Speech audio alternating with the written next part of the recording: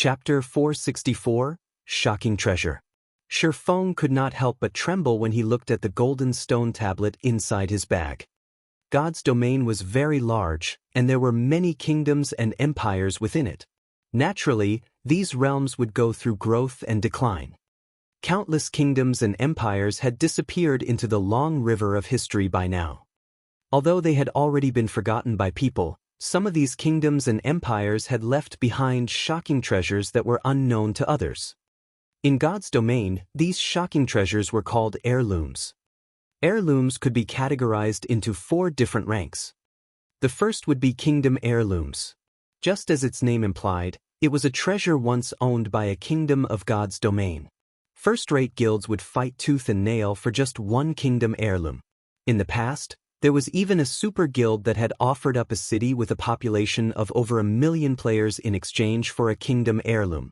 From this, one could just imagine the value of a kingdom heirloom.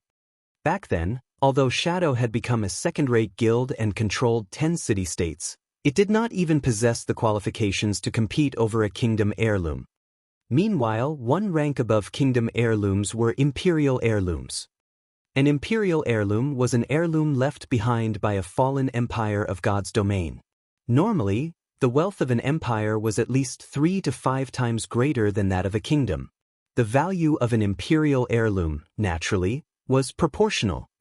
In the past, a small unrated guild called Thunder Family had taken less than a year to develop into a first-rate guild. Back then, Thunder Family had shocked the entire God's domain. In terms of experts or financial power, Thunder Family had possessed neither.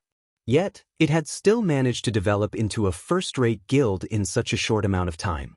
How could such a feat not shock others? Only after many different parties investigated the guild did they find out the secret behind Thunder Family's success. It turned out that Thunder Family had accidentally encountered an item called an imperial heirloom, and the guild had secretly developed itself at a rapid pace through this imperial heirloom. Thus, Thunder Family had managed to become one of the overlords of God's domain in less than just a year. From then on, everyone started searching for heirlooms out in the fields. Many wars were waged in God's domain because of heirlooms, and many guilds were completely annihilated because of heirlooms. In addition to imperial heirlooms, there were continental heirlooms, which were 1 rank higher, as well as world heirlooms, which were the highest-ranking heirlooms in God's domain. However, the last 2 heirlooms were only mentioned in the libraries of God's domain. As far as Shifeng knew, nobody had come upon either one in his previous life. Now that there was an imperial heirloom in his bag, how could Shifeng not be excited? Even as a reincarnator, Shifeng had to carefully plan, make countless preparations, encounter many miracles, and nurture a large number of experts in order to establish his very own virtual empire. Meanwhile, just a single imperial heirloom had allowed a small guild to grow into a first-rate guild in less than a year, becoming the owner of a real empire. As for what treasures were hidden within an imperial heirloom, Shifeng was completely ignorant. After things got out of hand in the past, any who obtained an imperial heirloom would put a tight lid on it, keeping all information about it a secret. In this life, Shifeng would naturally also keep quiet about his possession of an imperial heirloom. Hence, he immediately suppressed his excited heart as he considered where to carefully research the imperial heirloom. After he was done organizing his bag, he made his way stealthily to the Starstreak trading firm and entered one of the forging rooms on the 4th floor. At this moment, the Starstreak trading firm had already become the #1 trading firm in White River City. The variety of items sold at its shop was matchless. As long as it was something the current players of God's domain needed, the trading firm would sell it. Therefore, players who visited the Starstreak trading firm would have no need to visit any other shop. The trading firm's business was thriving, raking in large sums of money daily. Although many guilds had sought cooperation with the trading firm, all were promptly rejected by the firm's manager, Anna. Shifeng had picked an unoccupied forging room at random and entered it. "I'm interested to see just what sort of secret is contained within an imperial heirloom," Shifeng muttered as he retrieved the golden stone tablet from his bag and carefully placed it on the stone platform. Other than being named an imperial heirloom, the golden stone tablet revealed no other information. Shi Feng was also clueless as to how he should operate an imperial heirloom, so he had no choice but to slowly experiment with it. There were many drawings and runes engraved on the stone tablet. However, Shi Feng could not understand a single one of them. He quickly spent over half an hour researching the imperial heirloom. But no matter what sort of methods he used, he failed to find even a clue to how to activate it. Despite the mountain of gold placed right in front of him, without the activation key, he could only stare helplessly at the imperial heirloom. Thunder family from back then was able to discover the secret of the imperial treasure, so why can't I? Frustrated, Shi Feng played around with the golden stone tablet in his hands. Is there still some other secret to the imperial heirloom? It sounded logical when he thought about it. How could a great treasure capable of allowing an empire to thrive be so easily obtainable by players? If the activation of the imperial heirloom were a quest, then the difficulty of this quest should be legendary rank. A legendary quest was definitely not something players could easily complete. Let alone a legendary quest. Right now, Shi Feng already had a huge headache over just an epic quest. I can only set it aside for now. I might encounter some clues in the future, Shi Feng thought optimistically. Everything was bound to be difficult at the beginning. With the imperial heirloom now in his hands, what he needed to do next was to inquire around about it. There was bound to be a solution. Shi Feng then stored the imperial heirloom and piled up the large amount of starfire ore he had on the floor. During this period of time, Zero Wing had harvested over 20,000 pieces of starfire ore. If sold at a price of 1 silver per piece, the total value of all this starfire ore would be over 200 gold coins. However, Shi Feng was going to convert them all into starfire essence right now. Originally, if players wished to refine starfire ore, they needed to hire an alchemist to refine the ore for them. Just a single refinement cost 1 silver coin. Moreover, the production of starfire essence was not guaranteed. However, there was a large possibility of obtaining 1 piece of starfire essence out of 2 pieces of ore. As a result, the market value of starfire essence was usually set at 4 silver coins per piece.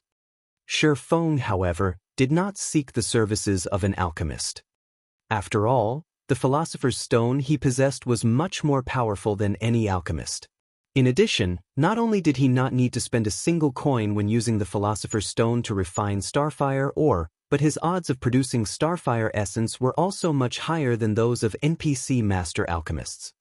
Following which, Shi Feng started refining the starfire ore. 1 piece. 2 pieces. The refining speed of the philosopher's stone was very fast.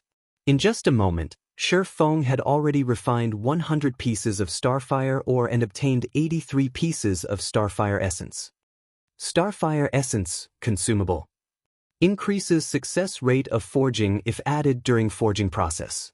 In addition, the more starfire essence added, the higher the success rate. The refinement rate is good as expected. When Shi Feng looked at the sparkling red gems scattered across the stone platform, an indescribable sense of joy filled his heart. The philosopher's stone was definitely worthy of being called a treasure of alchemy. By using it to refine all the starfire ore he could save over 200 gold coins. Time passed little by little. Before he knew it, Shi Feng had spent more than 7 hours refining all the starfire ore he had. In total, he had obtained 18,000 odd pieces of starfire essence. If converted to coins, the value of these starfire essences would be worth over 720 gold. In just 7 hours, Shi Feng had more than tripled the original value of the starfire ore. I can finally start forging now. Although Shi Feng had spent in excess of 7 hours repeating the same task over and over, he did not feel bored or tired. On the contrary, he was filled with excitement right now. Just the thought of being able to mass-produce the dragon scale set equipment thrilled him greatly. If he let the members of the guild equip the set and take a stroll out in the city, the uniform equipment would definitely earn the envy and admiration of players all over White River City. Chapter 465, Rapid Promotion. Blue Moon Restaurant, a high-class restaurant located in White River City. At this moment, the entire restaurant was completely reserved by Overwhelming Smile, and tens of elite members stood guard outside the building. Each and every one of these elite members of Overwhelming Smile was in a very bad mood, which showed in the fierce expressions on their faces. Any unrelated players passing by Blue Moon Restaurant would no doubt distance themselves from the building as far away as possible, in fear of meeting with bad luck and getting into trouble. Currently, Zero Wing and Overwhelming Smile were waging an all-out war with each other. While there was nothing bad to speak of about Zero Wing, the members of Overwhelming Smile were infamous for their tyranny. As long as Overwhelming Smile members felt even the slightest displeasure, they would try to make trouble for someone else. What Overwhelming Smile members did most frequently was field hogging. They would lay claim to an entire area and chase away all non-guild members. However, although many independent players of White River City were furious over Overwhelming Smile's actions, nobody dared to actually voice their opinion.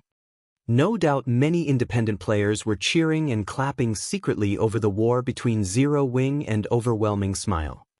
It was especially true when news spread mentioning that Overwhelming Smile's death count had increased significantly lately and was now past the 8,000 threshold. At this moment, two people, a man and a woman, were seated inside one of the booths on the second floor of Blue Moon Restaurant. The man was Feng Xianyang, and the woman sat opposite of him was the quiet and elegant beauty Youlan. I've already looked through the information you sent me.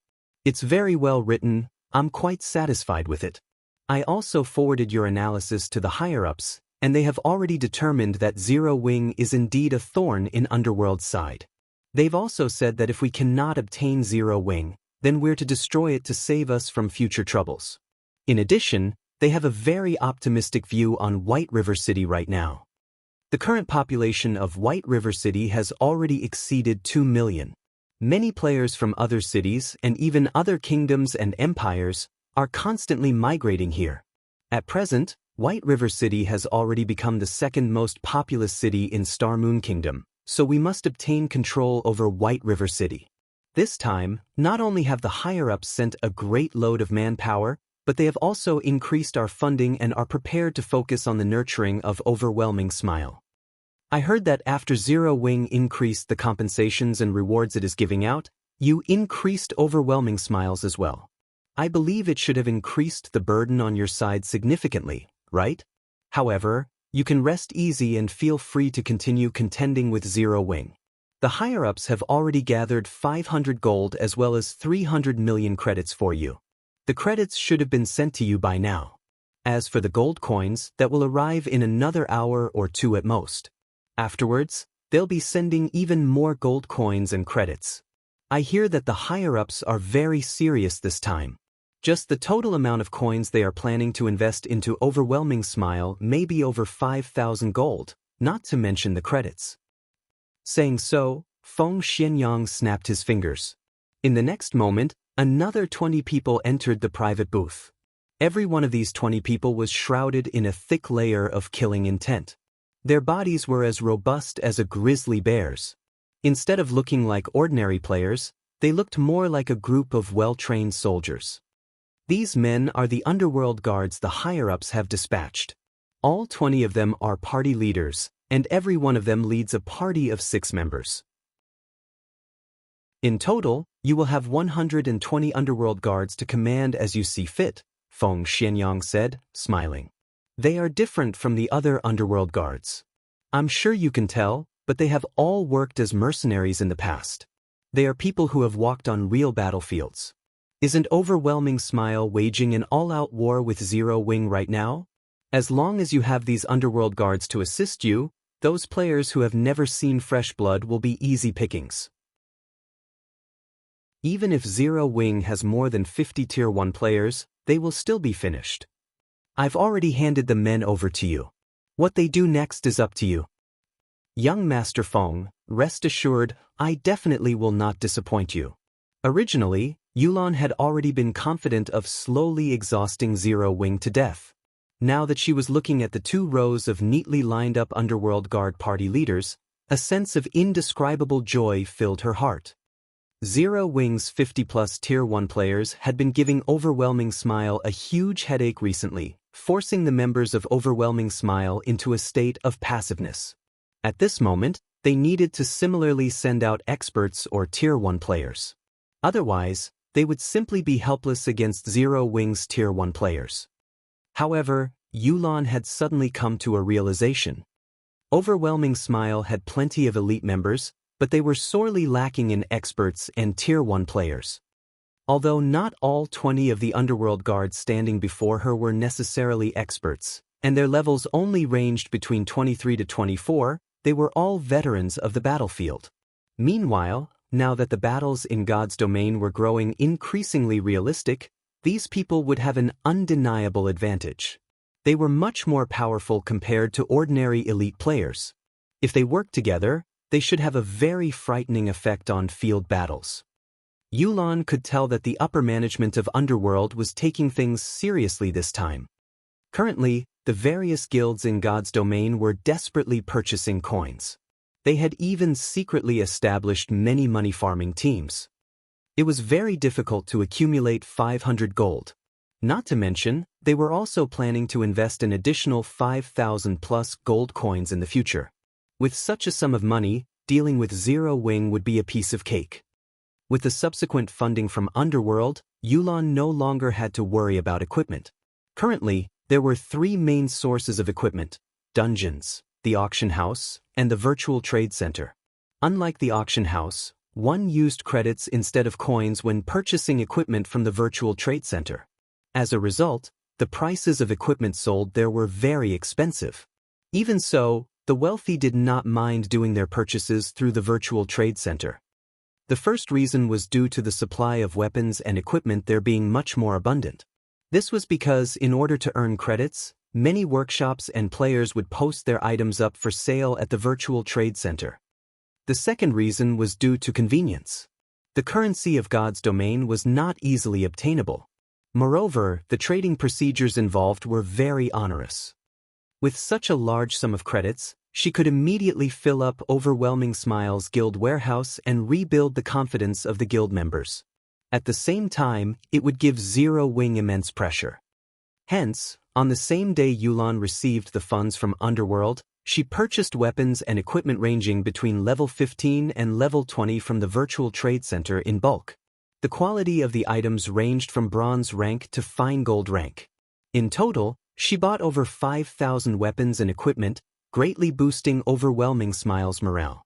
At the same time, she also raised the death compensation and kill rewards. Seeing this change, many more members of Overwhelming Smile were tempted to join in the field battles. For a time, Overwhelming Smile's momentum in White River City surpassed Zero Wing's. However, as the guild leader of Zero Wing, Feng was completely ignorant about this occurrence.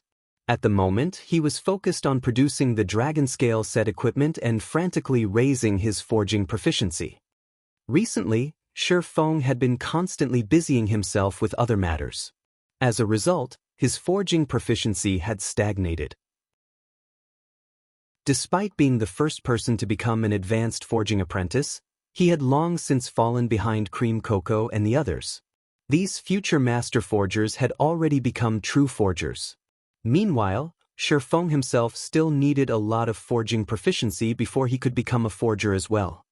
It should be known that only 3,000 proficiency points were required to get promoted from an intermediate forging apprentice to an advanced forging apprentice. Yet, in order to advance from an advanced forging apprentice to a basic forger, 10,000 proficiency points were required. The amount required to rise a rank had more than tripled.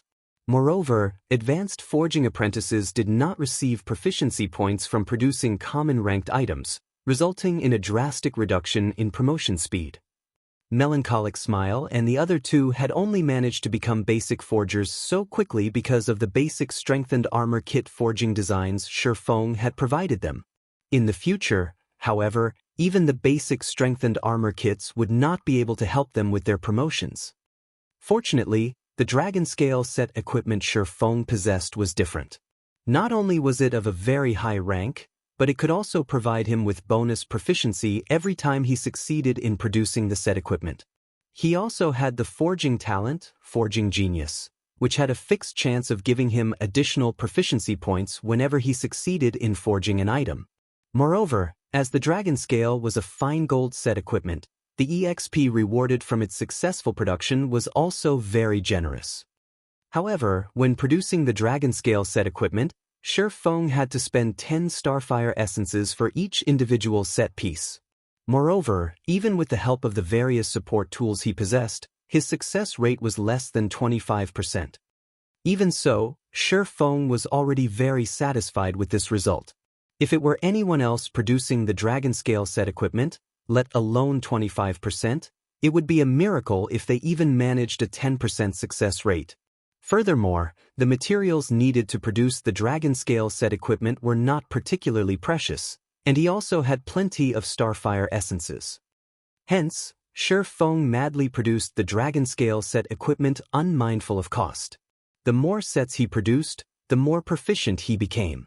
In addition, his increased brain activity also gave him an accurate grasp of the production process, allowing him to become increasingly faster and better at producing the Dragon Scale set equipment as time went by. Shi Feng never imagined that he would also have such a fortunate development. Finally, after investing more than a day's time, Shi Feng managed to completely use up all his materials and had succeeded at producing over 100 sets. He was also promoted to a basic forger during this period of time, his promotion speed leaving one simply speechless. Furthermore, he had also leveled up to level 26, his leveling speed even faster than when he was grinding monsters at White Fog Canyon. Chapter 466, Dragonclaw Set Equipment. That should be about enough. Shi Feng looked at his bag containing Dragon Scale set equipment with satisfaction. Currently, God's Domain players did not have very high levels, with a majority being around level 20. Hence, level 20 equipment had already become more common. This was apparent from the large number of independent teams raiding level 20, 20-man team dungeons. Even raiding normal mode, 20-man team dungeons would drop plenty of mysterious iron equipment at the very minimum. There was even a certain probability that a mysterious iron set equipment would drop. Even ordinary players wore a few pieces of level 20 bronze equipment, not to mention veteran and elite players. It was no surprise if one ran into a player with a full set of bronze equipment. The equipment that Guild's elite members wore was even more impressive. Unlike independent players, Guilds would very frequently form teams to raid dungeons. Hence, the equipment available to Guild's elites was far superior to what independent players had access to, and a majority of such elite members possessed at least a few pieces of mysterious iron equipment. The lowest quality equipment Guild's core teams would wear at this point was level 20 mysterious iron rank. Normally, core members wore secret silver equipment. Only the top experts in a guild had the chance to equip level 20 secret silver set equipment with a few pieces of fine gold equipment. To ordinary players, fine gold equipment was something they could only obtain in their dreams. Such items were out of their reach, and they could only fantasize about owning one. As for level 20 fine gold set equipment, not even the upper management of guilds possessed a single piece. Level 20 fine gold set equipment would only drop from level 20 large-scale team dungeons. Not a single guild was ready to set foot in a level 20 large-scale team dungeon at this stage of the game. This was why everyone had shifted their focus to the Warfire set equipment, which dropped in the White Fog Canyon. Meanwhile, the level 20 Dragon Scale set equipment was definitely one of the best level 20 sets available. Although it could not compare to a Warfire set equipment that had been upgraded to fine gold rank, if one equipped the entire set, they would still surpass the requirements to raid a level 20, 100-man team dungeon. The set would be of immense help to raiding large-scale team dungeons. Dragon Scale set equipment, fine gold rank. Level 20. Can be equipped by plate armor classes. Set consists of 6 parts: head, chest, hands, wrist, legs, and feet. Set effect. 2-piece effect. Ignore levels plus 10. Has a chance to trigger Fury effect when attacking, increasing damage by 20% for 6 seconds. 4-piece effect. Strength and endurance attribute increased by 10%. Defense increased by 20%. 6-piece effect. All skill cooldowns decreased by 20%. When attacking with a skill, there is a chance to trigger effect multiplier, increasing the skill's effects by 50%. Although the set effects of the Dragonscale set equipment could not compare to those of the Warfire set equipment, they were still enough to tempt both guilds and players. Originally, Shi Feng had intended to equip the Dragonscale set equipment himself. However, a level 20 fine gold set equipment was only as strong as a level 25 secret silver set equipment. Currently, he had several pieces of level 25 fine gold equipment and level 25 dark gold equipment. Combined, they were far superior to the Dragonscale set equipment. Hence, Shi Feng gave up on the idea. However, after Shi Feng had spent over a day forging and produced the 105th set of Dragonscale set equipment, by some stroke of luck, he had triggered the Black Steel Insignia's attribute increasing effect. As a result, the Dragonscale set equipment had upgraded by an entire rank, becoming a level 20 dark gold set equipment. Now, it was equivalent to a level 25 fine gold set equipment. Shi Feng was overjoyed. After the Dragonscale set equipment had upgraded, it was no longer called Dragonscale. He had now created a Dragonclaw set equipment. This was also the only dark gold set equipment Shi Feng had ever produced. Dragonclaw set equipment, dark gold rank. Level 20. Can be equipped by plate armor classes. Set consists of 6 parts: head, chest, hands, wrist, legs, and feet. Set effect. 2-piece effect. Ignore levels plus 15. Has a chance to trigger Fury effect when attacking, increasing damage by 40% for 6 seconds. 4-piece effect. Strength and endurance attribute increased by 15%. Defense increased by 30%. 7-piece effect. All skill cooldowns decreased by 30%. When attacking with a skill, there is a chance to trigger effect multiplier, increasing the skill's effects by 100%. Aside from the fact that the Dragonclaw set equipment's basic attributes could overshadow even level 25 fine gold set equipment, the set effects had massively improved. The Dragonclaw's set effects were only slightly inferior to the fine gold ranked Warfire set equipment. Only, the Warfire set was more suited for PvP, whereas the Dragonclaw set was more suited for raiding dungeons. In God's domain, experts would normally prepare multiple sets of equipment for themselves, and every set had different purposes. At the very minimum, experts would prepare a set for PvP and a set for dungeons. There were also sets that focused on flexibility, damage, and so on. In the past, Shi Feng had owned several sets of equipment at a time, which he used when he fought dungeon bosses, during field PvP, and various other situations. In this life, however, he still did not have the capital to afford multiple sets of equipment. In the early stages of God's domain, top-tier weapons and equipment were very rare. Having a full set of top-tier equipment was already impressive, let alone multiple sets. Now that Shi Feng had the Dragonclaw set equipment, he immediately replaced the equipment he currently wore. As for the unused level 25 fine gold and dark gold equipment, he would store them in the guild's warehouse, leaving them for other members.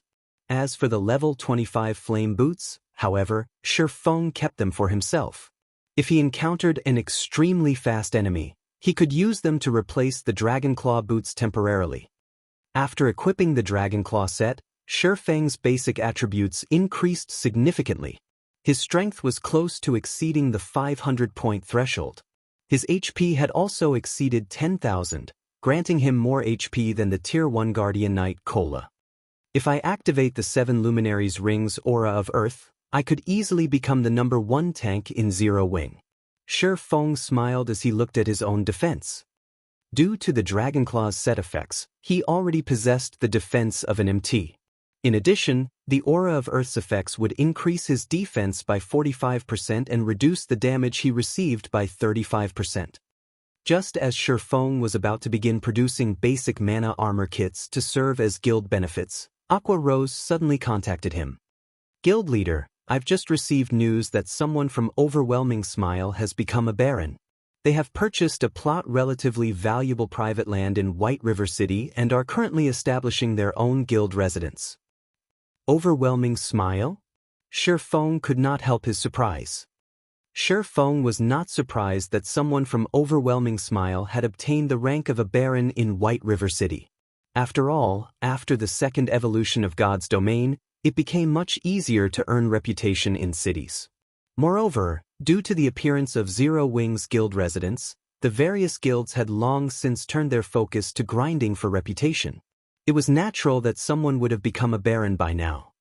However, purchasing a plot of private land and establishing a guild hall required a lot of money. Private land, in particular, was a huge headache. Shi Feng had only managed to obtain the Purple Sun Mansion due to a quest reward, saving him a ridiculous amount of gold coins. However, Overwhelming Smile could afford to purchase private land, and even had the money to proceed with building a guild hall immediately. Even the cheapest plot of land in White River City cost over 1,000 gold. Adding in the cost of the cheapest guild hall, Overwhelming Smile would need to spend at least 1,500 gold. Although it had become much easier to earn coins, even a first-rate guild would need over a week to accumulate so much money. Moreover, purchasing coins in bulk through the virtual trade center would cause the price of coins to soar. How many credits would one need to purchase so many gold coins? Since when had Overwhelming Smile become so wealthy?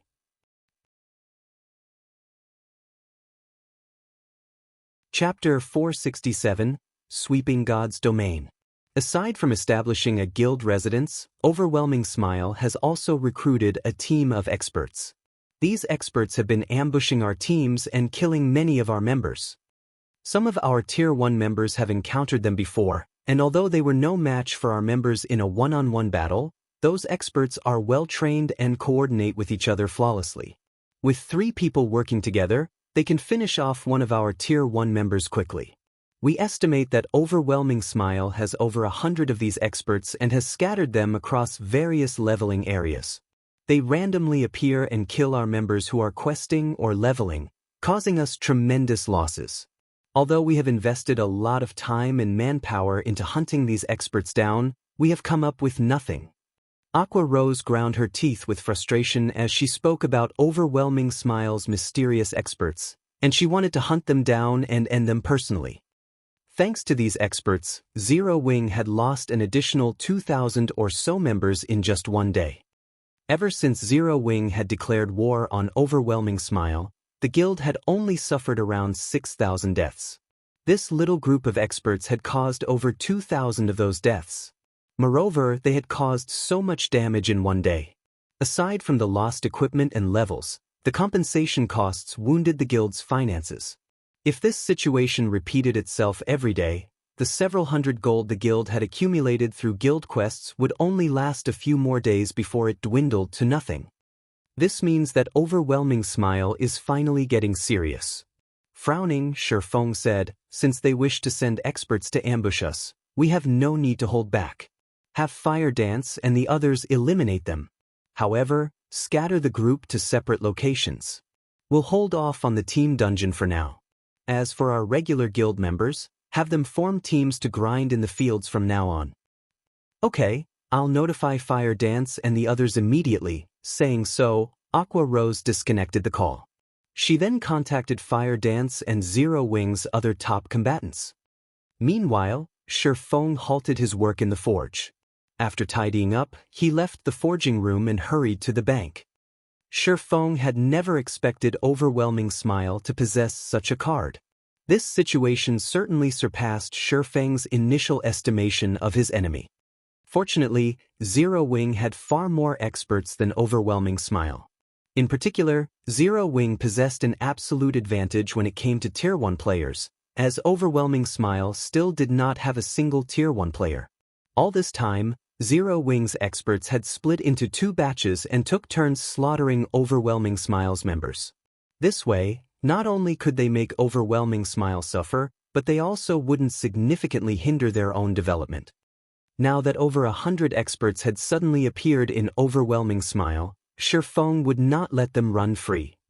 Moreover, the fact that Overwhelming Smile now possessed their own guild residence was bad news for Zero Wing.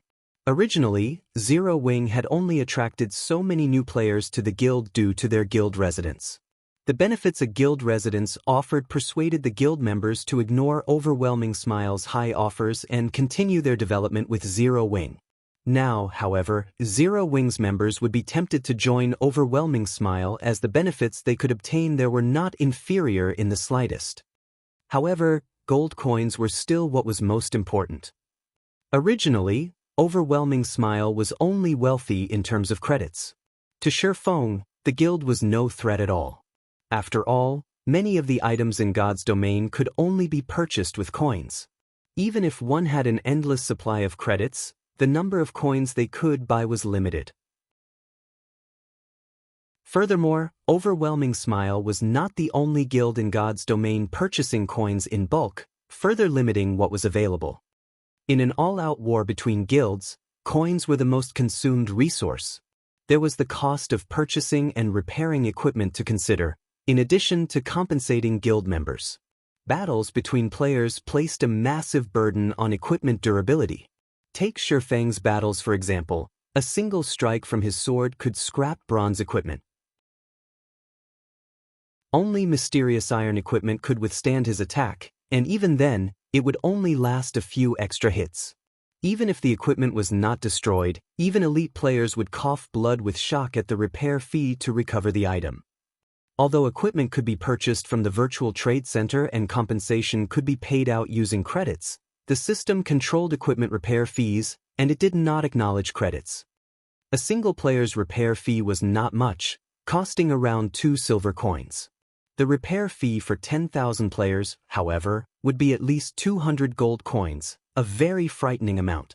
Not to mention, the higher quality equipment a player wore, the higher their repair fee would be. Although the repair fees were not the guild's responsibility, but the players', how many times could a player afford to repair their equipment in a long war? Once players ran out of money, how could they continue to involve themselves in the war if their equipment was close to breaking? Unless they decided to risk themselves without weapons and armor. In the early stages of the war, the guild members would accept credits as compensation and reward. However, after some time, they would need to purchase coins with the credits they received. Hence, coins were the true foundation of wars in God's domain. Meanwhile, a guild residence was a guild's main source of income for coins during the early stages of God's domain. If Overwhelming Smile included coins in their frightening financial power, it would create a terrifying combination. Shifeng could not afford to continue focusing on plots to earn money. He needed to take action.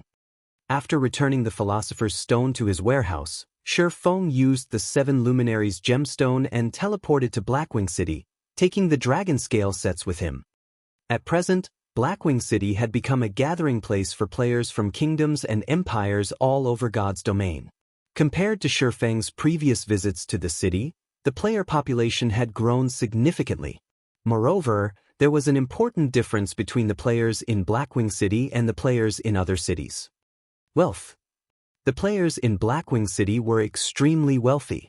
Moreover, the money these players possessed did not only involve credits, but also included gold coins.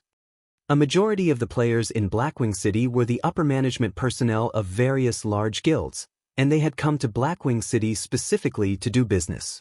Hence, the amount of credits and coins they had on hand far surpassed anything that an ordinary player possessed. Blackwing City was truly the gathering place for tycoons. This was also why Shifeng had come to this place today. Shifeng had no intentions of selling the dragon scale set equipment for credits. His goal was to earn gold coins. If he sold the dragon scale set equipment in Starmoon Kingdom's auction houses or at the Starstreak trading firm, he would not get a good price. In addition, unlike the players in Blackwing City who would spend several gold coins without even blinking, players who could afford such large expenditures were few and far between in Starmoon Kingdom. After arriving at Blackwing City, Shifeng searched for a secluded location. He then used the demon mask to don a false identity. Unlike his previous visit when he tried to keep a low profile, Shifeng changed his appearance to that of a very handsome youth. He had even slightly altered the appearance of the Dragonclaw set equipment he wore, making it look more imposing. He also chose not to hide the special glowing effect of the Dragonclaw set equipment, revealing the telltale light of dark gold equipment. When he reached the streets, the dark gold rank glowing effect that enveloped his body nearly blinded other players. Damn, my eyes aren't playing tricks on me, right? That's a dark gold set equipment. Impossible. It looks awesome. Our guild doesn't even possess a set of fine gold set equipment. Just who is he? Shi Feng dominated the attention of the players wandering the streets, their eyes nearly popping out of their sockets as they stared at him in a daze. They were all upper managers of various large guilds, so their knowledge of the game was extensive. Even if they saw a player wearing fine gold set equipment, they would not reveal such exaggerated reactions. At most, they would briefly admire that player's equipment. A dark gold set equipment, however, shattered their understanding of the game.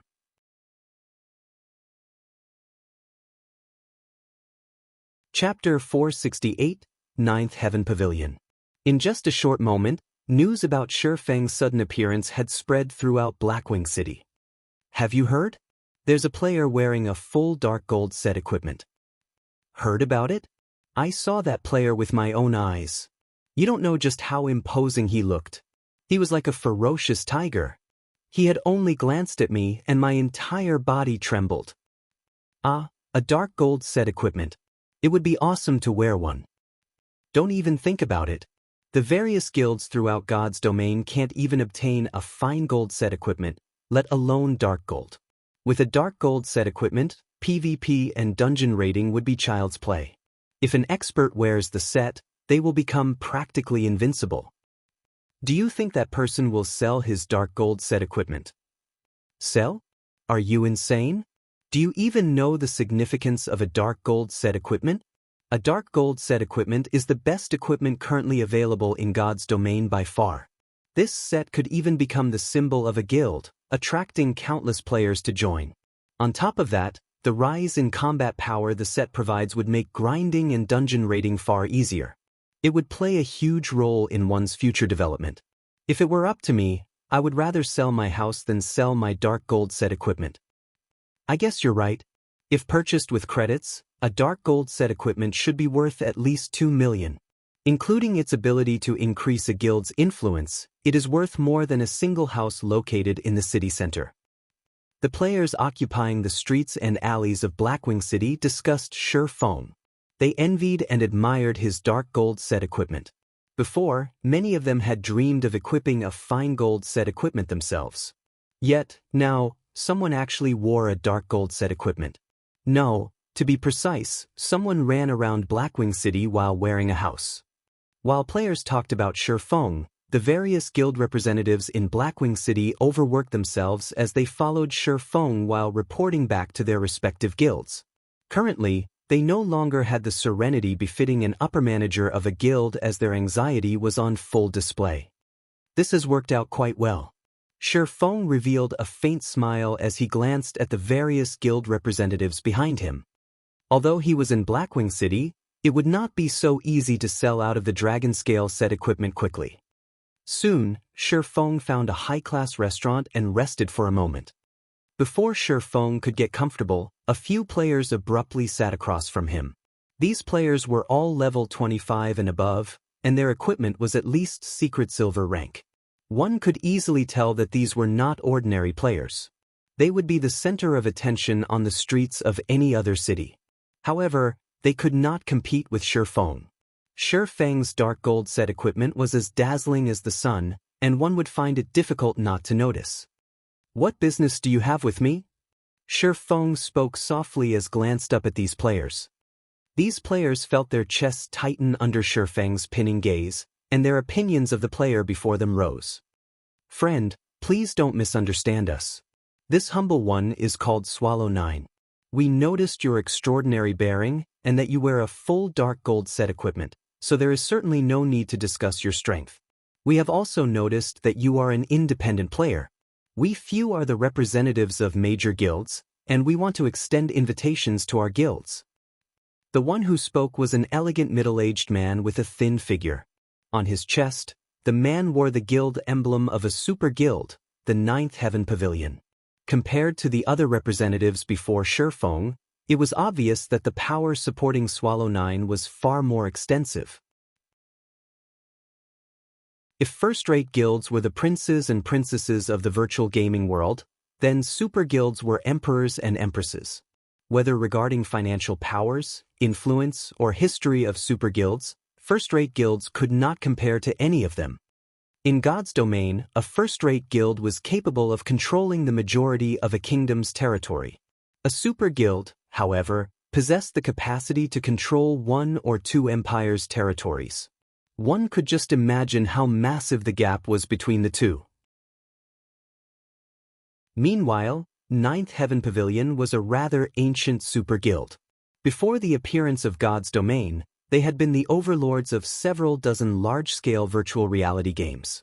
They had long since created a gigantic virtual empire for themselves. However, due to the appearance of God's domain, many virtual reality games had lost their markets. Thus, the Ninth Heaven Pavilion focused their investments on God's domain. Meanwhile, the fact that the middle-aged man before Feng was the guild representative of the Ninth Heaven Pavilion spoke volumes of his abilities. "I'm waiting for someone.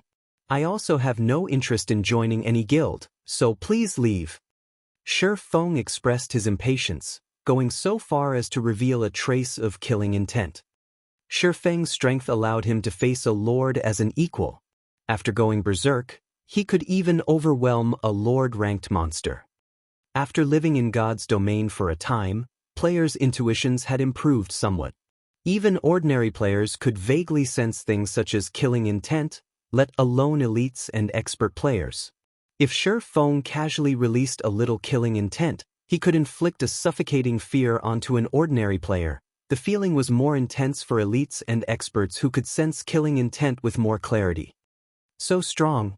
Swallow 9 was inwardly shocked. Although Feng had not taken any action, he could feel how powerful Feng was. The swordsman before him was definitely not an ordinary expert, and he was someone who could rival even the top powerhouses in the Ninth Heaven Pavilion. If factoring in his equipment, the top powerhouses of the Ninth Heaven Pavilion might not even be a match for Feng in a one-on-one fight. However, this revelation had only served to excite Swallow 9 further. "Friend, if you are not willing to join, why don't we become friends?" Swallow 9 did not mind Feng's killing intent at all. Smiling, he said, "With such strength, I believe that you must have a lot of weapons and equipment that you do not need. I am willing to purchase your items 20% higher than market value. How about it?" The other representatives had nodded in agreement, though they were not as calm and carefree as Swallow 9. They had never thought, even for a second, that Feng would join their guilds. Experts of this level normally had quirky personalities and would never submit. Meanwhile, joining a guild meant accepting someone else's control. Feng would not agree to such an invitation. However, seeing that Feng was an expert capable of possessing a dark gold set equipment, he should have many other top-tier weapons and equipment. Even if Feng did not possess an extra dark gold set equipment, at the very least, he should have a stock of dark gold or fine gold ranked items. Such items were extremely difficult to purchase. It was common knowledge that top-tier equipment could not be bought from the market. Even top-tier workshops would keep such equipment for themselves. They definitely would not sell it. If one wished to obtain such equipment, they could only rely on themselves. However, it was easier said than done. Now that they had encountered such a rare opportunity, naturally, they could not let it get away. "You wish to buy my items?" Feng laughed. With disdain, he then said, "Do you think you can afford them? If you have something to sell, regardless of how many items there are, I, Swallow 9, guarantee that I will purchase all of them at 20% above market value. If you have top-tier equipment, I will purchase it at 50% above market value," Swallow 9 confidently declared. "Right. Our guilds have no issues doing the same." The other representatives promptly voiced their agreement. Although their guilds could not compare to the Ninth Heaven Pavilion, they were still major guilds. They had more than enough money to purchase a single expert's extra equipment. "Ha! Interesting. Interesting." Feng suddenly laughed. However, Shifeng's actions only made Swallow 9 and the others turn to look at each other. 1,000 gold. If you have 1,000 gold on your persons right now, I will consider letting you look at the equipment I no longer need. Otherwise, scram. Find someone else to disturb.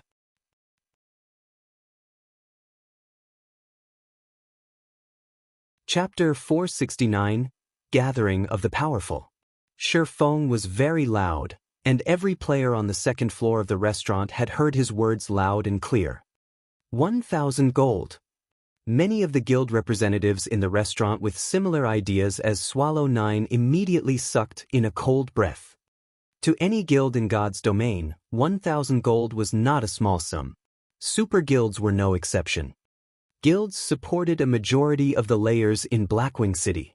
Although they were all very rich, their maximum trade volumes would not exceed 100 gold.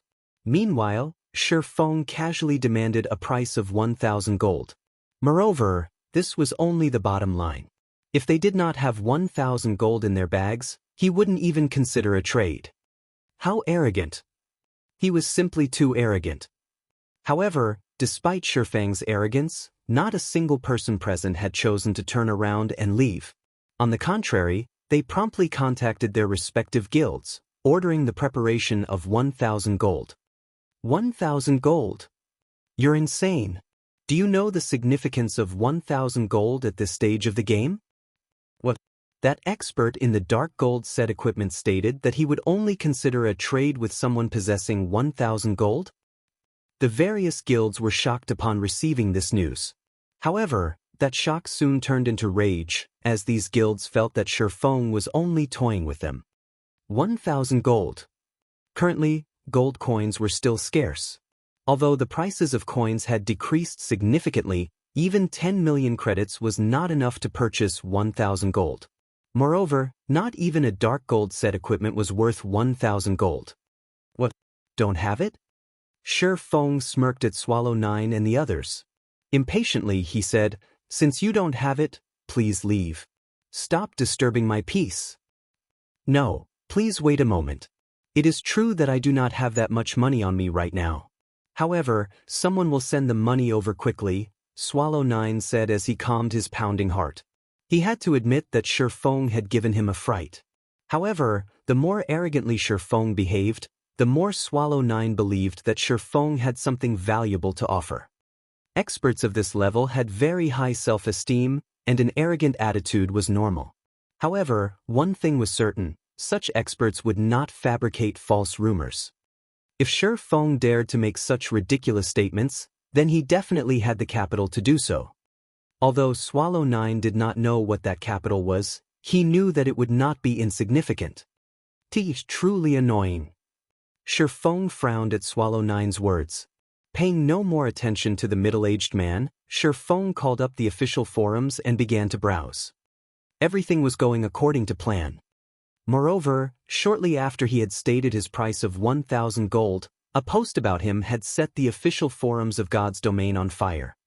There was even a post mentioning the 1,000 gold trade qualification he had demanded. Many people had begun to discuss the situation. They all felt that Shifeng was a lunatic and was too arrogant. Some had even begun to doubt his equipment. Quickly, this news had attracted the attention of even more guilds. After a dozen minutes or so, the restaurant Shifeng occupied exploded with activity. Players filled the restaurant, and every one of them represented a guild. The majority of the guilds present were first-rate guilds, with the lowest being second-rate guilds. 2 additional super guilds had even arrived. One of the new super guilds to arrive was Sanctuary, while the other was King's Return. These 2 super guilds were powerhouses similar to the 9th Heaven Pavilion. Currently, the representatives of so many famous guilds, including 3 super guilds, had gathered in this one high-class restaurant. This was something that had never happened in the past. And all of this was due to the sudden appearance of a mysterious expert. Of the 3 super guild representatives, 2 were men, and the last was a woman. Among them, Swallow 9 represented the 9th Heaven Pavilion, a polished woman named Flourishing Colors represented Sanctuary, and King's Return was represented by a crude and brawny-looking man named Thunder Tiger. Flourishing Colors was a level 26 summoner, whereas Thunder Tiger was a level 26 berserker.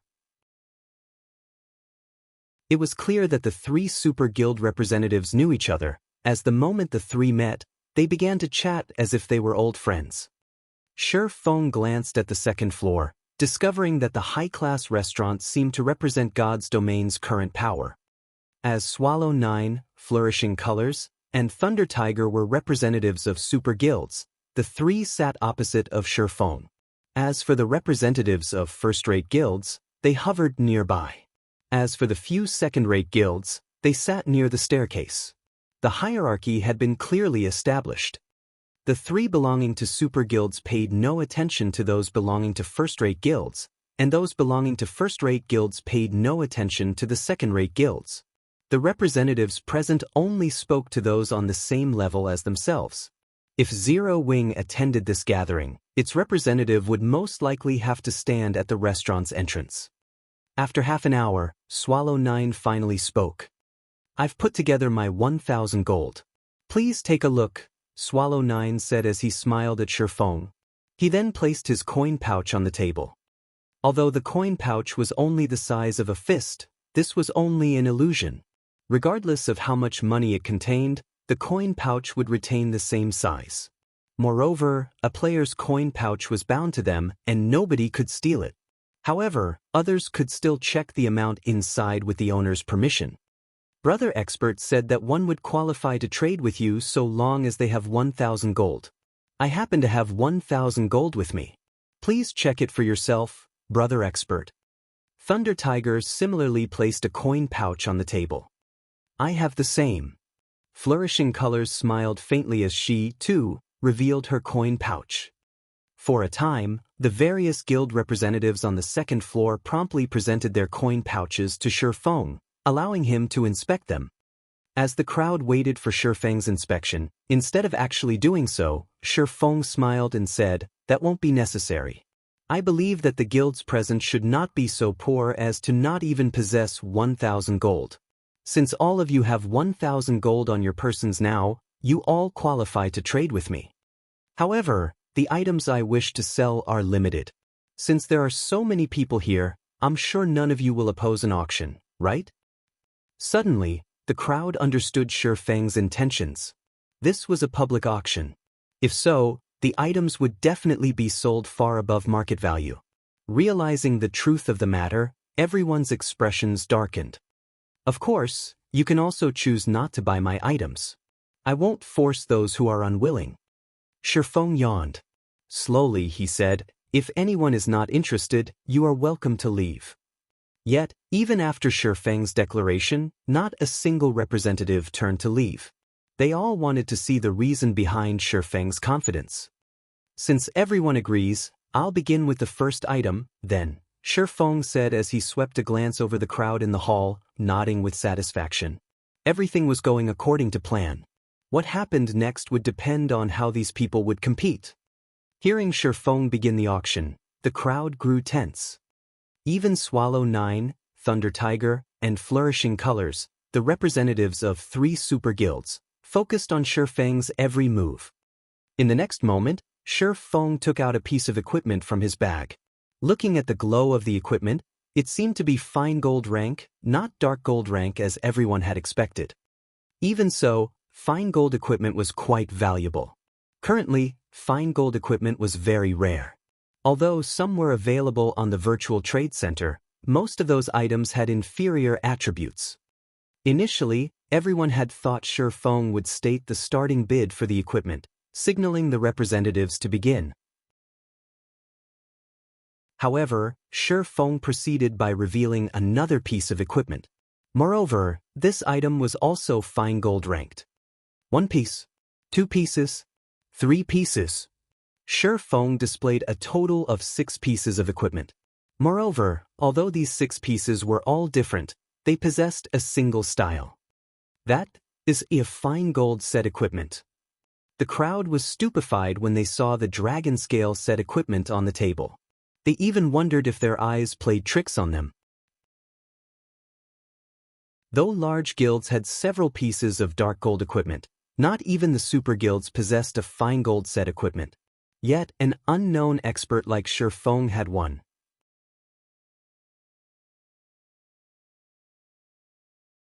Chapter 470, Strong Appearance. Both the appearance and attributes of the dragon scale set equipment were far more powerful than ordinary fine gold equipment. Furthermore, one had to consider the set effects. When Shi Feng placed the dragon scale set equipment on the table, he did not hide the set's attributes, allowing everyone to examine the set. These are the set effects of a fine gold set equipment. The effects of this dragon scale set are insane. It could rival the effects of that rumored Warfire set. I've seen the effects of the Warfire set before. Warfire is more suited for PvP, while this dragon scale is suited for dungeon raiding. It is what guilds need most right now. The crowd was dumbfounded after reading the dragon scale set equipment's information. Aside from how important the ignore levels effect was to players right now, the fury effect alone could raise their damage to a whole new level. There were also the strength and agility attribute increases, both of which were the most important attributes to any physical class. Overall, every set effect of the dragon scale set was very useful to a physical class. If equipped, a player's combat power would instantly rise by 2 or 3 levels. It was frightening. You've seen the equipment for yourselves. The bidding will start at 100 gold with a minimum bid increment of 1 gold. Shi Feng chuckled. He then announced, "You may begin." Before the crowd could recover from their shock, Shi Feng's opening price stunned them once more. The market offer for the Warfire set equipment was also 100 gold, and the set could be upgraded to fine gold rank. Moreover, the set's level would increase with the players, and it could become a level 30 fine gold set equipment. The dragon scale set equipment was only a level 20 fine gold set equipment. The opening bid was simply too expensive. If the set were a level 25 fine gold set equipment, it might be worth 100 gold. What? Nobody's bidding? Shi Feng watched the silent crowd. Leisurely, he said, "Since nobody wants to buy it, then our trade comes to an end.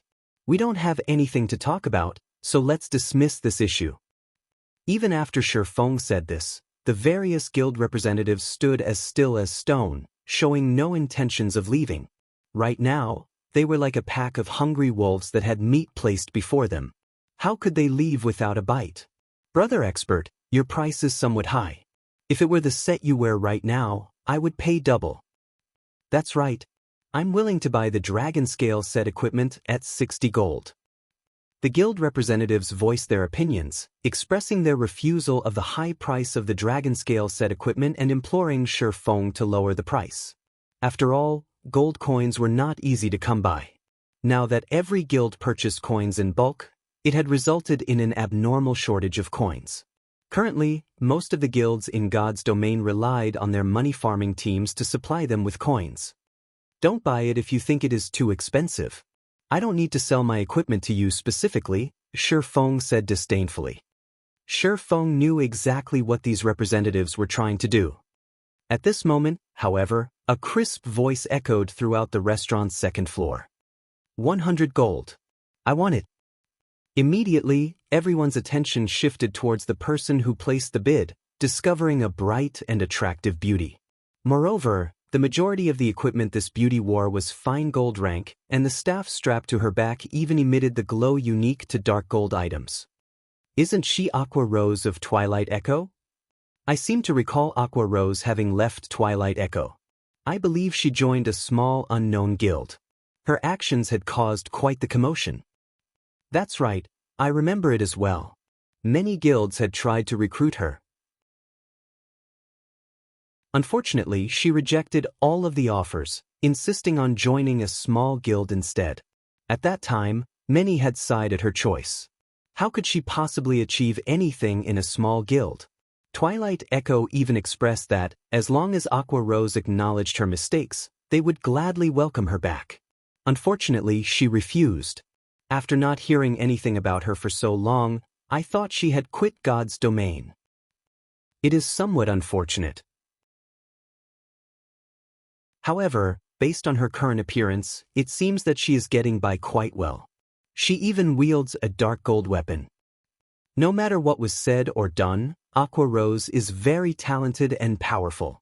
With the nurturing of a small guild and some luck, it isn't exactly impossible to obtain level 20 fine gold and dark gold equipment.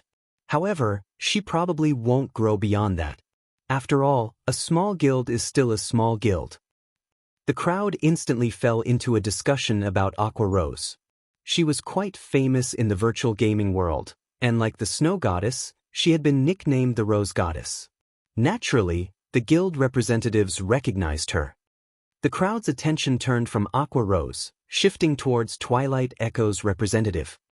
Twilight Echo's representative, Brilliant War God, had also noticed Aqua Rose's appearance. He was visibly delighted. It was especially true when he heard everyone's evaluation of the woman. Ever since he had suffered defeat at Shifeng's hands, due to the punishment from the system, his leveling speed had slowed to a crawl. Even when he accompanied others, he could not level any faster. Having no other choice, he chose to act as the guild's representative and mingled in Blackwing City. He hated Shifeng fiercely for placing him in his current situation. Previously, he had allowed Aqua Rose to leave Twilight Echo with ulterior motives. He wanted to teach Aqua Rose that she was nothing without Twilight Echo, and in the end, she would beg to return to the guild. However, upon seeing Aqua Rose's equipment and level, Brilliant Wargod's expression sank, disappointed.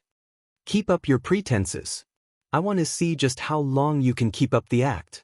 Brilliant Wargod had paid close attention to Zero Wing, so he knew that Zero Wing was currently engaged in an all-out war against Overwhelming Smile.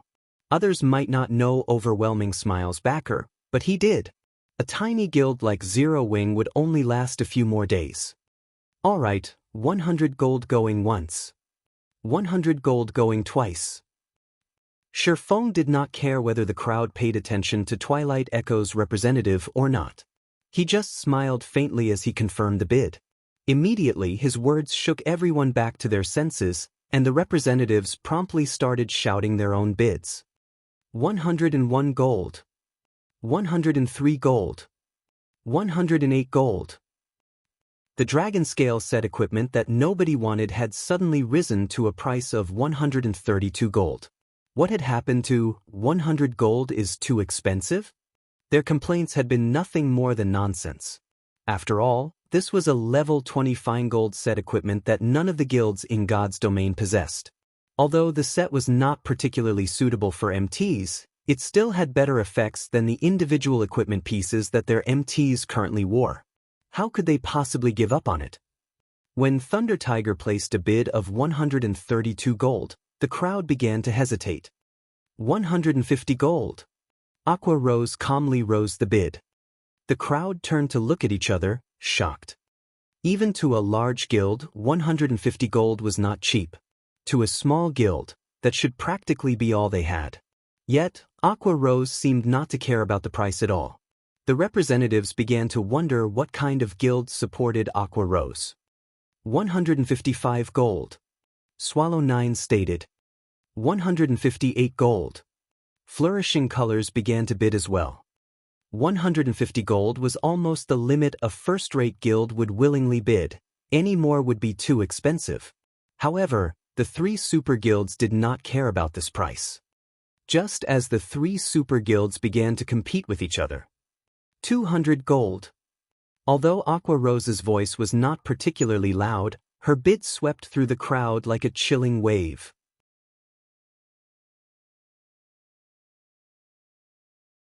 Chapter 471, It is difficult to breed true dragons in shallow waters. 200 gold coins. The crowd immediately fell silent. Everyone turned to Aqua Rose, the Rose Goddess who had left the first-rate guild Twilight Echo. She's insane. Spending 200 gold coins just to garner some fame is foolish. Does the guild behind her really possess so much money that they can disregard 200 gold? Every representative had their own speculation. Some believed that Aqua Rose was trying to use the money to buy fame, while some believed that the guild supporting her possessed an extraordinary background. However, regardless of the reasons behind her actions, everyone's admiration for Aqua Rose grew. Every guild here could afford to spend 200 gold. After all, Before Shifeng had started his auction, he had required that anyone who wanted to trade with him must first carry 1,000 gold on them. If not for the 1,000 gold in their bags, they would not be so shameless as to participate in the auction. Every guild in this restaurant was a reputable major power. If others discovered that they did not have 1,000 gold in their bags, it would tarnish their guild's reputation. However, although they had the money, they would not spend it on useless items. They would only buy that which had value to their guilds. After all, their members had struggled to earn every gold coin. Nobody wanted to be played for a fool. The 3 super guild representatives were also silent. They looked at Aqua Rose with curiosity, confused as to what the Rose Goddess was attempting to do. 200 gold going once. Shifeng watched the calm and composed Aqua Rose, silently praising her performance.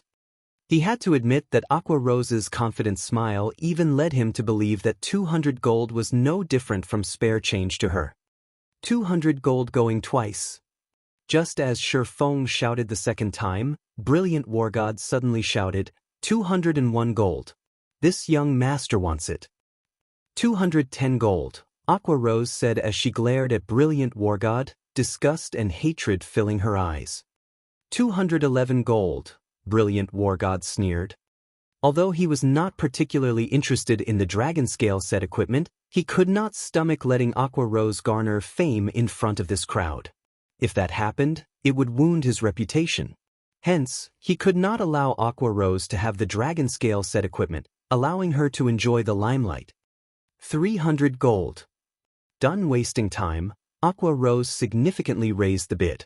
The other guild representatives were stunned. The 3 super guild representatives shook their heads helplessly. The price was simply too high. Previously, everyone had believed that Aqua Rose would never rise without the help of Twilight Echo. Yet, Aqua Rose's current performance was more domineering than during her time in Twilight Echo. She was no less imposing than Ouroboros's guild leader, the snow goddess Gentle Snow. They could not understand why Twilight Echo had discarded Aqua Rose. Brilliant Wargod's heart trembled upon hearing this bid. Gritting his teeth, he shouted, 301 gold. It had not been easy for the guild to raise the 1,000 gold he had on him right now, and part of the money had been taken from the funds set aside for Twilight Echo's guild residents. If he spent 300 gold here, it would undoubtedly delay the purchase of the guild residents by 1 or 2 days. 400 gold. Aqua Rose shouted without flinching. She then shot Brilliant War God a disdainful look. None of these representatives were fools. They could tell that, rather than purchasing an item, Brilliant War God and Aqua Rose currently competed via wealth. However, when they saw Aqua Rose's resolve as she called out a bid of 400 gold, they could not help but admire the Rose Goddess. Just what kind of financial power did she possess to ignore 400 gold? You. Seeing Aqua Rose's contemptuous glance, Brilliant War God had never felt such humiliation. Suddenly, he gritted his teeth and shouted, Aqua Rose, don't even think of taking what's mine. So what if you've bid 400 gold? I bid 500 gold. 500 gold going once. 500 gold going twice. As Shifeng announced the price, Brilliant Wargod's anxiety grew. He was deeply afraid that Aqua Rose would place an even higher bid. At that time, he would have to raise his bid even further. Only when Shifeng shouted the third time did Brilliant War God reveal a victorious smile. He then shifted his gaze towards Aqua Rose, smirking at the woman with pride. 500 gold, Shifeng said as he walked up to Brilliant War God, placing the Dragon Scale set equipment in front of the man. He did not care about whatever thoughts occupied Brilliant Wargod's mind. When the crowd watched Brilliant War God hand over 500 gold in exchange for the Dragon Scale set equipment, envy, admiration, and disdain filled their hearts. However, they admitted that the Dragon Scale set equipment was currently the only level 20 fine gold set equipment available in God's domain. Although it was somewhat foolish to spend 500 gold, once they had the Dragon Scale set equipment, the profits they could reap with it might exceed 500 gold. Thinking up to this point, the various guild representatives felt somewhat regretful. Why had they not competed over the set? What if they could gain far more than 500 gold with the use of this set? After obtaining the Dragon Scale set equipment, a sense of indescribable joy filled Brilliant Wargood's heart as he watched the silent Aqua Rose. However, before he could ridicule the woman, Shifeng suddenly spoke again. Let's begin the auction for the second item, then. The auctioned item is another Dragon Scale set equipment. Like before, the starting bid is 100 gold with minimum increments of 1 gold. Saying so, Shifeng placed another Dragon Scale set equipment on the table. Why do you have a second? Brilliant Wargod felt his heart shatter when he saw an exact copy of the Dragon Scale set equipment he had just purchased. Who said I only had one set?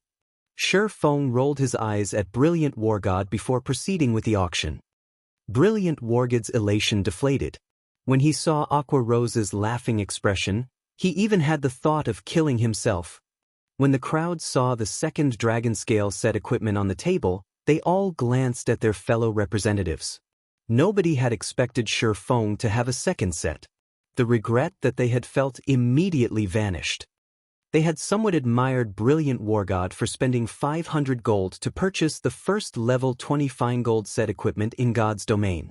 Now, however, that admiration turned into ridicule. 150 gold.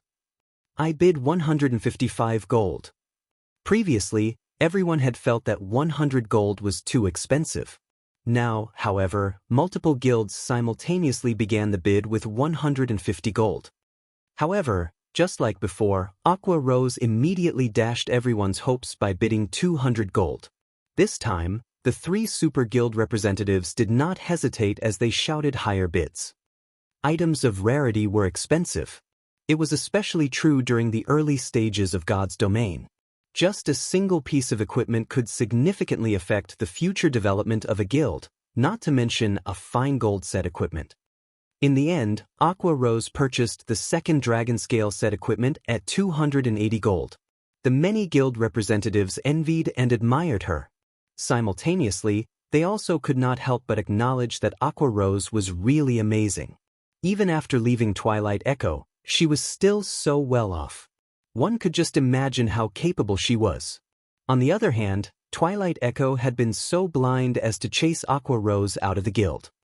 As everyone admired Aqua Rose, interest in her guild also began to grow. It was difficult to breed a true dragon in shallow waters. Aqua Rose was undoubtedly a true dragon. No ordinary guild would be good enough to catch her eye. Soon, Shifeng took out the third Dragon Scale set equipment, rendering the crowd utterly speechless. They had even started to suspect that the Dragon Scale set equipment was some kind of common good that could be purchased anywhere. However, nobody complained. On the contrary, they all were elated because they had another chance to compete. Shifeng had never mentioned how many sets he had on hand. What if this one was the last? Hence, everyone gritted their teeth and placed their bids. In the end, Swallow 9 won the third set for 291 gold. Following which, Shifeng revealed the fourth set, which Sanctuary's Flourishing Colors won for 303 gold. Thunder Tiger of King's Return won the fifth set for 322 gold, whereas a first-rate guild purchased the sixth set for 337 gold. Initially, everyone had believed that Shifeng would reveal the seventh set. In the end, however, Shifeng announced that the sixth was the last he had on him. This revelation had caused the crowd to regret not bidding higher. None of the guilds had cared much for obtaining a fine gold set equipment when no one else had owned one. However, now that some guilds had obtained one, things had changed. It was highly possible that due to the Dragon Scale set equipment, these guilds would take the lead in conquering level 20 large-scale team dungeons. At that time, these guilds would gain a massive advantage over the others.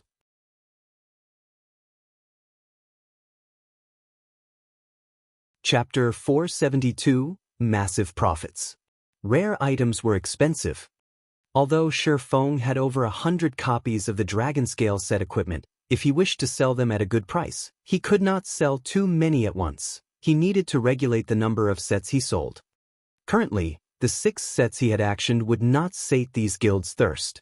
Even if he tripled or quadrupled that number, the price they were willing to pay would not decrease.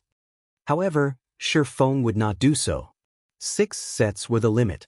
If he sold any more, it would lead to everyone to believe that the Dragon Scale set equipment was easily obtainable. If he tried to sell it later, it would become impossible to get a good price. Although Shifeng had produced over 100 sets of Dragon Scale set equipment, they were not cheap to forge. Aside from the basic materials, each set piece required 10 Starfire essences. One Dragon Scale set equipment cost more than 10 gold to produce. After factoring in the forging success rate, a single Dragon Scale set equipment cost 30 gold. If anyone else forged the set, it would cost them over 100 gold. Naturally, Shifeng could not sell the Dragon Scale set equipment for a low price.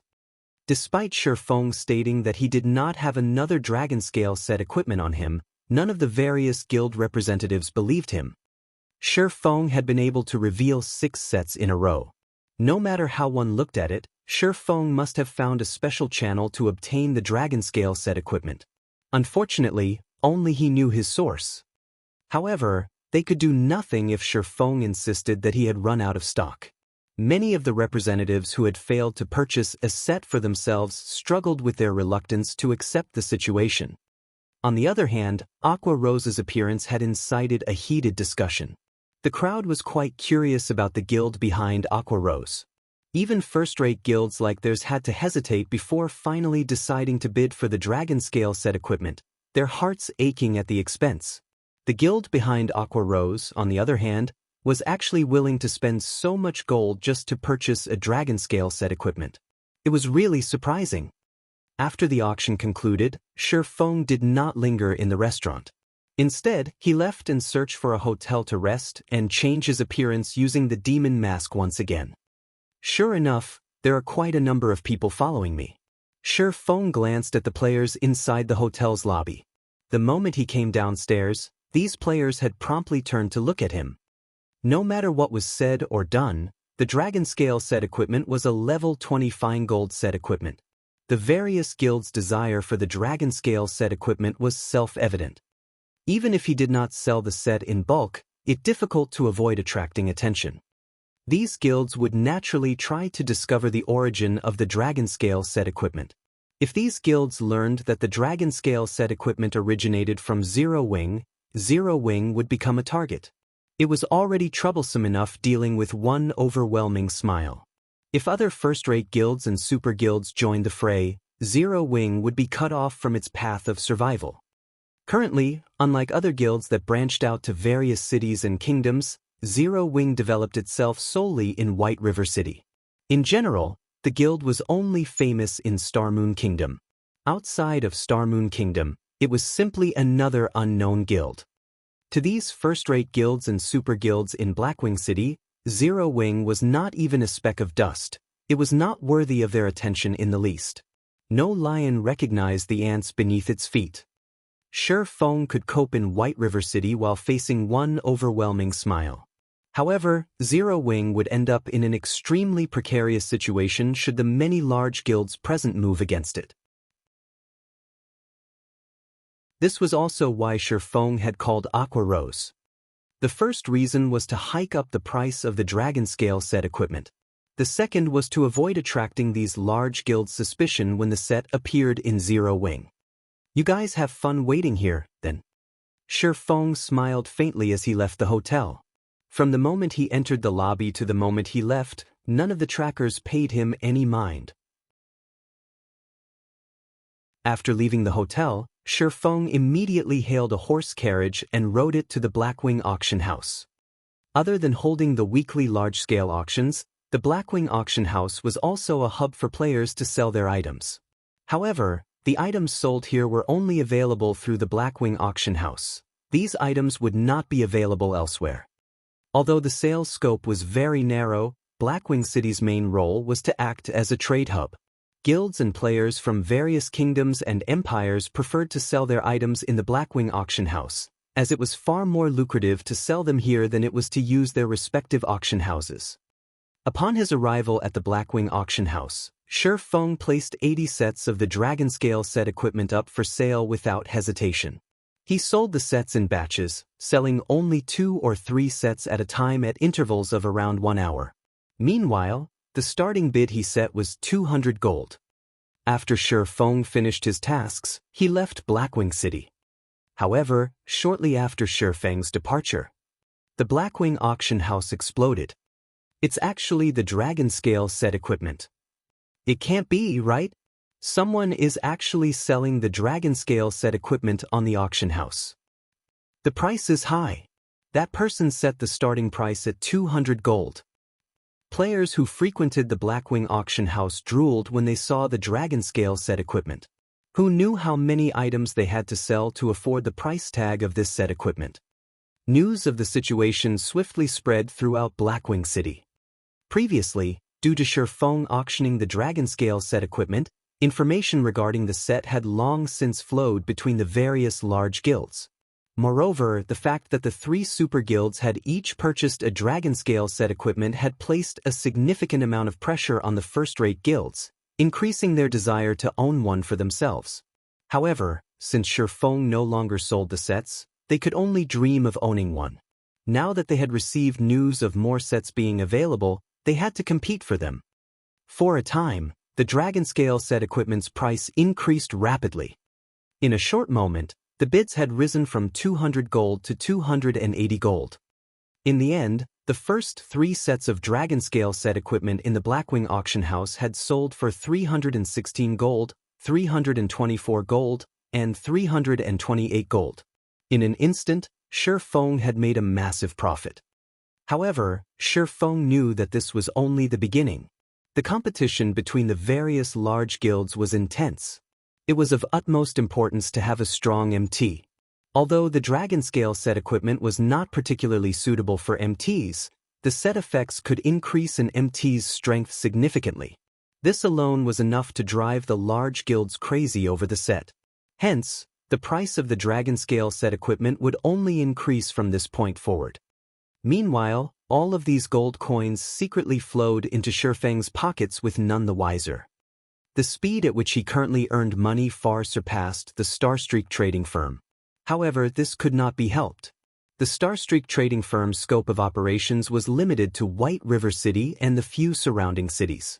Meanwhile, Blackwing City catered to players across all of God's domain.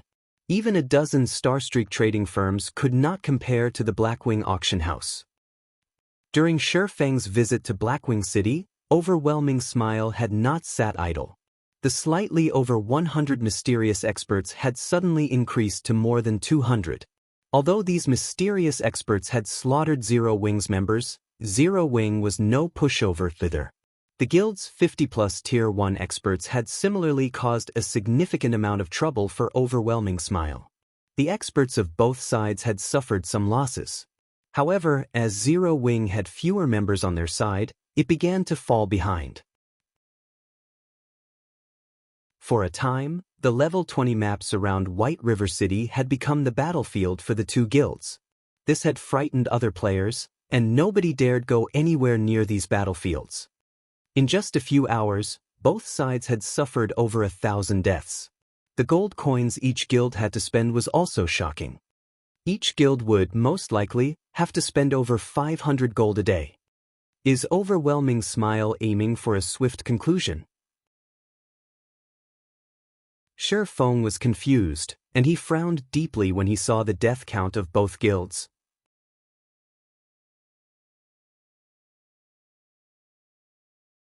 Chapter 473, Black Dragon Phantom. Shi Feng could not help but admire Overwhelming Smile's decisiveness. They had actually increased the number of well-trained open warfare experts they had to over 200. Even first-rate guilds would not dare station over 200 experts in a single city. Not even Star Moon City would receive such treatment. After all, there were over 100 cities in the entire Star Moon Kingdom. It was not wise to put all of one's eggs in one basket. Guild leader, should I have our members go to areas with fewer resources to level? If we continue this exchange with Overwhelming Smile, it will severely affect our guild's development rate. Aqua Rose inquired, worried. Originally, Aqua Rose had been very confident of defeating Overwhelming Smile. After all, Shifeng had earned quite a lot of money through the sales of the Dragon Scale set equipment. He had earned over 1,700 gold just from the auction in the restaurant. With so much gold on hand and the follow-up income, they could easily drown Overwhelming Smile in gold coins if they wanted to. However, Overwhelming Smile's current performance was too effective. How, exactly, had Overwhelming Smile managed to recruit so many experts? Overwhelming Smile gave them no room to breathe as its attacks became stronger with each consecutive wave. Although the experts on their side were more powerful, their opponents would flee whenever they encountered Zero Wing's Tier 1 players. Moreover, Overwhelming Smile had more experts on their side than Zero Wing. When comparing the number of players each side could kill, Zero Wing was outmatched. Sure enough, these mysterious experts are a big problem, Shifeng scowled. If he did not deal with this matter properly, Zero Wing would fall. At that point, money would be useless. However, experts that used hit-and-run tactics were also the most difficult opponents to face. This was why so many powerful solo players and independent teams had caused the various large guilds massive headaches in the past, to the point where the latter did not dare provoke the former. After all, when these powerful independent players were forced into a corner, they could simply turn to guerrilla warfare and ambush the guild's members. By the time the guild's experts arrived, these independent players would be long gone. Unless the guild's experts arrived at the scene as soon as the independent players took action, catching them in the fields was only a dream.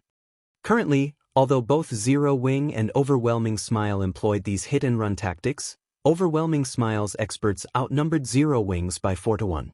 In the long term, Zero Wing would definitely burn out first. Appear immediately? That's right. Appear immediately. Shifeng suddenly received a flash of inspiration. Smiling faintly, he said, Aqua, notify the members out in the field to report their coordinates through the guild channel should they meet Overwhelming Smile's experts. I've already tried that. It's useless. Our men cannot arrive in time. Moreover, those experts are very sly. Even if we encounter them, they run the moment they see our reinforcements, Aqua Rose said, shaking her head. Give the order and leave the rest to me, Shifeng chuckled. Anyone else might be helpless in this situation. At most, he could join the hunting parties and slaughter Overwhelming Smile's members.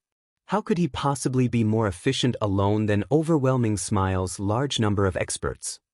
However, he had the 7 Luminaries ring. As long as his target was within 40,000 yards, he could easily arrive at the first sign of trouble. I understand. Although Aqua Rose was confused about Shifeng's intentions, since he had given the order, he must have his own countermeasures. Before, when she had worried over the lack of guild funds, Shifeng had suddenly revealed so many sets of Dragon Scale set equipment. He had even converted them into a large amount of gold, utterly surprising her. Moreover, after her act of purchasing the Dragon Scale set equipment and the display of her frightening wealth, several representatives of first-rate guilds had sought her out for cooperation and resource trading. Unknowingly, Zero Wing had obtained another channel for earning gold coins. Shifeng's single move had taken care of her worries in one fell swoop. He was godlike. Aqua Rose struggled to believe that someone like Shifeng had actually remained unknown all this time. It's about time I make Overwhelming Smile pay back some of its debt. Following which, Shifeng placed the remaining sets of the Dragon Scale set equipment in the guild's warehouse. Of them, 2 were available for guild members. He then took out 1 level 25 fine gold weapon and 10 level 25 secret silver weapons.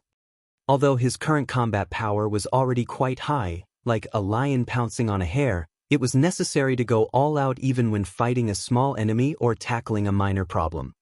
Hence, Shifeng intended to upgrade the Abyssal Blade's level. He was currently level 26, he could upgrade the Abyssal Blade to level 25. However, every time he upgraded the Abyssal Blade, the weapon would create quite a commotion. Hence, Shifeng left White River City, teleporting to the Watch Cemetery. Due to war, the Watch Cemetery had become a land of death. Even the sky here remained dusky, and tombs crowded the cemetery. The majority of the monsters that appeared here were undead type, and although there were a lot of them, their HPs were relatively low. As it was a level 22 to level 28 map with an extremely abundant amount of resources, over a quarter of White River City's level 20+ players had come here to level up. The Watch Cemetery contained many treasure chests and hidden quests. However, the cemetery was most famous for its treasure chests. In the past, countless lucky independent players had encountered mysterious iron and even secret silver treasure chests here, obtaining plenty of top-tier equipment and items. Because of this, battles between players had frequently happened in the Watch Cemetery. Similarly, over half of the battles between Zero Wing and Overwhelming Smile occurred here. There sure are a lot of players who have died here. The moment Shi Feng teleported to the Watch Cemetery, he was greeted by the sight of corpses littering the ground. The tragic scene could easily match the one in White Fog Canyon. This scene may have even been more tragic. After all, usually only elite players visited the White Fog Canyon, whereas ordinary players had come to the Watch Cemetery. One could just imagine how intense the battle here had been. Nobody should be able to discover me here. Shi Feng found a hidden underground tomb. After investigating his surroundings and failing to discover any nearby players, he unsheathed the Abyssal Blade. Devour! Shi Feng lightly tapped the Abyssal Blade's Level Up button. After Shi Feng selected a level 25 fine gold weapon and 10 level 25 secret silver weapons, the silvery gray Abyssal Blade suddenly released a black fog. Compared to the previous level-ups, the black fog was denser this time. The 11 sacrificial weapons instantly transformed into ash when they came into contact with this black fog. In the next moment, the power within these weapons flowed into the Abyssal Blade. Immediately, Shi Feng felt the Abyssal Blade release a massive pulse. Rather than a pulse, it was more like a heartbeat. Each consecutive heartbeat grew clearer and more intense. In the next moment, the Abyssal Blade struggled free from Shi Feng's hands, sending Shi Feng flying into one of the walls of the tomb. What's happening? Shi Feng watched the hovering Abyssal Blade, surprised. This was the first time he had encountered such a rejection. As the pulses grew more intense, the tomb began to tremble. Suddenly, a large boom resounded as the entire underground tomb collapsed and vanished, revealing the dark gray sky above. Soon after, the Abyssal Blade fragmented and transformed into a massive pitch-black heart. Along with the heartbeat, the phantom of a massive black dragon emerged. The black dragon was over a dozen meters tall, and its bone-chilling eyes focused on Shi Feng. Suddenly, it spread its maw and released a thundering roar.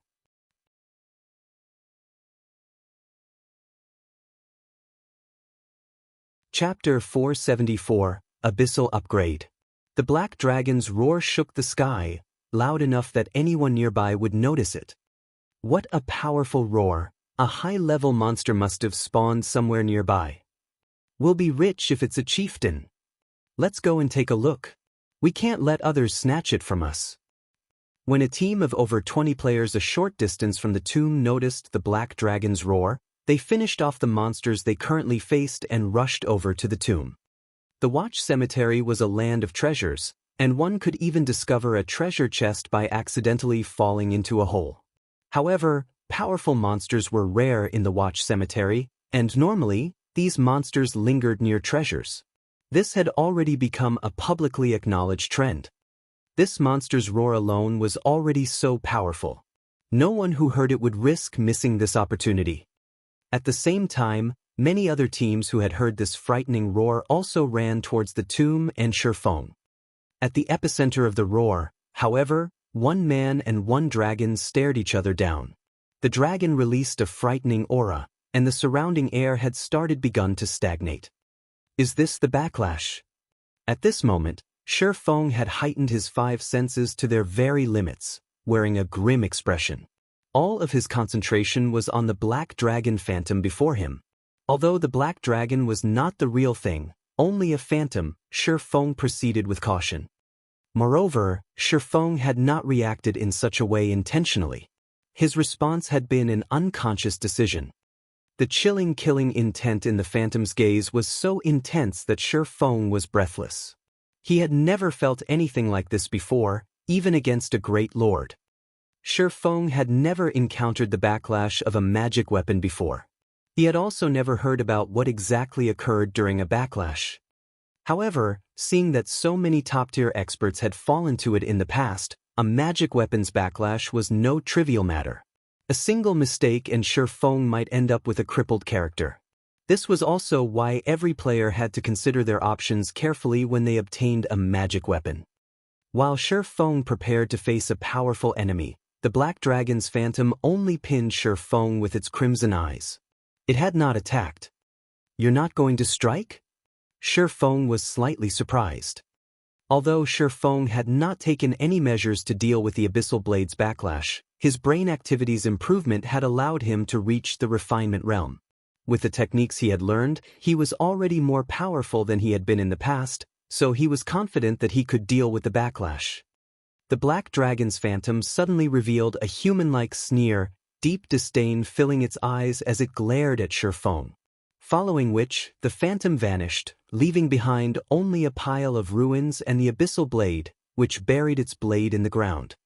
At this moment, the Abyssal Blade had recovered its original black color and was now thoroughly pitch black. There was a faint layer of black smoke surrounding it, and no one could see the weapon during the dead of night. "Is this not the backlash?" Shi Feng examined the Abyssal Blade, disbelief coloring his expression. "Sure enough, the more I level up the Abyssal Blade, the more powerful the Black Dragon becomes, and the weaker the suppression becomes." Shi Feng walked over and pulled the Abyssal Blade from the ground. He then checked the attributes of the magic weapon. Abyssal Blade, one-handed sword, magic weapon. Attack power plus 423. All attributes plus 36. Attack speed plus 12. Ignore levels plus 12. Attacks have 45% chance to cause 200% damage. 20% chance to cause 300% damage. 20% chance to induce Doom Curse, reducing all attributes by 40% for 35 seconds. If wielder belongs to any swordsman-related class, all skill levels plus 3. Increase free ability points received for every increase in level by 2 points. Equipment level 25. Can be upgraded. Devour 10 level 30 fine gold weapons and 1 level 30 dark gold weapon to upgrade to level 30. Can be evolved, unknown. Additional skill 1, Phantom Kill. Instantly creates a doppelganger. You can control this doppelganger. Doppelganger will have 70% of original body's attributes and all skills. At the same time, doppelganger and the original body can be swapped. Duration, 45 seconds. Cooldown, 5 minutes. Additional skill 2, Abyssal Bind. Binds enemies and prevents movement, reducing defense by 100%. Duration, 4 seconds. Cooldown, 1 minute. Additional skill 3, 9 Dragon Slash. Instantly creates 12 phantoms of the Abyssal Blade for the wielder to use. Each phantom sword is capable of dealing up to 45% damage. Duration, 30 seconds. Cooldown, 5 minutes. Additional skill 4, Dark Violent Dance. 50% of the total damage dealt to the target spreads in a cone-shaped area towards targets within a distance of 12 yards. Duration, 30 seconds. Cooldown, 1 minute. Additional Profound Inheritance, Black Emperor. When activated, every critical hit will accumulate 1 layer of Death Aura. Each layer of Death Aura can be used to increase all attributes of wielder by 2% and attack speed and movement speed by 1% for 10 seconds, or be used to reduce the cooldown of a skill by 3 seconds. Maximum of 30 layers of Death Aura. Duration, 10 minutes. Cooldown, 16 hours. The Abyssal Blade was personally created by Mastersmith Alice's using the Black Dragon King's fangs as material. It is one of 36 famed swords, and it is ranked 31st. However, this sword has been cursed by the Black Dragon King. Aside from providing the wielder with immense strength, There will be a backlash every period of time. However, after being remodeled by Jack using a star crystal, the strength of the backlash has been greatly reduced. If the wielder is unable to suppress the backlash, the wielder will receive the curse of the Black Dragon King, permanently reducing all attributes by 50%. Unable to be dropped. Unable to be traded. The basic attributes and the skills of the Abyssal Blade had not undergone any significant changes. However, the magic weapon's attack power had massively improved. Previously, its attack power was only slightly over 300. After this evolution, its attack power had soared past 400. It was nearly 50 points higher than Fire Dance's level 25 Dark Gold ranked True Fire Blade. After retrieving the Abyssal Blade, Shi Feng swung it a few times. He swung the weapon at a damaged stone pillar nearby. Tsung! Shi Feng had not encountered any resistance as he cut into the stone. The sturdy pillar felt like air as the Abyssal Blade sliced through it, splitting it in two as it fell to the ground. So sharp! Shi Feng stared at the remains of the stone pillar with shock. He then glanced back at the magic weapon in his hand. The Abyssal Blade was practically a weapon of gods. With such sharpness, not even secret silver equipment could defend against it. Just as Shi Feng was about to leave the tomb, over 100 players suddenly emerged from the dark forest. With a quick glance, it was obvious that these players were not all members of the same team. These new arrivals were also independent players. What happened here? These players were stupefied upon arriving at the thoroughly ruined underground tomb. Currently, the underground tomb looked more like a crater. Someone's there. A ranger with sharp eyesight pointed at Shi Feng, who was preparing to leave the area. Suddenly, everyone shifted their gaze towards Shi Feng. At this moment, Shi Feng wore a black cloak that obscured his appearance. He had also hidden the glow effects of his equipment. However, judging by the fine workmanship of his equipment, it should be of high quality. At the very least, his equipment should be mysterious iron rank or above. Shi Feng was also level 26, so one could easily tell that he was not someone to provoke. Just as these independent teams hesitated over whether to take action against Shi Feng or not, another party emerged from the forest. Every member of this party was level 25 and above, and all of them were as robust as a bear. The other players avoided eye contact with these newcomers, intimidated by their cold gazes. Most importantly, all of their names were crimson. Brother Deep, we seem to have good luck today. With such a large commotion, a treasure must have spawned here. That brat definitely has the treasure. Yeah. His level is quite high as well. If we kill him, we will not have wasted a trip even if there is no treasure. This six-man party paid no attention to the 100-plus independent players standing in the distance. Instead, their eyes were glued onto Shi Feng, looking at him as if he belonged only to them.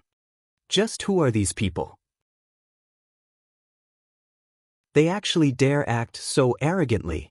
A male player from one of the independent teams grumbled. The leader of said party glanced the party of 6 red names. Immediately, cold sweat beaded on his forehead as he hurriedly said, "Enough, we're leaving." But what about the treasure? Why should we let a single party have it? We outnumber them, the male player asked, confused. Enough. You stop talking. If you want to die, go ahead, but don't drag everyone else down with you. You've just arrived at Watch Cemetery, so you don't know about the unspoken rules here. There are 2 types of people you can never provoke. The first are the Tier 1 experts of Zero Wing. They are the second, overwhelming smiles parties. If we anger them, not a single one of us will get out of here alive. The team leader scolded as he glared at the male player. Upon hearing his team leader's words, the male player immediately shut his mouth. Before he had arrived at Watch Cemetery, he had heard of the 2 types of people his leader referred to. Nothing much would happen if one encountered the experts of Zero Wing. However, if one encountered the killing gods from Overwhelming Smile, they better pray that the other side was in a good mood. Otherwise.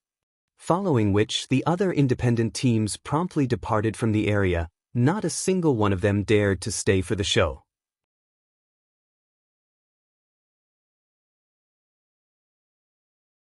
Chapter 475, Silent Massacre. As the independent teams departed, many had sent pitying gazes to Shifeng. That fellow sure is unlucky. If we had gotten a hold of him, we would have let him live so long as he handed over the treasure. Now that those people have arrived, he won't survive. I heard that those red names seem to have some sort of special treasure that causes the players they kill to drop more items than normal. It's not seem to, but must have. One of Overwhelming Smile's expert parties killed a friend of mine, and he lost 3 pieces of equipment when he died. He had even dropped some of the items from inside his bag. Because of that, my friend was so frightened that he refuses to return to the Watch Cemetery. Shut up. We need to hurry up and leave this area. We won't be so lucky if we encounter those killing gods a second time. That's right. Let's get out of here. Although these independent teams possessed the numerical advantage, the expert parties of Overwhelming Smile were like fearsome tigers. They picked up the pace, leaving as quickly as possible. Shortly after the independent teams left, the expert party from Overwhelming Smile approached the motionless Shifeng. Brother Deep, that fellow must be scared stupid, he isn't even trying to escape. How boring, a simple and honest-looking berserker laughed as he watched Shifeng.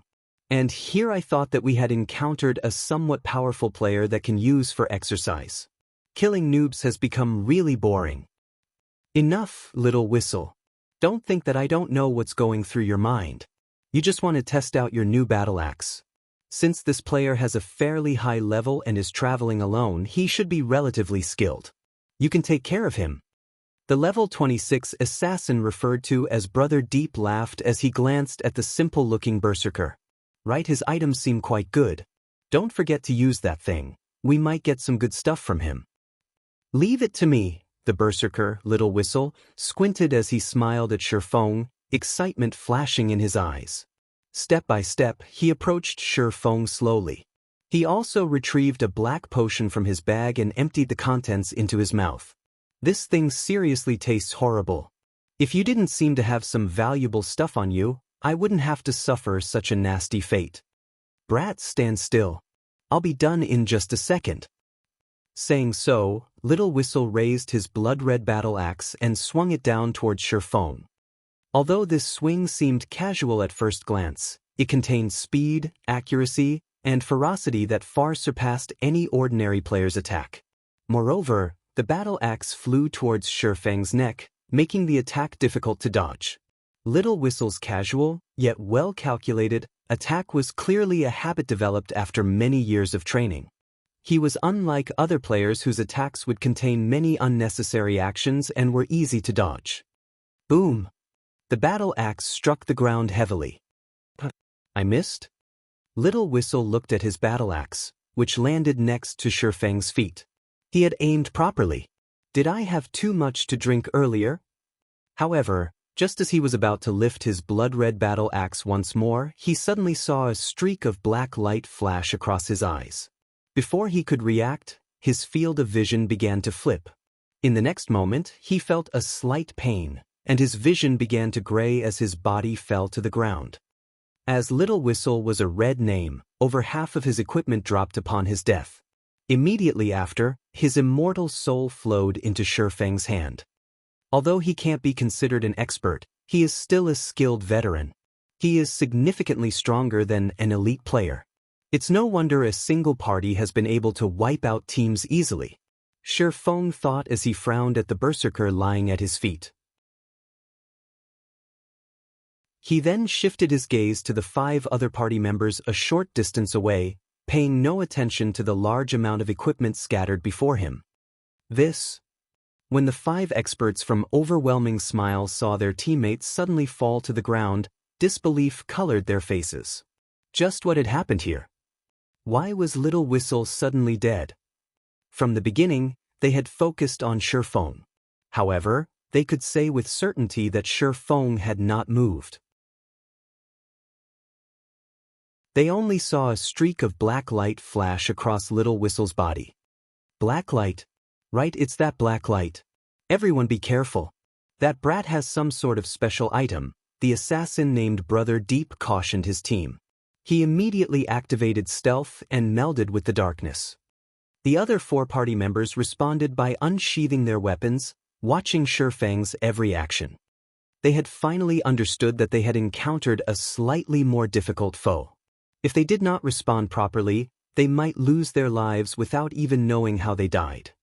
However, while they watched Shifeng, they discovered that the swordsman had suddenly disappeared. Where is he? The 5 of them examined their surroundings, failing to discover any signs of movement. A player had disappeared so simply right before their eyes. Was he an assassin? This thought suddenly popped into their minds. However, they had previously checked and could say with certainty that Shifeng was definitely a swordsman. Otherwise, they would not have been so carefree. After all, it would be extremely difficult to catch an assassin in stealth. While the 5 experts from Overwhelming Smile searched for Shifeng, he suddenly appeared behind the 5 players. Crap! Behind us! All 5 players were war veterans, so their sensitivity towards danger was extraordinary. They instantly discovered Shifeng, turning to attack him. At this moment, however, several streaks of black light emerged from Shifeng's hand. The black lights gave the 5 experts no time to react at all, even with their acute sensitivity. Damn! The assassin named Brother Deep hurriedly used Vanish, utilizing the moment of invincibility to block this mysterious strike. However, the assassin's 4 party members were not as fortunate as the Abyssal blade bit into them. Their HPs, ranging from 3,000 to 4,000, instantly fell to 0. When the 5 experts saw this horrific damage, they looked as if they had seen a ghost. This is bad. I'll definitely die if I stay here. When Brother Deep, the only survivor remaining, saw Shifeng look directly at him with a smile, his heart pounded as goosebumps covered his body. He was clearly in stealth. Other players should not be able to see him at all. Yet, pinned by Shifeng's gaze, it was obvious that the swordsman saw him as clear as day. However, Brother Deep did not know that, as a Tier 1 class, Shifeng's perception was very high. Moreover, he also had omniscient eyes. An assassin's stealth was practically useless. Due to his momentary shock, Brother Deep failed to avoid the streak of black light. Immediately, his HP depleted, and he was forced out of stealth. Before he knew it, his body had fallen to the ground. Such a quick sword. Even in death, the assassin could not figure out when Shifeng had attacked. Their party had consisted of people who had experienced life-or-death situations many times, so their awareness of danger was particularly sensitive. However, none of them had detected the slightest precursor to Shifeng's attacks. They had not been able to detect Shifeng's sword when it was a few inches from their faces, much less been able to defend themselves. You'll be the 6th. Shifeng spoke softly as he looked down at the shocked assassin. Relax, you'll have more companions soon. Just who are you? Upon hearing Shifeng's words, Brother Deep craved the answer to this question. However, as his HP had reached 0, he could no longer open his mouth. When Brother Deep thought about such a person slaughtering his companions, goosebumps rose all over his body. If such an expert suddenly decided to take action against them, none of them would have any hope of survival.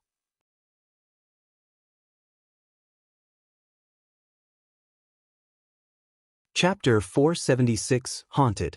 Only after finishing off Overwhelming Smile's expert party did Shifeng begin to loot the items they had dropped. Since Overwhelming Smile and Zero Wing had labeled each other hostile guilds, none of the members of either guild would receive any crime value when killing each other.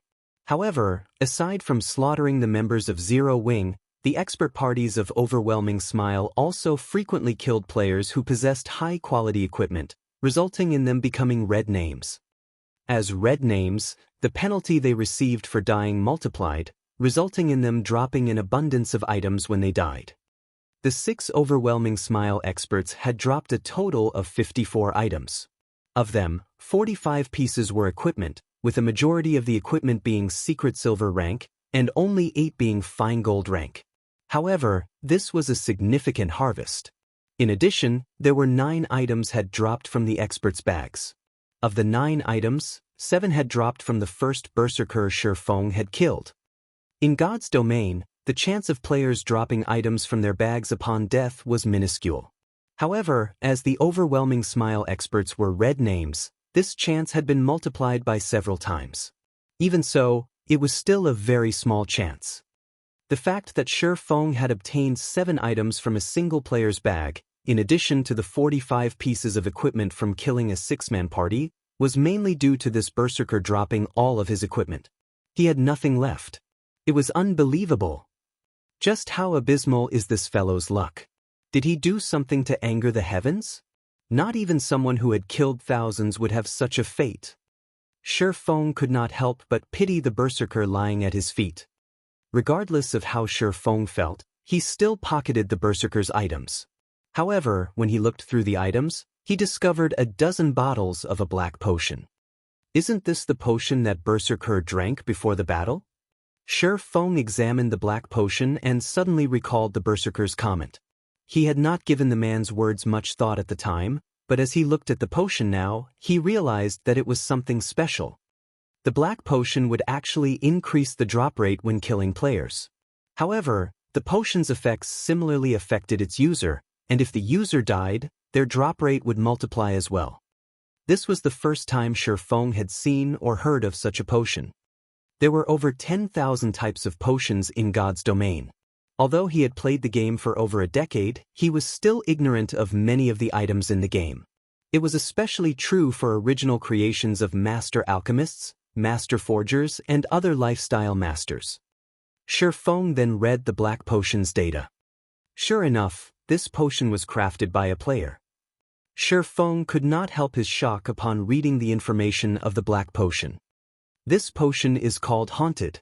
Once consumed, the PvP drop rate increases from 100% to 300%. Meanwhile, if the user is killed by another player, their drop rate increases from 200% to 600%.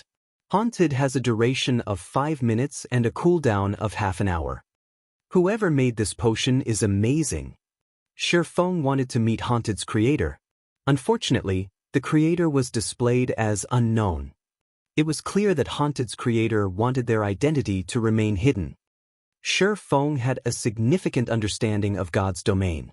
There were indeed tools that could increase a player's drop rate when killing other players, and every one of these tools were precious. However, Shi Feng had never heard of a potion with such a function. It was inconceivable that such a potion had appeared. The current players of God's domain were still very low level, and the materials they could obtain were limited.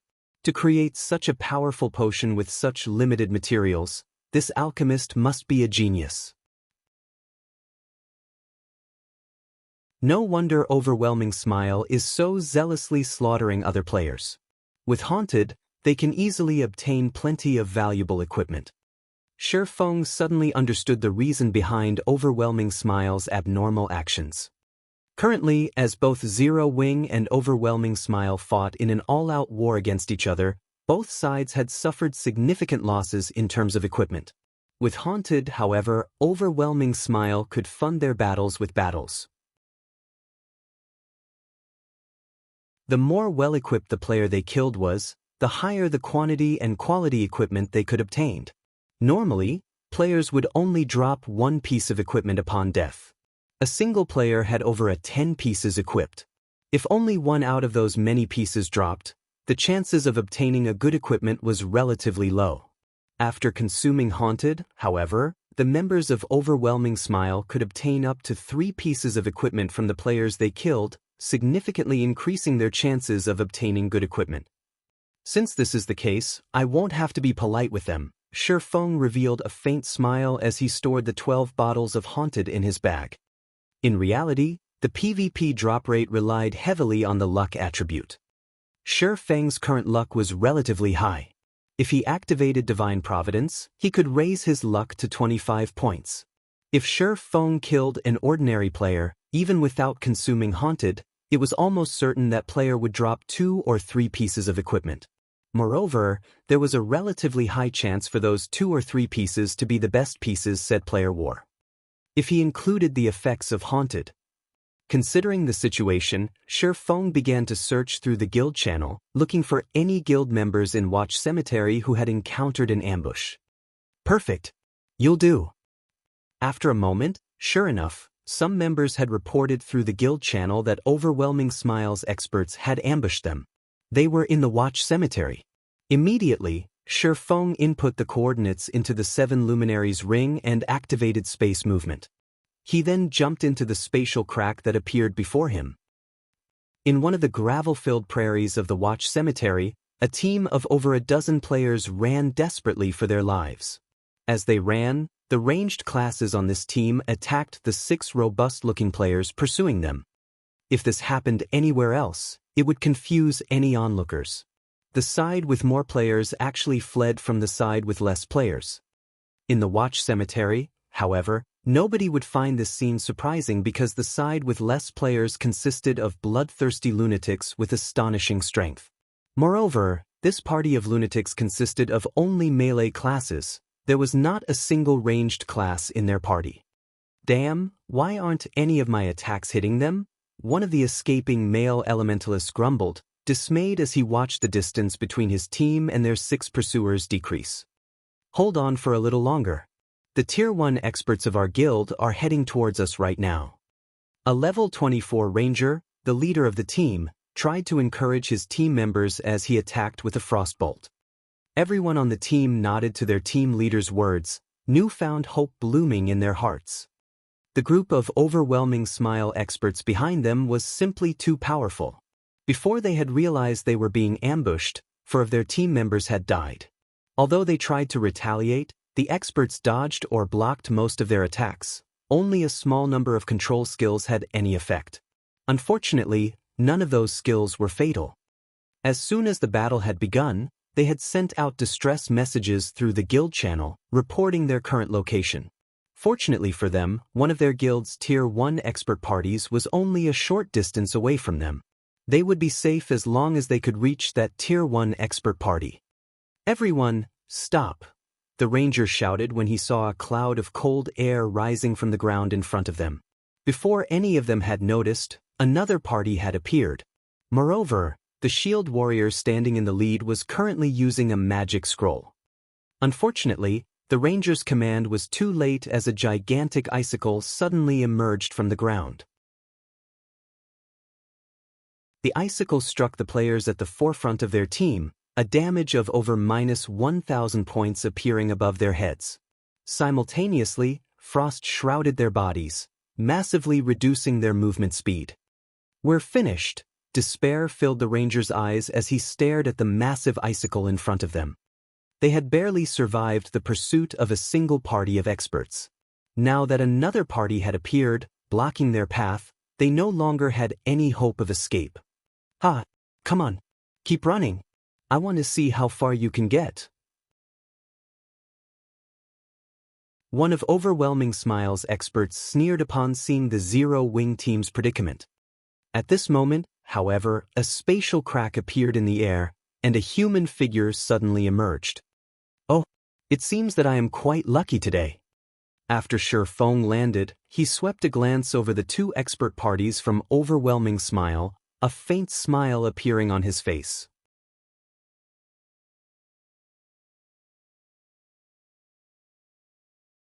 Chapter 477 Youlan's Worries. In White River City, shortly after Overwhelming Smile had established its guild residence, the street outside the guild residence was already packed with players hoping to join the guild. Over 10,000 players waited for their evaluation, far surpassing Zero-Wing's guild recruitment. Currently, Overwhelming Smile offered 3 to 4 times more benefits than their rival. In addition, Overwhelming Smile had already become the unshakable overlord of Maple City. Now that Overwhelming Smile had its own guild residence, its momentum was unstoppable. As a result, many independent players who had observed the situation from the sidelines had decided to take action. In White River City, Zero-Wing only had 3 advantages. The first was the presence of Black Flame, the #1 expert of Star Moon Kingdom. There were also plenty of experts in Zero-Wing, making the guild a good place to seek guidance and improve oneself. The second was the guild residence. Members of Zero-Wing could receive a large number of high-level guild quests, allowing them to level up and earn money easily. The fact that members could accumulate a double EXP buff while resting in the guild residence was also quite attractive. The third was Zero Wings Guild Warehouse. A lot of top-tier equipment was constantly available for guild members to earn. These items were not available outside of Zero Wing. However, to the majority of the players in White River City, Zero Wing's most attractive benefit was its guild residence. It was the reason that many had hesitated when choosing between Zero Wing and Overwhelming Smile. However, that issue had been resolved. Now that the well-funded Overwhelming Smile had its own guild residence as well, Zero Wing had lost its advantage. Currently, compared to Overwhelming Smile, the overlord of a city, Zero Wing was inferior. It was obvious which guild they should join. We are too late. A level 23 female cleric sighed helplessly when she saw the long line of players outside Overwhelming Smile's guild residence. The cleric then turned to the level 25 female elementalist beside her, grumbling to the innocent-looking girl in silver clothing, "Rain, this is your fault. I told you that as long as Overwhelming Smile establishes its guild residence, a ton of players are going to try to join. Now we've got to wait so long if we want to join." Blue Bamboo, I've said it before, I'm only playing God's Domain because I am curious about this world. I want to understand more about this realistic fantasy world, and I don't really mind not joining a guild. Thoughtful Rain shook her head in response to her friend's words. She was not particularly interested in joining any guild. Rain, you're wrong about this. God's Domain is such a vast world, and there are plenty of dangerous places. If we're not strong enough, how can we explore those places? Meanwhile, joining a guild is undoubtedly the fastest way to grow stronger, the female cleric named Blue Bamboo countered. Just look at how poorly we are faring right now. We bought a majority of our equipment. To make things worse, our equipment is crappier than what guild members have. In that case, shouldn't we join Zero Wing? Thoughtful Rain asked, confused. I hear that Zero Wing's warehouse contains plenty of top-tier equipment that no other guild can match. Speaking of Zero Wing, Thoughtful Rain suddenly recalled the man named Yi Feng who had helped her before. She remembered that he was one of Zero Wing's members. The library emblem he had given her had helped her greatly, and she wondered how that man was faring. Don't you know? A war has recently broken out between Zero Wing and Overwhelming Smile, and each report is more amazing than the last. As a result, the independent players who had originally hesitated are now desperately trying to join Overwhelming Smile. Do you know why? Blue Bamboo asked mysteriously. That's because Zero Wing no longer has an advantage over Overwhelming Smile. Previously, Zero Wing slaughtered Overwhelming Smile's members, driving the guild into a corner. Now, however, the situation has completely changed. Overwhelming Smile has somehow managed to recruit a large number of experts, and these experts have slaughtered Zero Wing's members, scaring them from leaving the city. It probably won't be long before Zero Wing is destroyed, which is why so many players are rushing to join Overwhelming Smile. Moreover, Overwhelming Smile no longer targets Maple City. It has shifted its focus to White River City. The fact that the guild has established its first guild residence in White River City rather than Maple City had made that obvious. If we don't join Overwhelming Smile now, it will only be harder to do so in the future. Thoughtful Rain nodded, seeing the logic in Blue Bamboo's words. However, she looked at Blue Bamboo and said softly, "You are correct.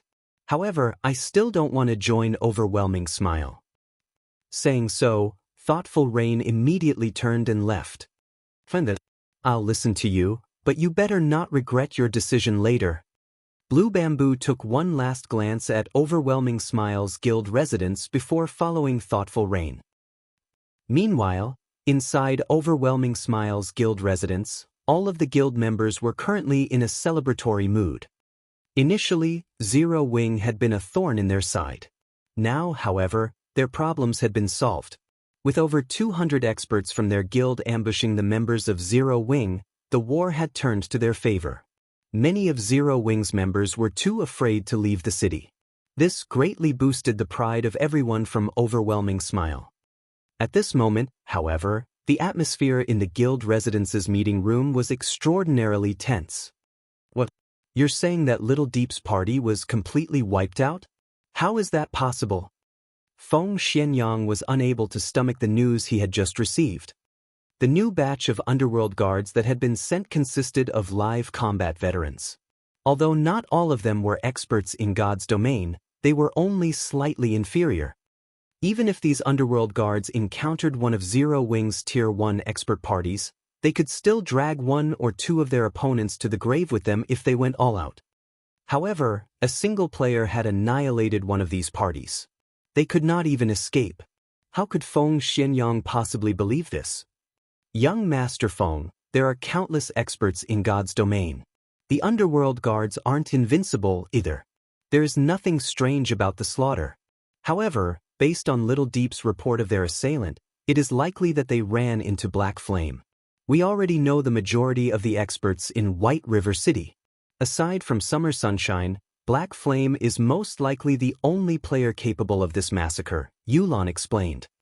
Feng Xianyang had never watched a battle between true experts of God's domain.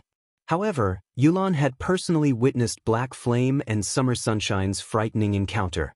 Hence, she was not the slightest bit surprised about the appearance of an expert capable of destroying an underworld guard party single-handedly. You're saying that Black Flame is responsible? Is Black Flame really that strong? Feng Xianyang asked skeptically. In his opinion, Black Flame was just a frog in a well. How could he possibly defeat a party of underworld guards by himself? Young Master Feng, I guarantee that Black Flame is more than capable of performing such a feat. However, this is not the most important information we have received. Based on what Little Deep said, after they died, they could not log into God's domain for some time. Moreover, every underworld guard is currently a red name. If they die, they will lose at least half of their equipment. We will suffer a massive loss. Now that Black Flame has involved himself and is using such methods, if he focuses on hunting down the underworld guards, it will be a disaster for us. I suggest that we have the underworld guards stop their ambushes, retreat from the Watch Cemetery, and go elsewhere to level up, Youlan suggested. From the moment she met him, she had never been able to see through the man known as Black Flame. Now, Black Flame had suddenly begun to act and killed a party of underworld guards. This was not a good sign, and Youlan began to worry. Hence, she thought it best to quit while they were ahead. When you worry too much. Even if Black Flame is powerful, the Watch Cemetery is a massive area. Do you really believe that he can scour the entire map by himself? Feng Xianyang said disdainfully. Little Deep was simply unlucky and coincidentally encountered Black Flame. Losing one party isn't significantly damaging. On the other hand, our rampant ambushes on Zero Wing are severely wounding the guild. Moreover, there are so many treasures in the Watch Cemetery. If we give the area up, not only will it greatly reduce our guild's morale, but we will also lose a huge source of income. Besides, while Zero Wing has Black Flame, do you think that Underworld does not possess experts aside from the Underworld guards? Feng Xianyang laughed.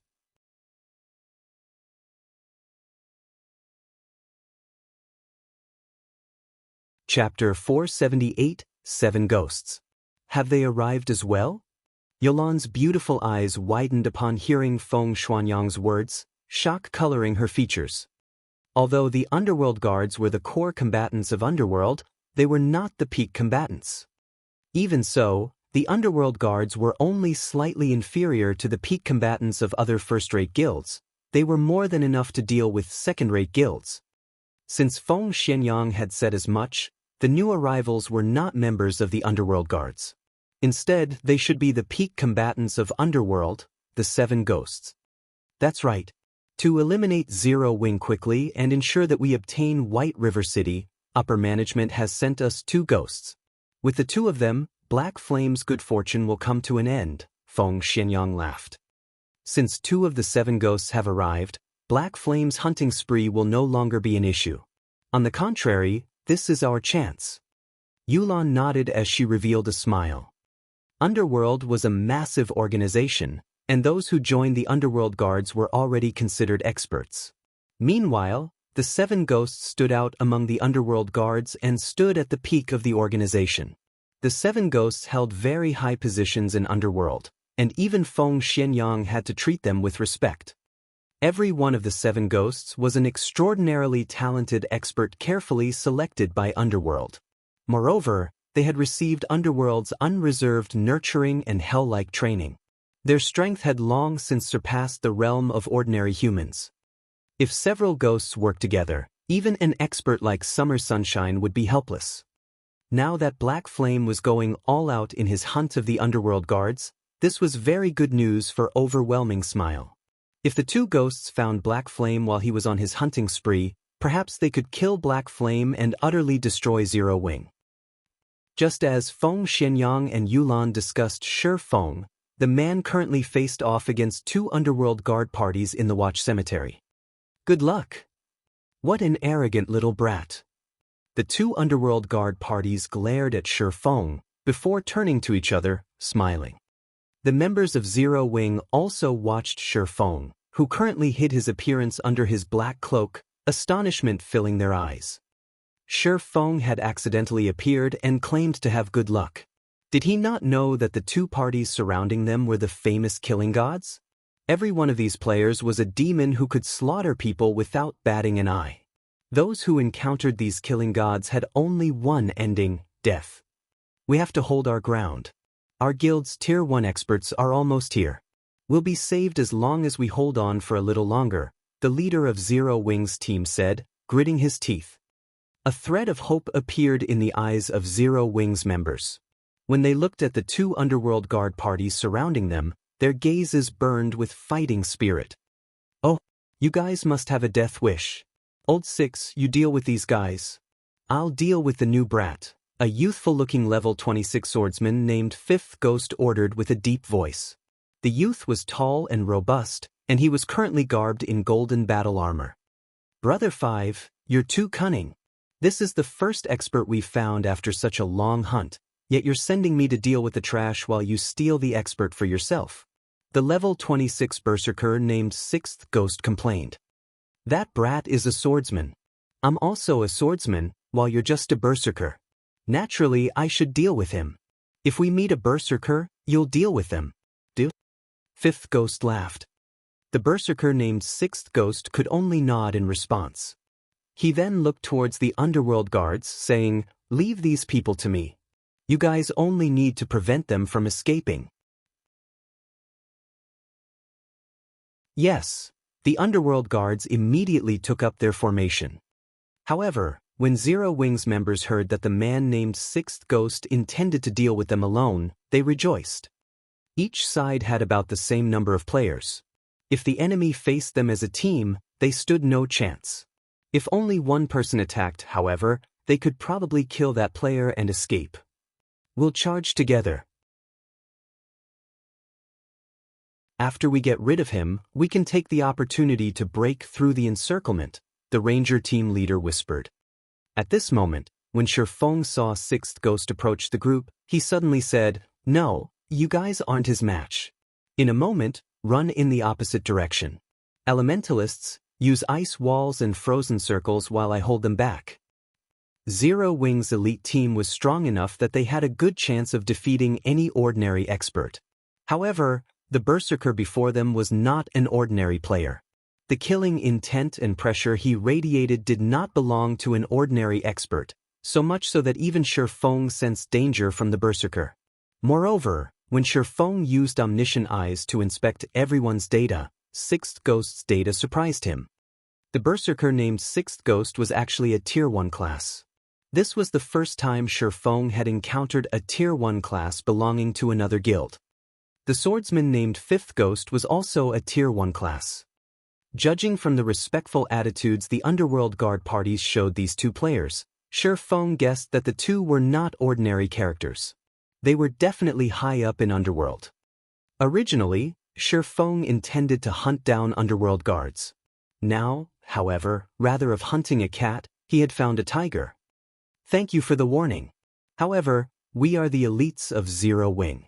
Even if he is powerful, he can't take us down easily if we work together, the Ranger team leader said confidently. However, before the Ranger could finish his words, Sixth Ghost had used Charge, leaving only an afterimage behind him. In the blink of an eye, Sixth Ghost arrived before Zero Wing's battle-ready Shield Warrior. He then activated Cleave and slashed his saber down on the Shield Warrior. Just as the Shield Warrior was about to block the attack with his shield, Sixth Ghost's saber suddenly vanished. The saber instantly reappeared in the Shield Warrior's blind spot and struck its target, sending the Shield Warrior flying backward. A damage of over -2,600 points appeared above the Shield Warrior's head, reducing his HP by more than half. The entire process was as smooth as flowing water. None of the surrounding Zero Wing members had reacted to Sixth Ghost's attack. They could only watch as their MT was sent flying. Sixth Ghost's damage shocked Zero Wing's elites. None of them could believe that a Berserker could actually deal over -2,600 damage to a Shield Warrior. However, Sixth Ghost was not done with the Shield Warrior. Twisting his feet slightly, Sixth Ghost transformed into an afterimage as he weaved through the crowd of players. He arrived behind the still airborne Shield Warrior and sent out another slash. Nobody had ever expected a Berserker to be so agile. Although the entire process seemed slow, in reality, everything had happened in an instant. Just as Sixth Ghost's saber was about to strike the Shield Warrior's back and end his life, Sixth Ghost suddenly spun and used Whirlwind Slash. Ping! Dazzling sparks scattered around him. Sixth Ghost's battle saber collided with a pitch-black sword. Meanwhile, the owner of the sword was none other than the mysterious newcomer, Shifeng. Brat, you sure are in a hurry to die. Sixth Ghost licked his lips, a hint of excitement appearing in his eyes as he smiled at Shifeng. Since you can attack soundlessly, you should have also reached that realm. If not for his many years of combat experience and his senses picking up on Shifeng's faint killing intent, he would not have detected Shifeng's attack. Fortunately, he sensed the attack at the very last moment and instinctively used Whirlwind Slash. Otherwise, Shifeng's attack would have been successful. Other than his sparring sessions with the other ghosts, this was the first time he had encountered such a situation.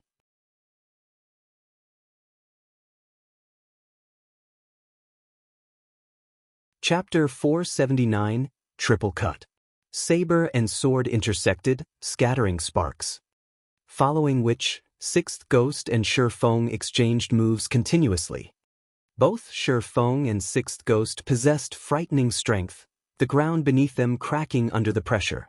Surprisingly, neither expert had actually taken a single step back. However, it was a different story for the players' watch from the sidelines. Due to the resulting impact from the weapon's collision, the spectators were forced to retreat. They are so powerful. Even from this distance, I can feel how intense the impact is. No wonder Little Horse was sent flying, the Ranger team leader muttered as he watched the scene before him. Fear filled his gaze as he watched Sixth Ghost. Since he had started playing God's Domain, this was the first time he had seen a player with such ferocious strength. It was simply terrifying. However, the fact that Shifeng could contend with such a monster was just as astounding. At this moment, the Tier 1 swordsman, Fifth Ghost, gaped at the two combatants with utter disbelief. Just who is that? He can compete with Old Six's strength. Fifth Ghost's gaze sharpened as he began to watch Shifeng carefully. In terms of strength, a Tier 1 Berserker was definitely the strongest of all the classes. Moreover, Fifth Ghost knew how Sixth Ghost had allocated his free attribute points. They had all gone into his strength. Every piece of Sixth Ghost's equipment was also strength-based. Yet, a swordsman like Shifeng was on equal footing with Sixth Ghost. It was inconceivable. Among the 7 ghosts, Sixth Ghost's strength ranked 3rd. Even a swordsman like himself refused to confront Sixth Ghost directly, relying on techniques to achieve victory instead. Now that an expert, capable of matching Sixth Ghost's strength, had appeared, Fifth Ghost could not help but focus on the fight. Brat, it seems that you're a Tier 1 class as well. I won't continue playing games, then. Sixth Ghost roared, and suddenly, the skin covering his entire body turned red. His momentum had also changed as a violent aura surged forth from his body. This move was a Tier 1 skill belonging to Tier 1 Berserkers, Bull's Rage, which increased the player's strength by 20% for 15 seconds. Sixth Ghost's strength had already been quite high.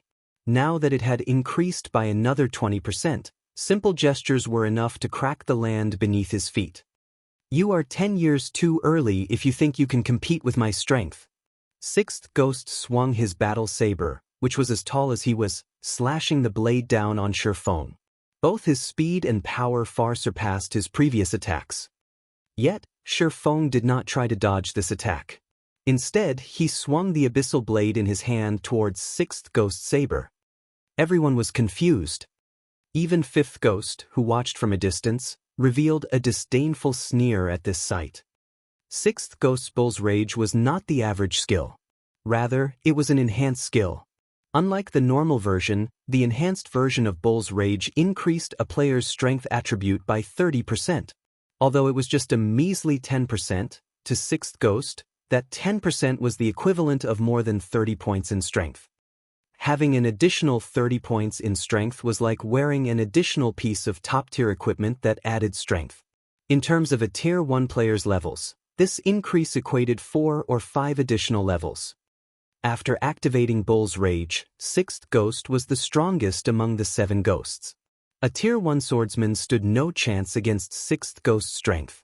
Shifeng overestimated himself if he thought he could challenge Sixth Ghost's attack head-on. The only way to deal with Sixth Ghost's attack was to dodge. However, even dodging was impossible. After all, even experts like them, who had reached that realm, found it extremely difficult to dodge Sixth Ghost's saber techniques. Everyone pictured Shifeng's figure flying backward the instant the saber and sword collided. Boom! The ground beneath both combatants' feet cracked, the impact of the collision creating a dust storm that enveloped the battle. You! Sixth Ghost's eyes widened with shock upon seeing Shifeng block his attack with just one hand. He had already activated Bull's Rage, yet, Shifeng still blocked his attack. The skill had increased his strength attribute by over 100 points. This increase alone was already as much as what an ordinary player possessed. Shifeng had blocked it. The onlooking crowd gaped when they saw the small crater below the fighter's feet. Are they NPCs? None of them could believe what they saw. Was this really a battle between players? If not for the player-specific diamond-shaped markers hovering above both sides' heads, they would have suspected that the two were monsters of God's domain fighting over territory. So he really was telling the truth. Only now did Zero Wings members realize why Shifeng had warned them before the battle had begun. With such frightening strength, even if Sixth Ghost had not utilized any skills and relied solely on his techniques and attributes, he would not have needed long to annihilate their team. Just who are you? After this single exchange, Sixth Ghost hurriedly retreated from Shifeng. He was on high alert as he watched his opponent, no longer as calm as before. Even a fool could tell that Shifeng's basic attributes were far superior to Sixth Ghost's. From their previous exchange, Sixth Ghost realized that Shifeng had only been testing his strength. With this realization, an indescribable anger overtook Sixth Ghost's heart. All this time, he had been the one to test others' strength, never the other way around. Now that someone had done the same to him, Sixth Ghost's pride as one of the 7 ghosts had been wounded. You attacked first. Why are you the one asking this question? Shifeng chuckled. Brat, you're courting death. As Sixth Ghost bellowed, the battle saber in his hands transformed into 3 saber images. These saber images sealed off Shifeng's path of retreat as they bombarded their target. At this moment, it looked as if Sixth Ghost held not 1, but 3 battle sabers in his hand. Soundlessly, Sixth Ghost appeared right in front of Shifeng. Hand-to-hand combat relied on 2 things: attributes and techniques. Currently, Shifeng's attributes were far superior, so Sixth Ghost chose to contend with Shifeng using techniques. Triple cut. Shifeng's expression immediately turned grave. Immediately, he brandished the Abyssal blade, meeting the oncoming attacks. Triple cut was a more advanced technique compared to second acceleration. Second acceleration was a technique used to fool the enemy's eyes and attack the blind spot. However, triple cut was an advanced attack technique that relied on the body's center of gravity to focus all power into a single point. The attack was extremely fast, to the point that others would see 3 weapons instead of 1. In reality, these were only afterimages. Dang! The sound of metal clashing echoed through the air. For a time, the area between Sixth Ghost and Shi Feng had become a whirlwind of blades. The constant and deafening clangs of metal on metal made everyone's ears ring. However, when they looked at the battlefield, they failed to see any collision between weapons. Such a powerful triple cut.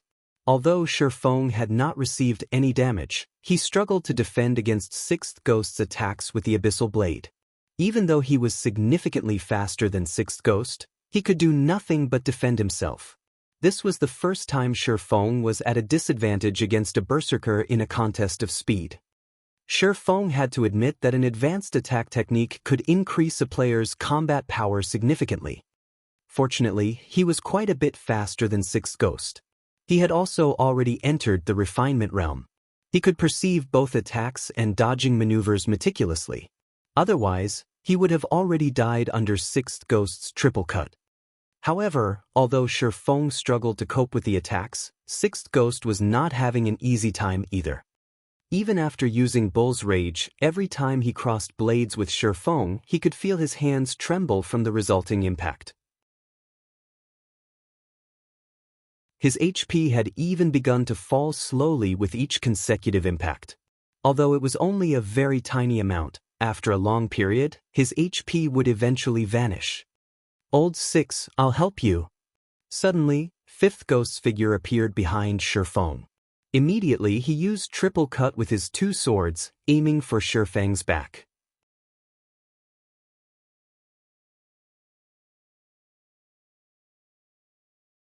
Chapter 480, Stepping into the Second Phase.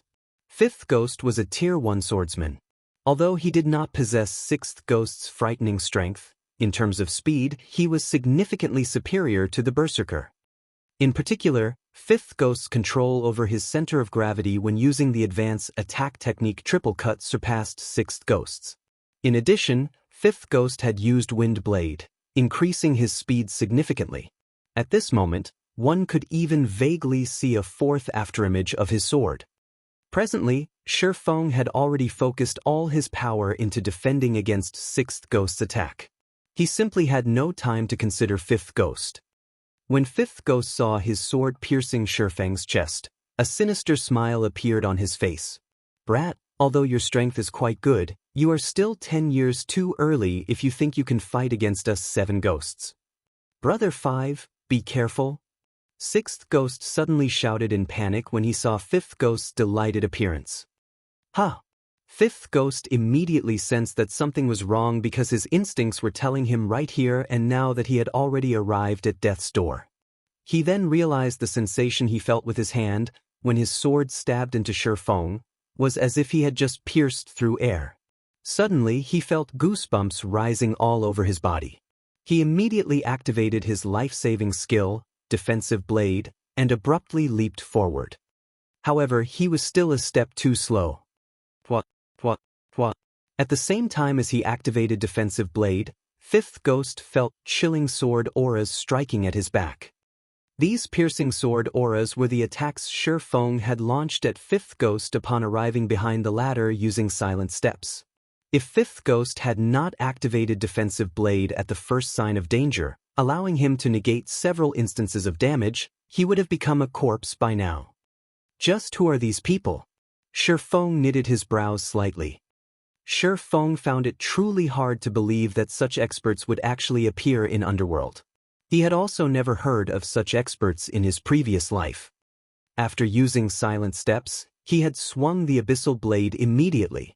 At such a short distance, as well as with the element of surprise, experts of the same level definitely would not be able to react in time. Yet, Fifth Ghost actually managed to activate Defensive Blade and leap forward before the Abyssal Blade landed on his body.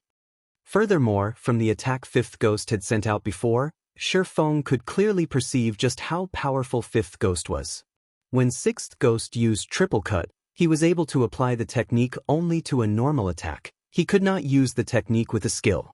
On the other hand, Fifth Ghost was able to integrate Triple Cut together with a skill. In fast-paced close combat like this, other than some special skills like silent steps and instantaneous movement, the difficulty of using attack skills in battle was extremely high. Such attack skills simply had too long a cast time and required one to go through fixed motions before the skill could be activated. The speed of using an attack skill was simply incomparable to the speed of a normal attack.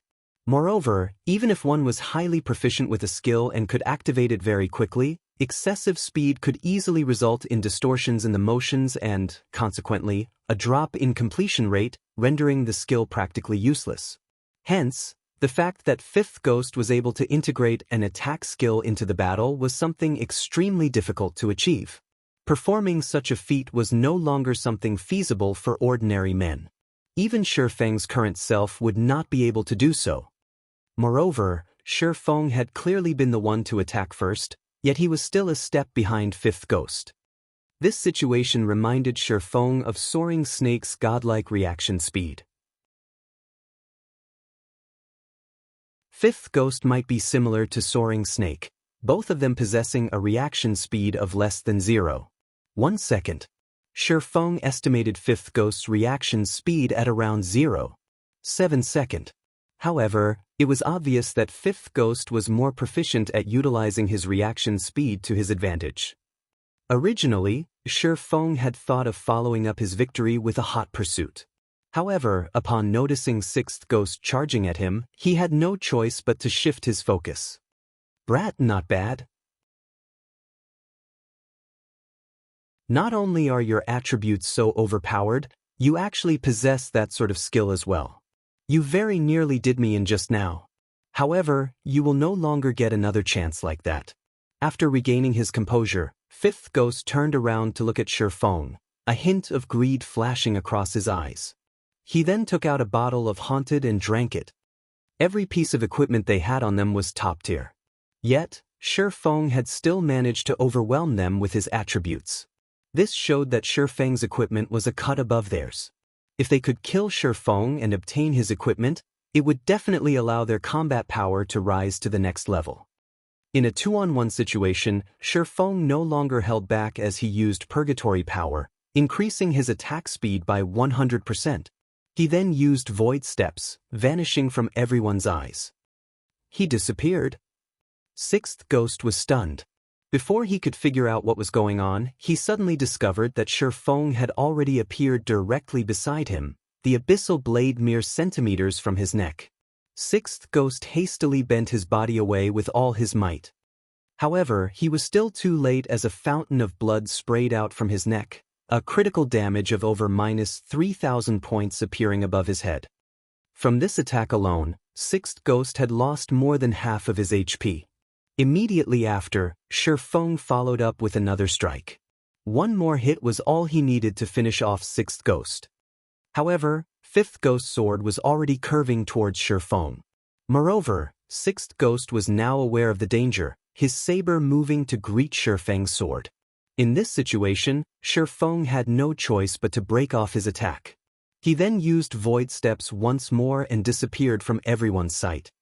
So you're Black Flame.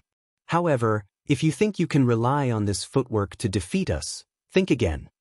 Before coming to the Watch Cemetery, Fifth Ghost had already received information on Black Flame from Youlan. He had also watched the battle between Black Flame and Summer Sunshine, so Feng's Void Steps was still fresh in his mind. Now that he was seeing the footwork in action, he determined Feng's identity right away. Then, Fifth Ghost abruptly changed his sword's trajectory, swinging the weapon at the empty air beside him. Fifth Ghost's action confused the spectators. They could not understand what the swordsman was trying to achieve with this action. In the next instant, however, everyone immediately received an answer to their questions when Feng suddenly appeared in the path of Fifth Ghost's sword. At this moment, Feng was using the Abyssal Blade to defend against Fifth Ghost's attack. He's adapted to Void Steps already? Feng was slightly surprised. Feng knew full well that void steps was not an invincible technique. Although the footwork could force others to ignore his own presence, making it seem as if he had vanished from thin air, someone who had undergone special training could still catch him once they let their eyes adapt to the technique. There was nothing strange in people like Fifth Ghost and Sixth Ghost being able to perform such a feat. However, the speed with which Fifth Ghost managed to adapt to the technique still exceeded Feng's expectations. During Feng's moment of surprise, Sixth Ghost had also slashed his saber at Feng's back, forming a pincer attack around Feng. Left with no other choice, Feng activated Windwalk as well as Void Steps to retreat. Although the two ghosts had adapted themselves to Void Steps, there was still a brief moment of delay before their eyes could locate Feng. Hence, Feng still persisted in using Void Steps to retreat. For a time, both sides entered a stalemate. The exchange between saber and swords created a storm that engulfed the audience. The surrounding spectators were shocked by this scene, and not even their eyes could keep up with the three combatants' actions. Looking at the high-speed battle between the three, even breathing seemed superfluous. Despite Feng's attack speed receiving a huge boost and the significant effect of Void Steps, Feng was still forced into passivity. The two ghosts' attacks were extremely tricky to deal with. In particular, Fifth Ghost's attacks would always strike from various different blind spots, and never once would the swordsman face Feng in a direct confrontation. If not for the fact that Feng had already entered the refinement realm, his grasp over attacks and movements becoming extremely precise, he would have long since lost his life to the two ghosts. Although Feng was currently locked in a passive state, he was enjoying every moment of this high-speed battle. Ever since the increase in his brain activity, he had not had a chance to familiarize himself with the sudden boost to his perception as well as the sudden enhancement in his control over his own body. This battle was the perfect opportunity to get used to his new improvements. Chances to fight against experts were extremely rare, let alone against experts who were capable of forcing him into such dire straits, where even the slightest mistake could cost him his life. Moreover, Feng could not help but admit that the coordination between Fifth Ghost and Sixth Ghost was indeed very amazing. Regardless of how he tried to attack or dodge, he could never fully defend against the attacks of the two ghosts. As a result, he had lost close to half his HP already. However, under the steady onslaught, the accuracy of Feng's actions was also gradually increasing. The damage the ghosts inflicted was also gradually decreasing. Their attacks really are precise. At this moment, even Feng could feel himself growing mentally tired. Die! Fifth Ghost took advantage of the moment Feng used Void Steps and vanished to slash at the latter's back, giving Feng no chance to dodge or block at all. At the moment of life and death, a slight change came over Feng. Suddenly, Feng's movement stopped. In the next moment, Fifth Ghost's sword actually brushed past Feng's body. However, Fifth Ghost did not stop his attacks as he continued brandishing his two swords. Sixth Ghost kept hacking at Feng with his saber as well, not giving him any chance to dodge or block. Yet, no matter how hard they tried to hit Feng, he always managed to avoid their attacks ahead of time. It was as if Feng had long since known the trajectory of their attacks. So this is the second stage of the refinement realm, the flowing water realm. It's no wonder I wasn't a match for those people in the past. Feng could not help but smile while dodging the two ghosts' attacks.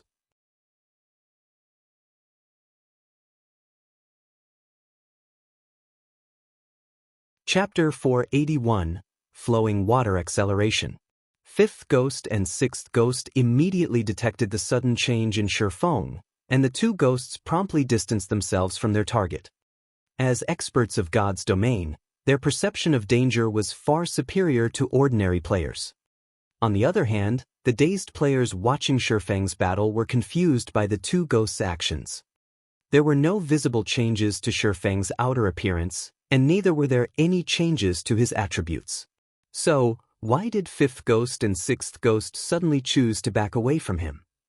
Was it just my imagination? Fifth Ghost somewhat doubted his own senses. He could not understand why Shifeng would suddenly undergo such a drastic change. Originally, the pressure fifth ghost felt from Shifeng was that of a tiger. However, in the blink of an eye, Shifeng had transformed into a violent dragon. Moreover, it was a violent dragon with extremely sharp fangs and claws. Let alone them, even ordinary people would know to distance themselves from Shifeng upon sensing such a radical difference. Since you guys aren't going to take action, then don't mind if I do, Shifeng said as he revealed a meaningful smile. He then raised his sword and slowly approached his two opponents. The refinement realm could be said to be what differentiated a true top-tier expert from an ordinary expert. As for players who set foot into the refinement realm, not one of them was not an expert who could single-handedly turn the tides of a battle. Once players entered the refinement realm, they would be able to exert the minimum amount of strength to achieve the maximum effect. This was especially notable when players were attacking or dodging. Despite the opponent's speed greatly surpassing their own, players in the refinement realm could easily dodge their opponent's attack using the simplest of movements. Not only could they dodge with greater efficiency, but they could also take the opportunity to better detect their enemy's weaknesses, to give their enemy a fatal blow. Due to this reason, the refinement realm became the dividing line for true experts. Meanwhile, there was an even higher realm above refinement, and that was the flowing water realm. Through detailed observation of the opponent, players could place themselves in their opponent's position in order to understand their opponent's every action. They could then anticipate their opponent's next action, or even multiple subsequent actions, and make the most appropriate response. In other words, before their opponent had even taken action, players in the flowing water realm could have already known what their opponents were going to do next and carried out appropriate countermeasures. Compared to responding only after the opponent had begun taking action, players would have a lot more time to react and perform swifter and more precise actions. Hence, for Shifeng, who had already seen through the coordinated attacks of 5th Ghost and 6th Ghost, it was very easy for him to dodge and react to his two opponents' attacks. When Shifeng slowly approached 5th Ghost and 6th Ghost, the two ghosts unconsciously began backing away as well. Looking at this scene where one side was advancing while the other was retreating, the surrounding spectators were stupefied. In particular, the underworld guards' jaws nearly fell to the ground upon witnessing this scene. The 7 ghosts were underworld's most formidable weapons. Yet, the 2 ghosts before them were actually displaying cowardice right now. How could this be any more inconceivable? Meanwhile, Shifeng also wore a helpless expression on his face as he took in this situation. He promptly fished a bottle of Haunted from his bag and drank it. He then used Wind Blade on 5th Ghost, his body transforming into an afterimage. In the blink of an eye, Shifeng appeared in front of 5th Ghost and swung the Abyssal Blade at the other swordsman. Shifeng's slash was unimaginably fast. The spectating crowd only saw a flash of black light. They could not make out Shifeng's sword at all. So fast. 5th Ghost was greatly alarmed. It was definitely impossible for him to dodge Shifeng's attack. However, with his godlike reaction speed, 5th Ghost still managed to react before Shifeng's sword landed on his body, instinctively using triple cut to block this fleeting sword. Dang! Sparks scattered into the surroundings. At the moment of imminent peril, 5th Ghost succeeded in blocking Shifeng's attack with the sword in his hand. As a result of the impact, however, 5th Ghost was forced to retreat numerous steps before he could stabilize his body. His entire hand also numbed from the impact. How could this be? This is triple cut? 5th Ghost and 6th Ghost both looked at Shifeng with horror-filled expressions, as they were extremely familiar with Shifeng's previous attack. Triple cut was an advanced technique that they had trained in bitterly in order to grasp. At this moment, however, Shifeng had actually effortlessly used that technique against them. How could they not be shocked? So there's such an effect as well. Shifeng looked at the Abyssal Blade in his hand, similarly surprised. Just now, he had taken advantage of the pressure 5th Ghost and 6th Ghost had placed on him to enter the flowing water realm. However, he had not expected that, after he entered the flowing water realm, his attack would also receive such a boost. Originally, he had relied on eliminating excess actions in order to increase the speed of his attacks. At this moment, however, maybe because his control over his body had received a huge improvement, the instant he attacked, he was able to apply all his physical power into that single slash. As a result, not only were there no excess movements in his attack, but his attack had also received a huge acceleration, which allowed his sword to reach its maximum speed in the shortest amount of time possible. Taking Fifth Ghost as example, if the initial acceleration of Fifth Ghost's sword was counted as 100 and his sword's maximum speed as 20, then from the moment he started swinging his sword, he would need 0.2 seconds for his sword reach its maximum speed. As for Shifeng, his current initial acceleration would be 200. If his maximum speed was similarly 20, then he required only 0.1 second to reach his maximum speed. Hence, his sword could reach his target much faster than Fifth Ghost's. However, this was assuming both sides possessed the same maximum speed. In reality, as Shifeng's attributes were much higher, his maximum speed was a lot higher than Fifth Ghost's and Sixth Ghost's. Thinking up to this point, Shifeng could not help but grow excited. Hoping to find the feeling from before, Shifeng stepped forward and launched a fierce assault on Fifth Ghost once more. Streaks of black light suddenly appeared before promptly disappearing. Fifth Ghost was forced to go all out to defend against the attacks. However, no matter how hard he tried to defend himself, the attacks were simply too overwhelming, forcing him into a constant retreat. Seeing this situation, Sixth Ghost hurriedly charged forward to aid his companion. Immediately, he used Triple Cut, slashing his saber at Shifeng's back. Originally, with Shifeng's speed, it had simply been impossible for him to block the attack. However, Sixth Ghost suddenly saw a streak of black light emerge behind Shifeng, the black light deflecting his attack completely. Just what is going on here? Sixth Ghost looked at Shifeng's calm expression in abject horror. At the beginning of the fight, Shifeng had been desperately trying to defend against his saber. Now, however, Shifeng could effortlessly block his attacks without even turning his head around. During the brief moment Sixth Ghost was in a daze, a streak of black light penetrated Fifth Ghost's defenses, piercing right through the swordsman's heart.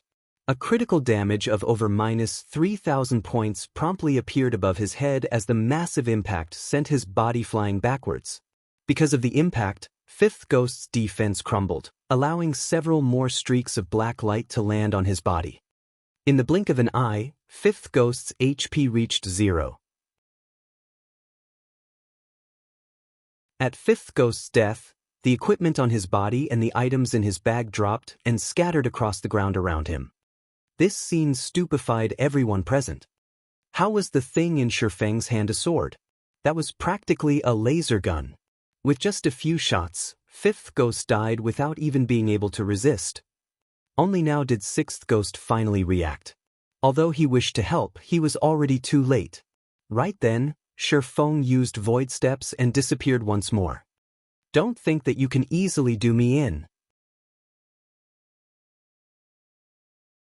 Sixth Ghost bellowed as he used Whirlwind Slash, sweeping his battle saber around himself. In the next moment, however, a streak of black light shot at Sixth Ghost's weapon. Boom! Sixth Ghost's battle saber was abruptly stopped cold. Immediately after, another streak of black light pierced Sixth Ghost's body, instantly ending the berserker's life. Once more, equipment and items were scattered across the ground. The members of the Underworld Guards shivered and paled at the sight of Fifth Ghost's and Sixth Ghost's bodies lying on the ground. They promptly turned around and fled. As Underworld Guards, they knew full well just how powerful the two ghosts were. Working together, the two of them could easily annihilate 4 or 5 Underworld Guard parties. Meanwhile, the fact that Shifeng succeeded in defeating the two ghosts all by himself showed that he was also fully capable of annihilating their two parties. If they did not escape, only death awaited them. Want to escape? Too late. Shifeng immediately changed the aura of space to the aura of wind, increasing his movement speed greatly. He caught up with the fleeing underworld guards in no time, and just like a whirlwind sweeping away the clouds, he practically killed each underworld guard with just one hit. In the blink of an eye, the 10 remaining underworld guards were turned into a pile of corpses, their equipment and the items inside their bags scattering all over the ground around their corpses.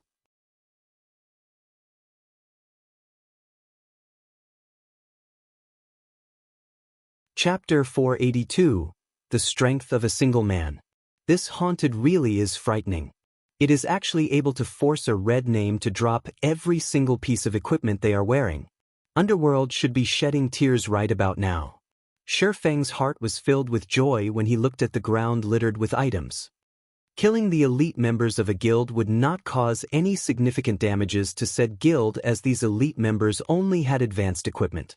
Such equipment could be easily replaced. The equipment of experts, on the other hand, was different. Every single expert was an accumulation of a guild's top-tier equipment. Meanwhile, behind every piece of top-tier equipment was the sacrifice of a large number of players.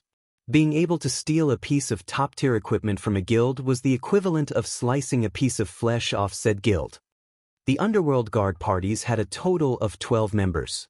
Of them, 10 were mostly geared in level 25 secret silver equipment mixed with a few pieces of level 20 fine gold and even dark gold equipment.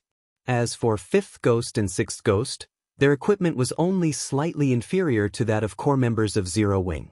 The majority of their equipment consisted of level 25 fine gold equipment, and even the most inferior pieces were level 20 dark gold equipment. Now, however, these 12 players were left with not a single piece of equipment on their bodies, thanks to Shifeng. In addition, the 12 had also dropped plenty of items from their bags. Among them were plenty of haunted potions, as well as the good quality equipment such as level 20 secret silver and fine gold equipment they had harvested from other players. Making a rough estimate, Shifeng had earned more than 100 gold just from killing these 12 players. Split this advanced equipment among yourselves. Don't forget to leave some for your dead companions. Shifeng only collected the top-tier equipment and haunted potions for himself, leaving the remainder for the team. He then disappeared into the dense forest in search of other Underworld Guard parties. So cool. Is that person really our guild leader? A female summoner asked as she watched Shifeng's departing figure, her gaze carrying a seductive charm. It should be. Before, when that person named him Black Flame, he did not deny it. Moreover, he has even willingly left behind so much good equipment for us.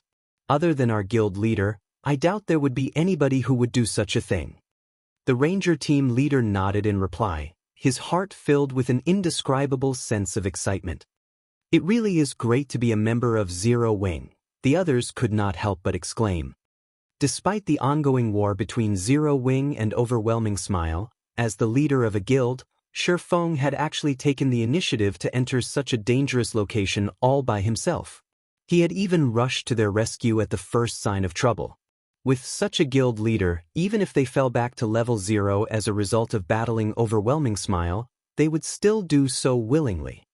Although guild leader has left all this good equipment to us, I suggest that after we set aside several pieces for those who died, we should place the remainder in the guild's warehouse.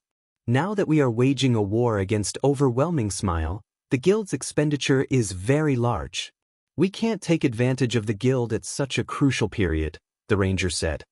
The others promptly nodded in agreement. Currently, Shifeng was searching for treasure chests in the Watch Cemetery while waiting for Space Movement's cooldown to end and news to appear in the guild channel. Space Movement had a 5-minute cooldown. As he did not wish to waste time during this period, he had started hunting for treasure. Shifeng could not be more familiar with the Watch Cemetery. He had visited this place many times in search of treasure in his previous life. Moreover, in the past, many treasure chest locations had been published on the official forums. Back then, as treasure chests that had already been found would not reappear at the same location, nobody actually cared about keeping these locations a secret. Instead, they actively publicized and showed off their discoveries. As a result, their actions would now benefit Shifeng. There were plenty of secrets in God's domain. In reality, Shi Feng had just taken a casual glance at these treasure chest locations back then. He had not paid any particular attention to them. Even if his memory was very good, he could only vaguely remember these locations now. After all, nobody knew that they would reincarnate into their past lives. However, due to the improvement of Shi Feng's brain activity, even his memory had received a huge boost. The things he could only vaguely remember before were now as clear as the sun at noon to him. Hence, his search for treasure chests became a very easy task. It was as if he was looking at a treasure map while treasure hunting. After just a brief search, Shi Feng had already discovered a bronze treasure chest, obtaining more than 3 silver coins and a level 25 mysterious iron weapon from it. The number of treasure chests in this area is too little while the number of players is too high. Many of the treasure chests should have already been discovered by someone else. It seems that I can only try my luck somewhere else, Shi Feng muttered as he collected the items inside the bronze treasure chest. Currently, level 25 mysterious iron weapons were still in high demand. He then took a look at the system map. As I recall, there should be plenty of high-quality treasure chests located in the inner regions of the Watch Cemetery. Following which, Shi Feng dashed directly towards the inner region of the Watch Cemetery. For a couple of hours, Shi Feng searched for treasure while killing any underworld guard parties that dared show themselves. During this period, Shi Feng had opened more than 30 treasure chests. Among them, 14 were bronze treasure chests, 16 were mysterious iron treasure chests, and 6 were secret silver treasure chests. He had also killed 11 underworld guard parties. Overall, he had gained a frightening harvest. Although these underworld guard parties did not have experts like 5th Ghost and 6th Ghost, they still contributed plenty of top-tier equipment to Shi Feng's harvest. After all, these underworld guards normally killed many players, so they had accumulated quite a lot of good stuff, both on their bodies and in their bags. Now, however, all these items belonged to Shi Feng. In other words, these underworld guards had just carried out free labor for Shi Feng. Just the number of top-tier equipment Shi Feng obtained exceeded 100 pieces, not to mention advanced equipment. Shi Feng's harvest had instantly made up for much of the losses Zero Wing suffered before. Inside the guild residence of Overwhelming Smile. 5th Ghost and 6th Ghost died. How is this possible? Feng Xuanyang's eyes widened in shock upon reading the report he just received. He could not at all accept this matter as real. 5th Ghost and 6th Ghost were Underworld's most formidable weapons. Now, not only had both of them lost all their equipment, but they could not even log back into the game right now. Just how was he supposed to report this incident to the higher-ups? This black flame is simply too vicious. Seated to the side, Youlan, who was garbed in a set of alluring purple robes that placed her exquisite figure on full display, knitted her brows tightly, a gloomy expression currently on her face. Contrary to expectations, Youlan was not particularly concerned about this piece of news. Compared to 5th Ghost's and 6th Ghost deaths, she was more concerned about the number of deaths in the underworld guard parties. Currently, statistics showed that more than 80 underworld guards had already died. As of this time, Underworld had sent over 200 underworld guards to Overwhelming Smile, and close to half had died. Practically all the underworld guard parties posted at the Watch Cemetery were dead by now. This loss was already well over the limit they could endure. Even if they emptied Overwhelming Smile's entire guild warehouse, they would not be able to make up for the loss in top-tier and advanced equipment. Aside from that, there was also the loss of levels, as well as the fact that all those killed by Shi Feng were unable to log back into God's domain for a long period of time. Just how did he manage such a feat? Youlan muttered in confusion. The underworld guard parties were clearly scattered far apart from each other, making it extremely difficult to catch them all. Yet, Shi Feng had only used a few short hours to wipe out nearly every underworld guard party within the Watch Cemetery. While Feng Xianyang and Youlan were feeling depressed, information regarding Shi Feng's feat spread like wildfire throughout White River City. Players who received this piece of news were thoroughly amazed. 1 hit per person. Feng had actually managed to suppress a powerful guild all by himself, slaughtering Overwhelming Smile to the point where it had no choice but to recall all its members from the treasured land known as the Watch Cemetery. This was simply too frightening. For a time, Zero Wing was once more the topic of conversation in the entire White River City.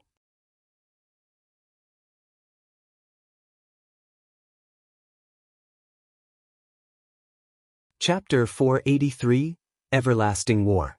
Although the fight in Watch Cemetery had not been on a large scale, it had dealt a massive blow to Overwhelming Smile. This was not a matter of winning or losing. Instead, it was because Overwhelming Smile had conceded. This one point proved that Overwhelming Smile was inferior to Zero Wing. In addition, Feng's stunning performance had calmed the rush to join Overwhelming Smile. Previously, they all had an optimistic view on Overwhelming Smile, believing that the guild was about to overtake the position of White River City's overlord. Now, however, the situation had taken a 180-degree turn. Needing only one hit per person, Feng had wiped out all of Overwhelming Smile's experts within the Watch Cemetery. Without that hindrance, Zero Wing's Tier 1 experts were able to display their strength as they swiftly wiped out the normal members from Overwhelming Smile, forcing the guild to pull back from the treasured land known as the Watch Cemetery. The Watch Cemetery was White River City's most resource-rich level 20 to 30 map. Losing it would undoubtedly be detrimental to Overwhelming Smile's future development. Although Overwhelming Smile was wealthy, that wealth would be meaningless if they could not convert it into leveling resources. The sky slowly darkened as the setting sun gradually disappeared past the horizon. After a day's struggle, many players had begun to return to the city to rest and celebrate their day's harvest. Bars, restaurants, clubs, and many such establishments were already crowded. At this moment, in the rooftop dining room of a high-class restaurant, two female players feasted on delicacies as they enjoyed the view of White River City. Many male players present snuck glances at these two women. Of the two female players, one was petite and lovely, while still sporting stunning curves. The other was even more beautiful. Her face was so pure that it put flowers to shame and outshone the moon. Her snow-white skin looked so delicate that it seemed as if it might break from the gentlest touch. Currently, although she wore a long, aqua-blue mage robe, trimmed in gold, the clothing failed to conceal her graceful body. These two were none other than Blue Bamboo and Thoughtful Rain, the pair that had originally planned to join Overwhelming Smile. Blue, what did I tell you? Look how quickly Zero Wing suppressed Overwhelming Smile, Thoughtful Rain said as she glanced at Blue Bamboo, the gentle smile in her ink-black eyes intensifying. Previously, due to her refusal to join Overwhelming Smile, Blue Bamboo had pestered her ceaselessly, giving her a huge headache. Only now that Zero Wing had forced Overwhelming Smile to submit did the girl finally relent. Overwhelming Smile is truly disappointing. To think that I thought so highly of it, it actually dared to let me down. I don't want to join Overwhelming Smile anymore either. Blue Bamboo pouted, disappointed. I already told you that Zero Wing is far superior to Overwhelming Smile. After all, it was the first guild to own a guild residence in White River City. Not only that, it claimed the best residence available in White River City. It also has plenty of experts. Currently, the various guilds in White River City barely have any Tier 1 experts in their guilds. Yet, I hear that Zero Wing already has over 50. Zero Wing has long since taken the lead. Furthermore, its guild leader, Black Flame, is a titled expert. Thoughtful Rain's thin lips shifted slightly as she explained, smiling tenderly. Since that's the case, why don't we join Zero Wing? Blue Bamboo could not help but have expectations. Zero Wing's exam is very strict. I might be able to pass it, but I'm afraid that you... Thoughtful Rain shook her head after evaluating Blue Bamboo. Humph, who says my techniques are bad? I've only recently begun playing virtual reality games. After some time, I'll be more amazing than even Black Flame. Besides, Blue Bamboo's ink-black eyes suddenly shone as she revealed a meaningful smile, saying, Rain, I know that you've encountered one of the higher-ups of Zero Wing before. His name was Yifeng, I think? He gave you a permanent pass to the library. All of my classmates turned green with envy when I told them about that item. Since he gave you such a precious pass, he should be able to admit us into the guild without any issues with his position. I am only acquaintances with him. Blue, stop overthinking things, Thoughtful Rain hurriedly explained. Besides, if he invites you into Zero Wing, and you perform badly, what then? Others will question his ability to manage the guild. Are you my best friend or his?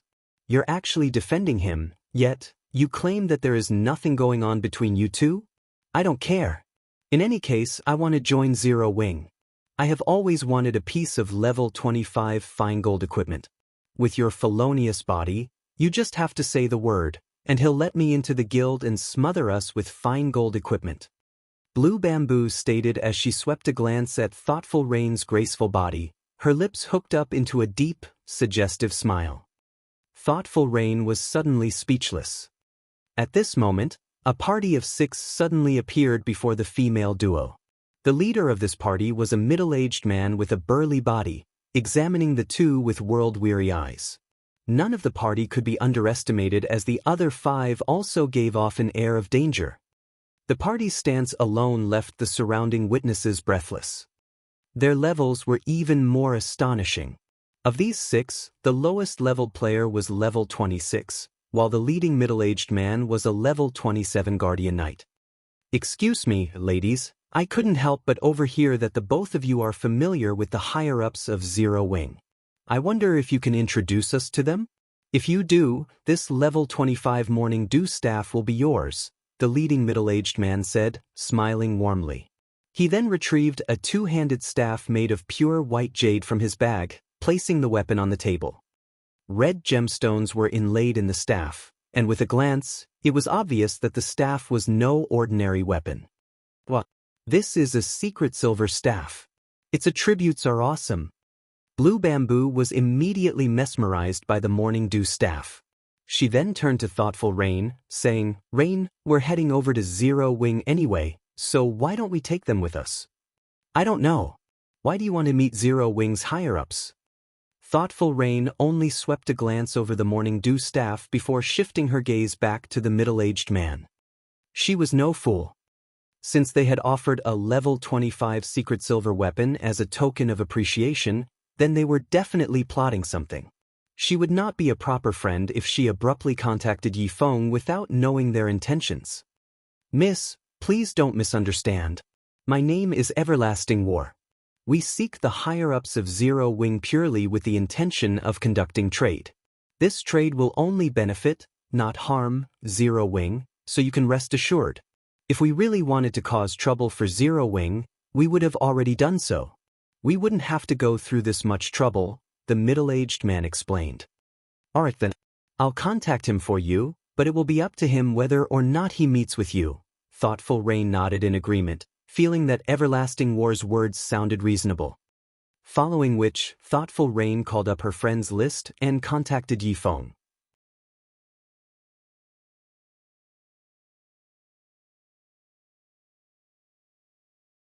Chapter 484 King.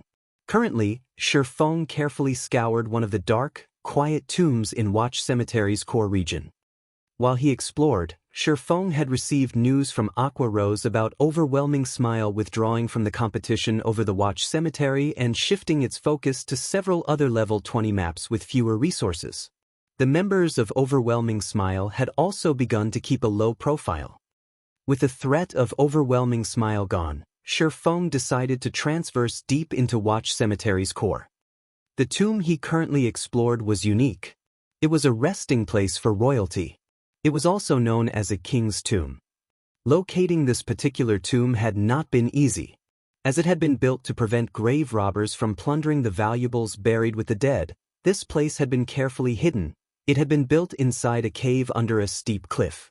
After its construction, the original path used to travel to this place had been destroyed. After several hundred years, vines had covered the cliff, making it even more difficult to notice the cave. In the past, a skilled assassin had accidentally discovered this location. Afterward, that assassin had led a powerful team to the king's tomb and successfully plundered the treasure inside. After claiming the treasure, he sold the item for over 1,000 gold, earning everyone's envy. Even so, in the god's domain of that time, the assassin had still taken a loss when he sold the item. Why had it been a loss? Although the item was utterly worthless to an independent player, to guilds, it was priceless. Various large guilds would willingly spend 2,000 or 3,000 gold, much less 1,000. The treasure the assassin had found was a guild residence promotion order. All guild residences started out as a 1-star residence when established. If a guild wished to upgrade it to a 2-star residence, they needed to meet 2 requirements. First, a guild needed a sufficient amount of guild popularity. The second thing they needed was a 2-star guild residence promotion order. If a guild residence reached 2-star status, the guild could establish certain facilities that were unavailable to a 1-star residence. More importantly, a guild residence's private rooms would change. Guilds could only establish 1-star private rooms in a 1-star residence, whereas 2-star private rooms could be established in a 2-star residence. By resting for 24 hours in a 1-star private room, players could store up to 20% of the double EXP buff. In a 2-star private room, however, players could store up to 25% after 24 hours. In addition, a guild could establish a smithy inside a 2-star residence, allowing members to have their weapons and equipment repaired. Moreover, the repair fees as the guild's smithy were 10% cheaper than elsewhere. Repair fees were always expensive. Although there was only a 10% difference, players could still save a significant amount of money. Currently, Zero Wing's popularity had exceeded 5,000 points. It had met that requirement for the upgrade. Hence, now was the perfect time for Shi Feng to collect the promotion order. Danger awaited any player inside the king's tomb as traps had been built throughout the crypt. Unfortunately, none of these traps proved to be useful against Shi Feng. He destroyed every trap he encountered with a single slash. This should be it, Shi Feng muttered as he entered a majestic stone room, focusing on the tightly sealed white jade sarcophagus lined with gold that occupied the center of the room. Wetting his lips, he advanced towards the sarcophagus. When Shi Feng was only 20 yards away, the sarcophagus suddenly opened. Black smoke slithered out of the sarcophagus. Soon, the black smoke coalesced into a youth in golden armor.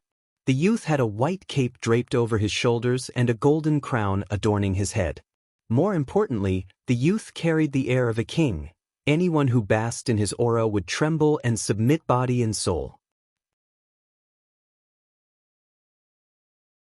However, this youth's body was currently in a half-transparent, ethereal state. He was not a physical entity, but a ghost. To be precise, this youth was the ghost of a king.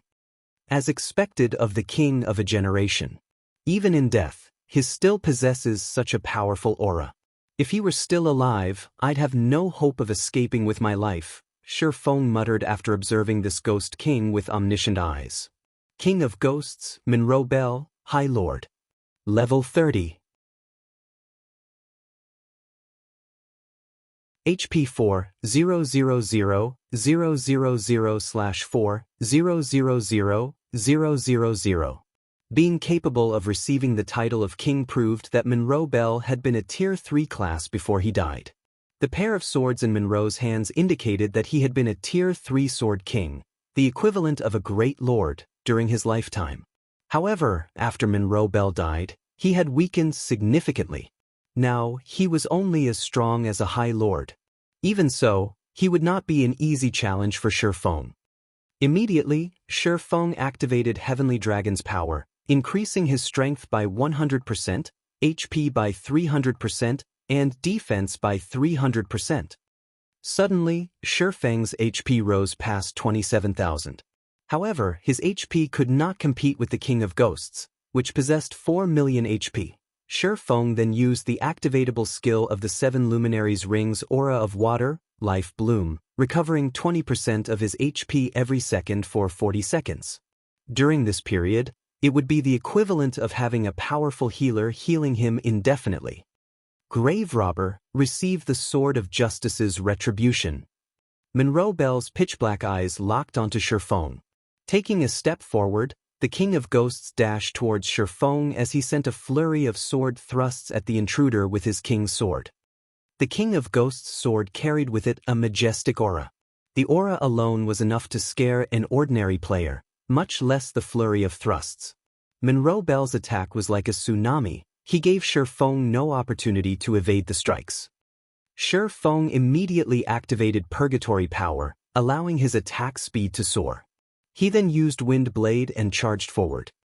Facing the countless oncoming sword thrusts, Shifeng chose to face brutality with grace, and rather than confronting the attack head-on, he deflected the strikes to the side.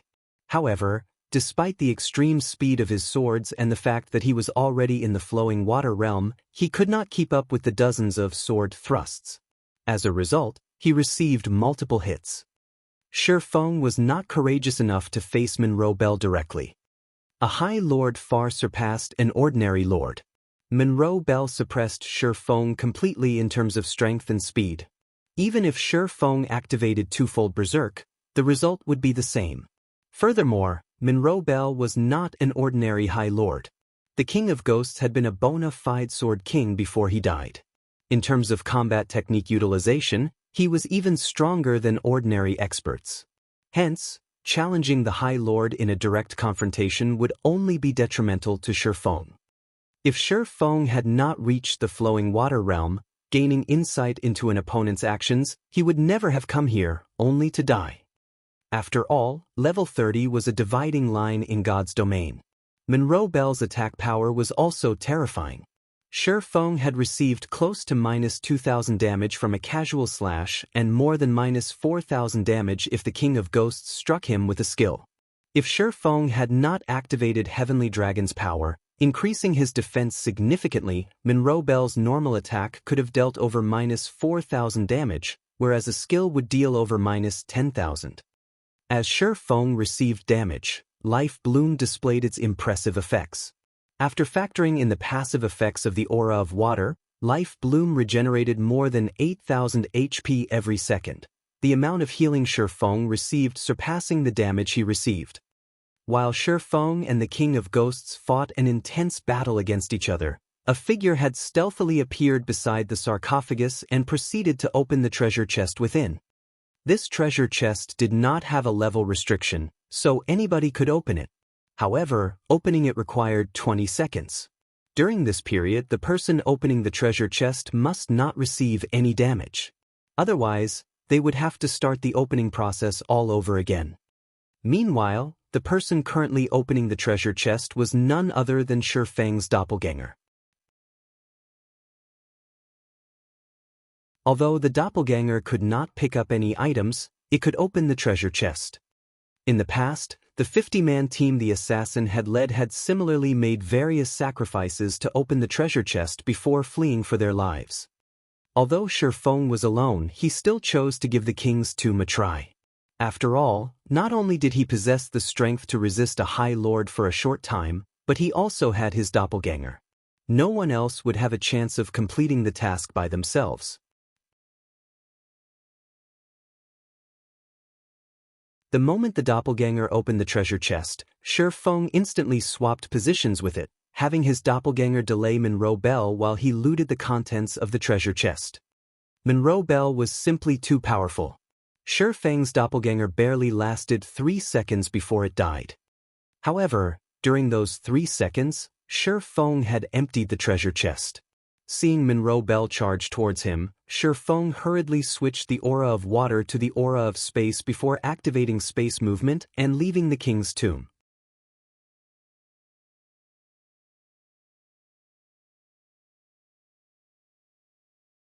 Chapter 485, Number 1 Guild. Near one of the mass graves in Watch Cemetery's outer region, a tear in space suddenly appeared in midair. In the next moment, Shifeng emerged. I finally escaped. Even after Shifeng landed, he could still hear the King of Ghosts' angry roars. However, the tear in space had already closed. Even if Monroe Bell recovered his strength as a Tier 3 Sword King, he could not reach Shifeng now. Now that I have the promotion order, it should be about time to make a trip back to White River City. Shifeng's lips curled up slightly when he saw the glittering silver token in his bag. Originally, he had only intended to retrieve this guild residence promotion order after he reached level 30. However, he had not expected to set foot in the flowing water realm. Even though he was only level 26, he was already capable of delaying Monroe Bell. Other than the promotion order, Shifeng had obtained 3 items from the king's tomb. Of these 3 items, one was a fiery red two-handed staff, one was an azure two-handed greatsword, and the last was a silver stone tablet. Appraising these items with omniscient eyes, Shifeng discovered that both the two-handed staff and two-handed sword were actually level 30 dark gold weapons. However, the silver tablet surprised Shifeng far more than the 2 weapons. Shifeng was very familiar with this silver tablet. Secret sword technique. The pattern engraved on this tablet is too vague and incomplete, and no information can be deciphered. However, some kind of divine power hides within this pattern. If one gathers all of the stone tablets, this vague and incomplete pattern can be restored. Current tablet count, 1/6. The tablet for the secret sword technique. Shifeng had accidentally obtained a part of it while he had completed the Blade Saint's legacy trial. Back then, he had suspected that the silver tablet was something extraordinary, so he had stored it in his warehouse. He never expected to obtain another piece so soon. Just what is this secret sword technique? Despite examining the tablet, Shifeng could not find any differences between the tablet he had just obtained and the one he had found in the Origin Sword domain. The 2 pieces looked identical. Shifeng even suspected that the piece he stored inside his warehouse had somehow grown legs and run to the king's tomb by itself. Forget it. Let's head back for now. Following which, Shifeng retrieved a return scroll. However, just as he was about to start channeling, suddenly, Shifeng's communicator rang. Thoughtful Rain, a girl he had only met once before, was contacting him. Is she looking to buy equipment? Shifeng looked at Thoughtful Rain's name, feeling slightly surprised. Previously, when he had met Thoughtful Rain at White River City's library, the latter had expressed her interest in purchasing weapons and equipment from him. Shifeng felt a sense of familiarity from Thoughtful Rain. Now that his brain activity had increased, he could recall even the smallest fragment of the past. Yet, even after his memories had refreshed, he still could not recall the girl. He only felt that she was familiar, but he did not know why. Miss Rain, since you have contacted me, are you interested in purchasing some equipment? Shifeng asked pleasantly, smiling. I'd like to, but today, I'm contacting you because I have found a big business opportunity for you, Thoughtful Rain said, smiling sweetly. A group of people just happened to overhear me when I spoke about our acquaintance. In the end, these people asked me to contact you for them. They hope to meet with you now. Do you have the time? Who are these people? Shifeng asked. He says his name is Everlasting War. He's a level 27 Guardian Knight, and his companions are all level 26. From the looks of it, they seem quite powerful, and they have excellent equipment. I'm assuming that someone with significant financial power backs them, Thoughtful Rain said. All right, then let's meet at Zero Wings Guild residence. Shifeng nodded before disconnecting the call. He then activated the return scroll. Shifeng had heard of Everlasting War before. That person had been a famous character in God's domain, having the title of Everlasting War God. He was also an Apex expert, and his fame was not the slightest bit inferior to Summer Sunshine's. In a direct confrontation, even Summer Sunshine would not be a match for Everlasting War. 20 seconds later, Shifeng transformed into a streak of white light as he teleported back to White River City. The sky gradually darkened. A large number of players had returned to the city, and people crowded the streets. Passing through the lively streets, Shifeng soon arrived at the bank. He then stored all of the top-tier and advanced equipment he had obtained in the guild's warehouse. He also placed the level 30 Dark Gold Staff, the Roaring Blaze Staff, and the level 30 Dark Gold Greatsword, the Azure Heart, on full display in the guild's warehouse. For a time, the members of Zero Wing went into an uproar. The war between Zero Wing and Overwhelming Smile had significantly depleted the stock of equipment inside the guild's warehouse. Now, however, over 1,000 pieces of equipment had suddenly appeared. Aside from the large amount of advanced equipment, the stock of top-tier equipment had already exceeded 100 pieces. Beyond that, there were actually level 30 dark gold weapons inside the guild's warehouse. Currently, the players of various large guilds still struggled to obtain level 25 equipment. Bronze equipment was a challenge to obtain, much less mysterious iron. On the other hand, their guild had level 30 weapons. They were dark gold weapons to boot. They were definitely the best weapons in all of God's domain right now. However, shortly after everyone in the guild started spreading the news, Feng had arrived at the Adventurers Association. He handed over the guild residence promotion order, officially promoting Zero Wing's residence to a 2-star residence. Starmoon Kingdom System Announcement. Congratulations to Zero Wing for becoming the first guild in Starmoon Kingdom to own a 2-star guild residence. Rewarding 30,000 guild popularity, 500 gold coins to the guild, and 1 guild smithy promotion order. White River City System Announcement. Congratulations to Zero Wing for becoming the first guild in White River City to own a 2-star guild residence. Rewarding 10,000 guild popularity and 200 gold coins. The system announcement repeated 3 times, and every player in White River City heard it loud and clear. Damn, what is this crap? Our guild hasn't even obtained a guild residence, yet, already, Zero Wing has a 2-star guild residence? What's this 2-star residence thingy? Lots and lots of money. Suddenly, Starmoon Kingdom's official forums exploded with activity. Everyone discussed Zero Wing, and the various large guilds had also begun asking around about the benefits of a 2-star guild residence. Also, what was a guild smithy promotion order? However, the activity on Starmoon Kingdom's forums paled in comparison to White River City's. Zero Wing is simply too amazing. Overwhelming Smile has only managed to establish its guild residence after much difficulty, yet, Zero Wing has already obtained a 2-star guild residence. I've just received news that Zero Wing's warehouse has received an influx of top-tier equipment. There are even level 30 dark gold weapons in there. Now, Zero Wing's guild residence has been promoted to 2 stars. Zero Wing is simply overpowered. It seems that Zero Wing is still the true overlord of White River City. Although Overwhelming Smile is rich, it still cannot compete with Zero Wing. Now, even Overwhelming Smile's financial power in the game is no match for Zero Wing.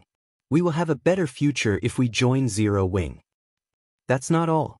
I've just made some inquiries and found out that guilds can establish a guild smithy inside a 2-star guild residence. The repair fees there are 10% cheaper than elsewhere. Meanwhile, that guild smithy promotion order can be used to promote a 1-star guild smithy into a 2-star guild smithy. The repair fees of a 2-star are even lower, 15% cheaper. You can save so much on repair fees alone. Other guilds have no chance against Zero Wing. All hail Zero Wing. I want to join Zero Wing. For a time, Zero Wing became the #1 guild in the hearts of White River City's players of White River City. Suddenly, White River City went into a frenzy as players tried to join Zero Wing.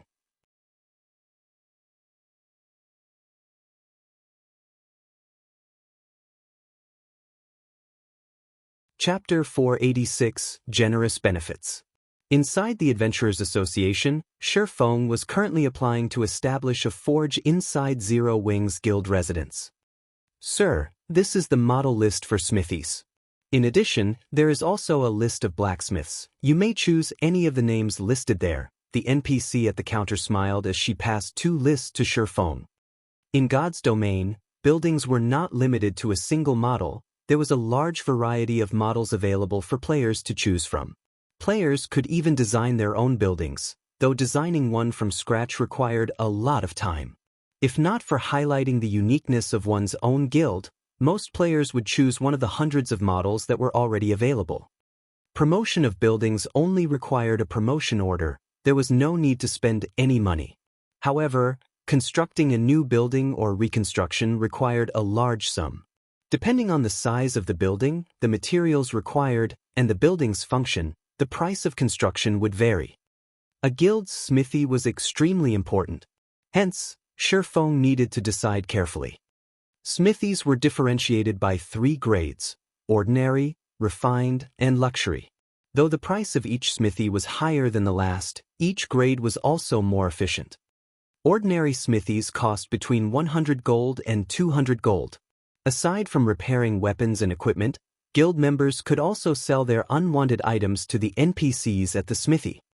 Refined smithies cost between 300 gold to 500 gold. Aside from having all the functions of an ordinary smithy, refined smithies had a more refined and luxurious appearance. Refined smithies also had a weapon maintenance function. If a player left their weapon in the smithy's care, its durability consumption rate would drastically reduce for a period.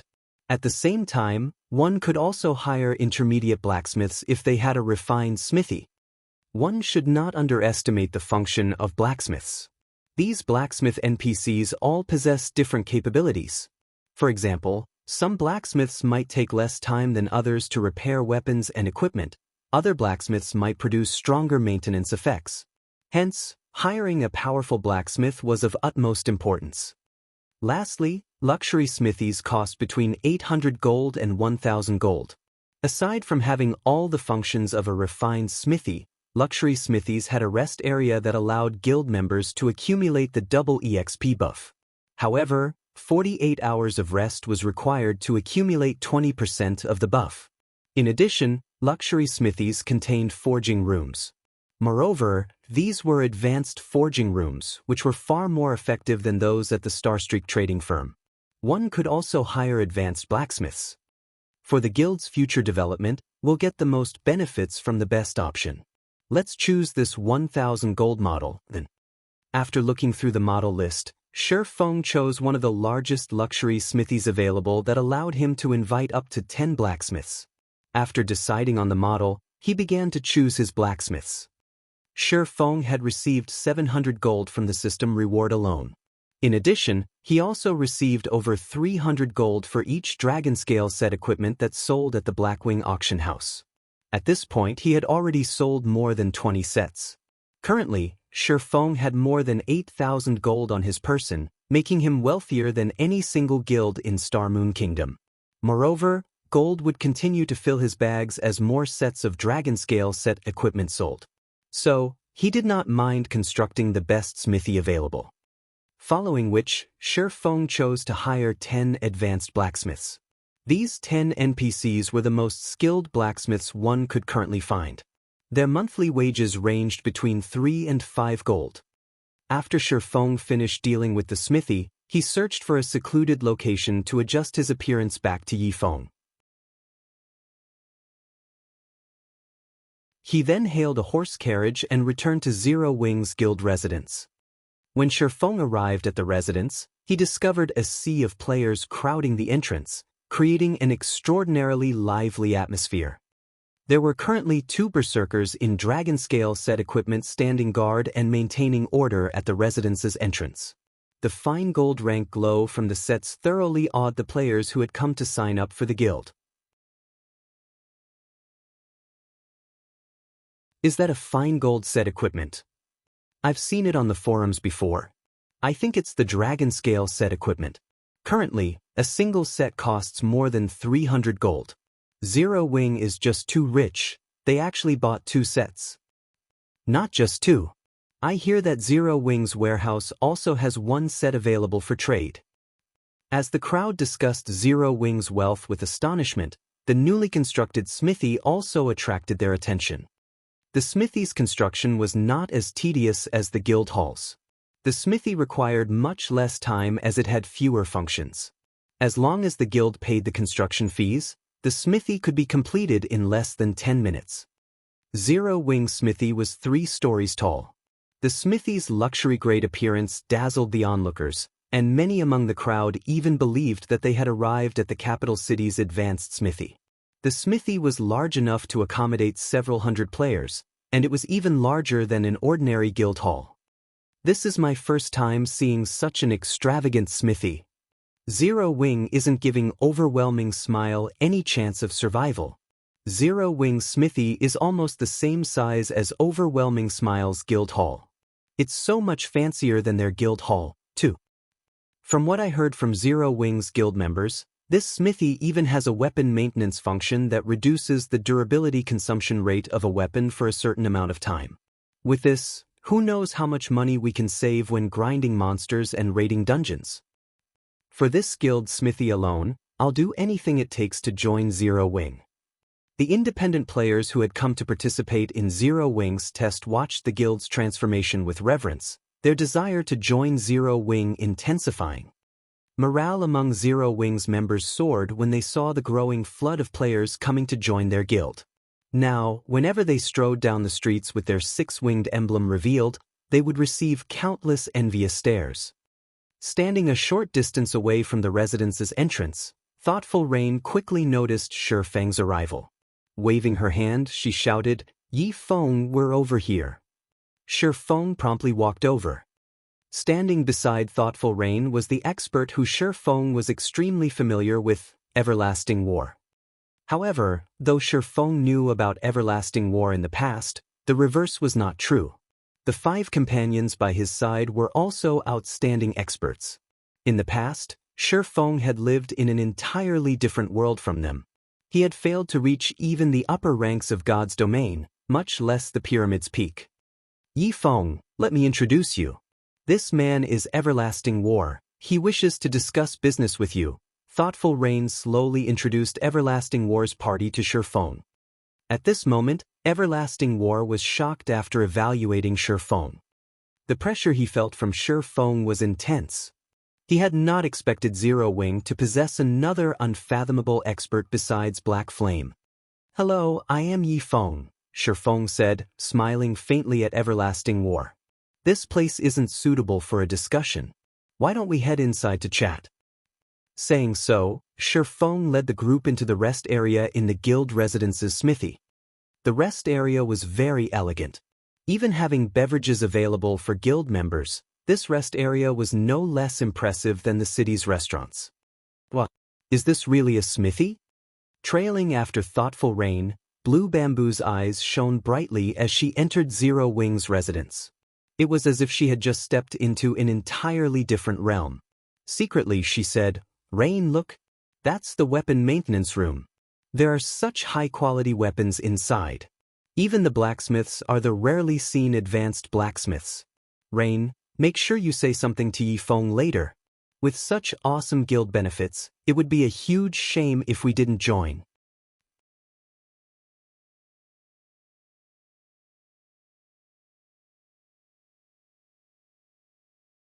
Chapter 487, Dark Arena. Thoughtful Rain glanced at Blue Bamboo's pleading look before examining her elegant surroundings. Indeed, no other guild could compete with Zero Wing, so it would not be a bad choice for them to join this guild. "I only met Yi Feng by chance. Our relationship isn't what you imagine. I can only try my best, don't expect too much," Thoughtful Rain replied softly through their private chat. Blue Bamboo nodded vigorously. Compared to Blue Bamboo's fascination, Everlasting War and his companions only considered Zero Wing's benefits and environment decent. However, compared to a small, unknown guild, the sudden emergence of a great expert like Shifeng was what truly shocked them. Carefully observing his surroundings, Everlasting War suddenly realized that Zero Wing's members were actually quite powerful. They were much stronger than the members of other guilds. As the rumors had said, Zero Wing was the true overlord of White River City. A moment later, Shifeng had led the group to one of the small rooms located in the rest area. The environment inside the room was excellent, and the pleasant aroma filling the air soothed everyone's tense spirits. Shifeng had to admit that the luxury version of the smithy was worthy of the price. He had not spent 1,000 gold for nothing. "What would you like to talk about?" Shifeng asked casually as he looked at Everlasting War. "Originally, I had hoped to ask Brother Yi Feng to introduce us to your guild leader, Black Flame. However, Seeing as Brother Yifeng possesses such strength and is one of the upper managers of Zero Wing, discussing this matter with you should have the same effect, Everlasting War said leisurely. Truth be told, we are not players from Star Moon Kingdom. Rather, we are from the Beast Empire, the 8th strongest country in God's domain. As you can see, although we are independent players, our weapons and equipment are not the possessions of ordinary independent players. Indeed, the majority of your party's equipment consists of level 25 fine gold equipment. The level 25 shield and weapon in your hands are even dark gold rank, something extremely rare throughout God's domain. There are not many guilds in Star Moon Kingdom capable of obtaining those items. Shi Feng nodded in agreement. He could not help but admit that there was a massive difference regarding resources between the empires and kingdoms of God's domain, not to mention the difference between Star Moon Kingdom and the current 8th strongest country in God's domain, the Beast Empire. Their weapons and equipment are all level 25 fine gold and dark gold rank? How is this possible? Blue Bamboo looked at Everlasting War's party, her eyes widening with surprise. Blue Bamboo knew that Everlasting War was very powerful. She could tell that just by looking at his level. All this time, however, Blue Bamboo had thought that the fine gold and dark gold rank glow effect surrounding Everlasting War's body originated from level 20 weapons and equipment. She never considered that he had level 25 weapons and equipment. Level 25 fine gold equipment was a luxury to any guild, much less dark gold rank. By the side, Thoughtful Rain was also shocked. Only now did she understand why this party did not mind giving them a level 25 secret silver staff. It turned out that these players were all using level 25 fine gold and dark gold ranked weapons and equipment. Is this the gap between a kingdom and empire? Thoughtful Rain was greatly confused. Upon seeing the shock on Blue Bamboo's and Thoughtful Rain's faces, Everlasting War's companions felt proud even though they had long since gotten used to the shocked expressions of White River City's players. You're mistaken. Although there is indeed a gap, it is not as large as you imagine. Moreover, they are no ordinary independent players. Someone has sponsored them, Shi Feng explained. In God's domain, both players in kingdoms and in empires face similar difficulties when leveling up. However, since empires mirrored the major cities in the real world, claiming the players who lived in said cities upon character creation, empires had far more players within their borders. As a result of the astounding player population of an empire, the competition in an empire was far more intense than in a kingdom. The intense competition, in turn, gave birth to greater motivation, which resulted in empire players improving their techniques faster. Naturally, the levels and equipment of empire players were slightly better than kingdom players. As for Everlasting War's party, even in empires, they were far above ordinary players. So, how could the ordinary players of White River City possibly hope to compete with them? Shi Feng's declaration stunned Everlasting War's companions, shock coloring their expressions as they stared at Shi Feng's calm smile. Shi Feng's words were not incorrect in the least.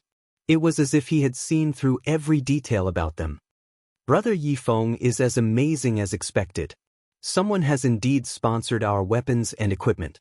This is also why we have come in search of guild leader Black Flame. Everlasting War did not deny Shi Feng's statement. Slowly, he said, you might not know this, but a few days after God's domain launched, the various major corporations around the world began to invest in the game. In order to prevent an overly intense struggle, these corporations began hidden competitions with each other.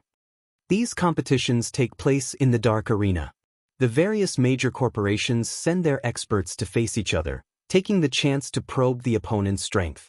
The victors earn large amounts of gold, credits, rare materials, and other benefits that you cannot even begin to imagine. I have come here today with the purpose of inviting guild leader Black Flame to join our battle team. If our battle team wins, it will benefit a guild such as Zero Wing that lacks funding.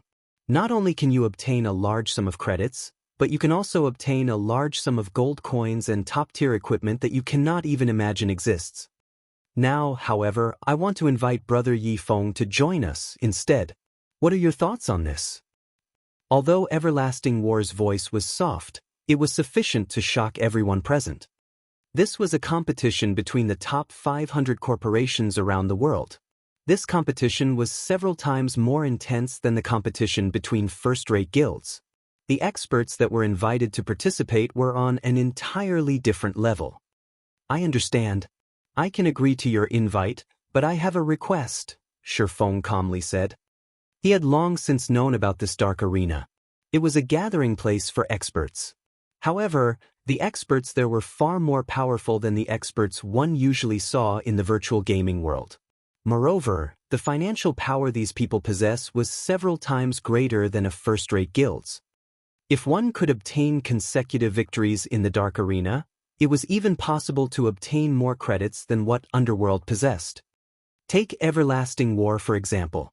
Originally, he had not been a professional virtual reality gamer. Before God's Domain came into existence, he had been a top-class professional bodyguard tasked with protecting world-class characters. He had undergone both specialized mental and physical training. Ordinary people could never hope to be a match for him. Only, the price the Dark Arena had offered was very high. It was enough to tempt even Everlasting War to play God's Domain. In the end, Everlasting War had become the Everlasting War God of the Dark Arena, one of the apex existences of God's Domain.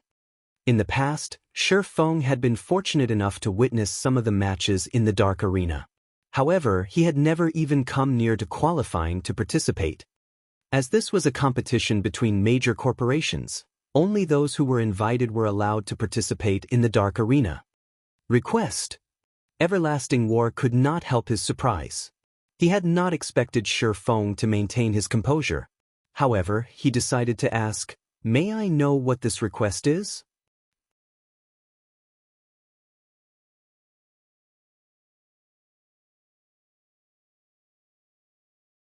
Chapter 488, Young Genius. Although Everlasting War had already spoken, his companions had frowned in response to Shi Feng's reply. They had never expected that Shi Feng would try to negotiate. Countless people yearned to join a competition of such level. Yet, even many of the experts on the God's Domain experts list had been rejected. They were already stooping pretty low by willingly inviting an unknown expert such as Shi Feng. Even world-renowned players fought to join the Dark Arena.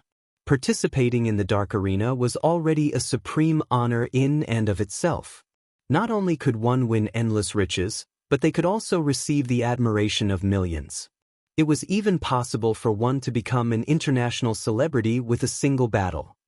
Not even the ruler of Star Moon Kingdom was a match for the Dark Arena's participants in terms of status. After all, that was a stage at the international level. Thoughtful Rain and Blue Bamboo's little jaws hung in shock, their eyes filled with disbelief as they watched Shi Feng. The competition between guilds in God's Domain was intense. Almost every guild was supported by many corporations. However, not even the backer of a first-rate guild could compare with international corporations. It was merely an ant in the eyes of such giants. Although the virtual gaming industry's total value rose with each passing year, it was still significantly inferior to other top industries. If a guild could obtain the financial support from such a corporation, they could instantly become a super guild, surpassing any first-rate guild in God's Domain. With such a good opportunity at hand, Shi Feng actually had a condition. However, Shi Feng did not care about what others thought about him. Taking a sip of tea, he returned his gaze to Everlasting War, saying slowly, "My request is very simple. I hear that each battle team participating in the Dark Arena consists of 10 members. Seeing as you only have 6 members at the moment, I wish to invite 3 of my people to join. That way, we will have a full battle team. What do you think?" You must be insane. Just inviting you is already leader's limit, yet, you still want to invite 3 others to join the team? Who do you think started this battle team? A youth in black armor shot up from his seat in anger. The other members of Everlasting War's party were also clearly angry. Everlasting War, on the other hand, watched Shi Feng seriously. The member limit for each battle team had only been recently confirmed, so only an extremely small group of people know this information. How did Shi Feng, an upper manager of a small guild, find out about this? Suddenly, Everlasting War realized that the young man before him was shrouded in mystery. The only goal of the corporation sponsoring your battle team is to secure victory. Naturally, the stronger the chosen team members are, the better. I can guarantee that the players I want to include are all very formidable, Shi Feng explained. Although Shi Feng had not personally participated in the Dark Arena, he had a certain understanding of it. After all, it was the future battlefield for the apex experts of God's domain. He had learned plenty of techniques from the matches held in the Dark Arena.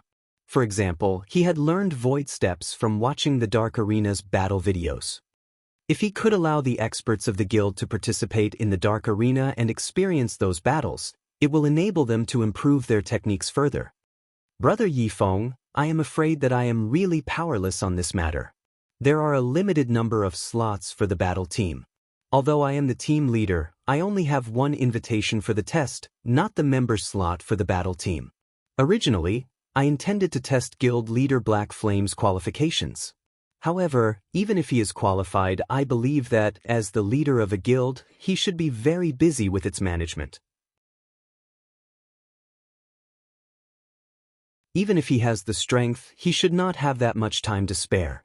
That's why I wanted to invite Brother Yifeng, Everlasting War said, smiling bitterly. The competition between these international corporations was extremely intense.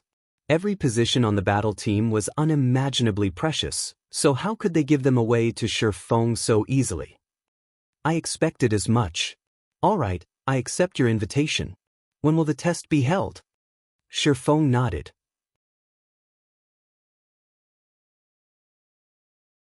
He knew how valuable the slot was. The invitation alone had already greatly surprised him. However, he still wanted to know how much power Everlasting War, this battle team's leader, wielded. If he could obtain another slot, he would have truly profited. The unified testing time has yet to be determined. Let's add each other as friends for now. Once those in charge have decided on a time, I will contact Brother Yifeng immediately. Everlasting War promptly sent a friend request to the swordsman before him. After Shi Feng added Everlasting War as a friend, they chatted about matters relating to the Dark Arena. Seated by the side, Blue Bamboo was utterly stunned by the two's conversation. She had never imagined that Zero Wing was so amazing. It had actually received an invitation from an international corporation. If the guild received support from such a corporation, its potential would be unimaginable. Blue Bamboo's decision to join Zero Wing solidified. After both sides chatted for another half an hour or so, Everlasting War's group departed. Big Brother Everlasting, there are countless experts in God's domain. Aside from Black Flame, how could you invite Yifeng so casually? What if he fails to pass the test when the time comes? It won't look good to our superiors. Why don't we head over to Star Moon City and take a look? There might be some other amazing experts there, a beautiful female elementalist wearing crimson robes suggested. I know. Our superiors gave me an invitation slot precisely because they wish to test my judgment and to see whether or not I am suited to lead this team. They will definitely replace me if I fail. Knowing this, I won't act recklessly. However, this Yifeng is indeed amazing. Based on his appearance, I'm guessing he is only around 20 years old. Yet, when he moves, not a single action reveals a weak point. There were not even any excess actions in his movement. I have already been in the refinement realm for close to 27 years already, so I can tell that he has clearly already set foot into the refinement realm. Moreover, his progression into the realm is also not shallow. This Yifeng is simply unbelievable. He is truly a young genius. As for Black Flame, I have already watched his battle videos. Although Black Flame is indeed amazing, his performance shows that he has only taken half a step into the refinement realm. He only displays such overwhelming might due to his equipment and skills. With the power backing me, I can easily obtain things such as top-tier equipment. Otherwise, I would not have chosen Yifeng. Refinement realm experts are as rare as phoenix feathers in God's domain. We are already very lucky to have encountered one. Even if we went to Star Moon City, it is unlikely that we will find another such expert. Alright, let's return to leveling up for now. His teammates could not help their surprise after listening to Everlasting War's reasoning. They had not realized that Everlasting War had such a high opinion of Shifeng. However, they also had to admit the scarcity of Refinement Realm experts. Even the 5 of them had only taken half a step into that realm. After Everlasting War and his party left, Shifeng turned to thoughtful Rain, thanking her. I am truly grateful for Miss Rain's help today. If not for your introduction, I would not have such a fortuitous opportunity. If Miss Rain wishes to purchase equipment for yourself, I can offer a 50% discount. Really? Thoughtful Rain knew how expensive top-tier equipment was on the market. Moreover, top-tier equipment was not necessarily available. If she could purchase top-tier equipment at a 50% discount, she could save tens of thousands of credits with each item. She could save over 1,000,000 credits if she bought an entire set. In addition, the equipment available on the market was nowhere near as good as Zero Wing's equipment. Of course, Shifeng laughed. Great. I want to buy a set, then. Also, my best friend here, Blue Bamboo, has always been very interested in joining Zero Wing. However, as she has only recently started playing virtual reality games, she's not very strong. Can you perhaps allow her to join? Thoughtful Rain asked meekly. I'm afraid I really cannot help you with that. Not even an upper manager like myself is allowed to bend the guild's rules, Shifeng said, shaking his head. However, I can allow your friend to join and train herself with our guild's elite parties, having her learn the combat techniques of God's domain. Once she's sufficiently strong, she can then become an official member of Zero Wing. What do you think? I'll do it. I'll go. Originally, Blue Bamboo had been extremely disappointed when she heard Shifeng's initial refusal. However, being able to improve herself with the elites of Zero Wing was not a bad alternative.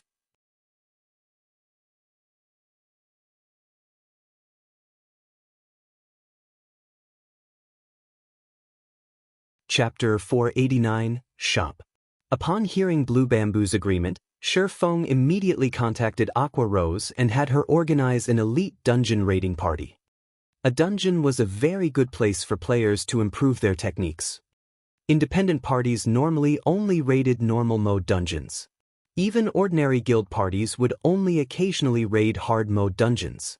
As for elite parties, they raided hard mode dungeons slightly more often. Zero Wing's elite parties, however, were different.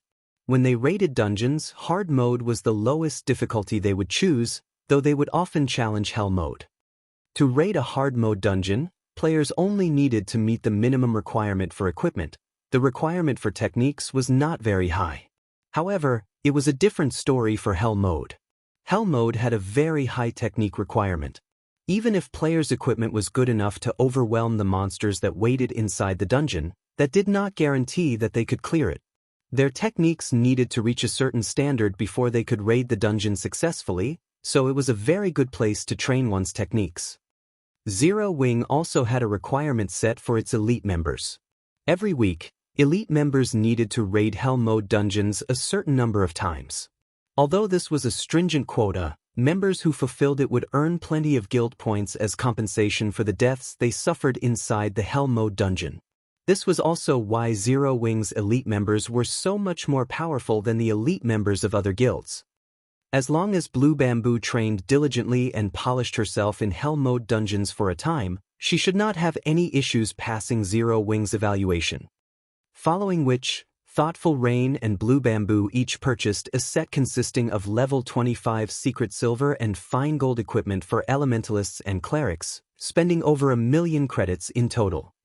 Despite such a large expenditure, however, both girls were extremely satisfied with their purchases. They even felt that they had profited significantly. They knew very well that, should they purchase level 25 top-tier equipment from the virtual trade center, they would have to spend over 2,000,000 credits at the very minimum. Moreover, there was no guarantee that the equipment would be available. After all, every guild was in dire need of top-tier equipment. Naturally, they would not sell such equipment easily. After Shi Feng finished dealing with these matters, he immediately departed from the residence and headed towards the Starstreak trading firm. Rain, you're the best. I can't believe you actually know someone like Big Brother Yi Feng. Previously, one of my classmates boasted in front of me about how her boyfriend wore several pieces of level 25 fine gold equipment. If she finds out that I now have several pieces of level 25 fine gold equipment, she will definitely turn green with envy. Blue Bamboo laughed as she fiddled with the fine gold equipment in her hands. Honestly though, Big Brother Yi Feng really treats you nicely. On the way here, I've researched the forums and found out plenty about Zero Wing's elite members. These elite members normally raid Hell Mode dungeons, and they never offer to carry anyone, not even their own ordinary members. I've always wondered what it feels like to clear a Hell Mode dungeon. Now that Big Brother Yi Feng has arranged for us to accompany Zero Wing's elite parties to improve our strengths, it won't be long before we become experts, too. Seeing as how Big Brother Yi Feng is such a young and handsome man, do you think he has a girlfriend? If he doesn't, Rain, this could be a good opportunity for you. Even an international corporation is trying to recruit him to their battle team. Once he becomes famous, who knows how many people will be gunning for him?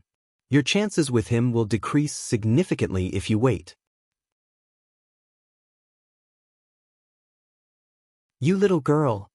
Thoughtful Rain blushed slightly. Snapping, she said, I'm going to ignore you now. Seeing that Thoughtful Rain had turned around and was about to leave, Blue Bamboo hurriedly pulled her friend back, panicking, no. White River City, Starstreak Trading Firm. Smile, how many strengthened armor kits have you guys produced? Shi Feng asked. Guild leader, the three of us have forged over 10,000 pieces. Are we going to put them up for sale now? Melancholic Smile asked.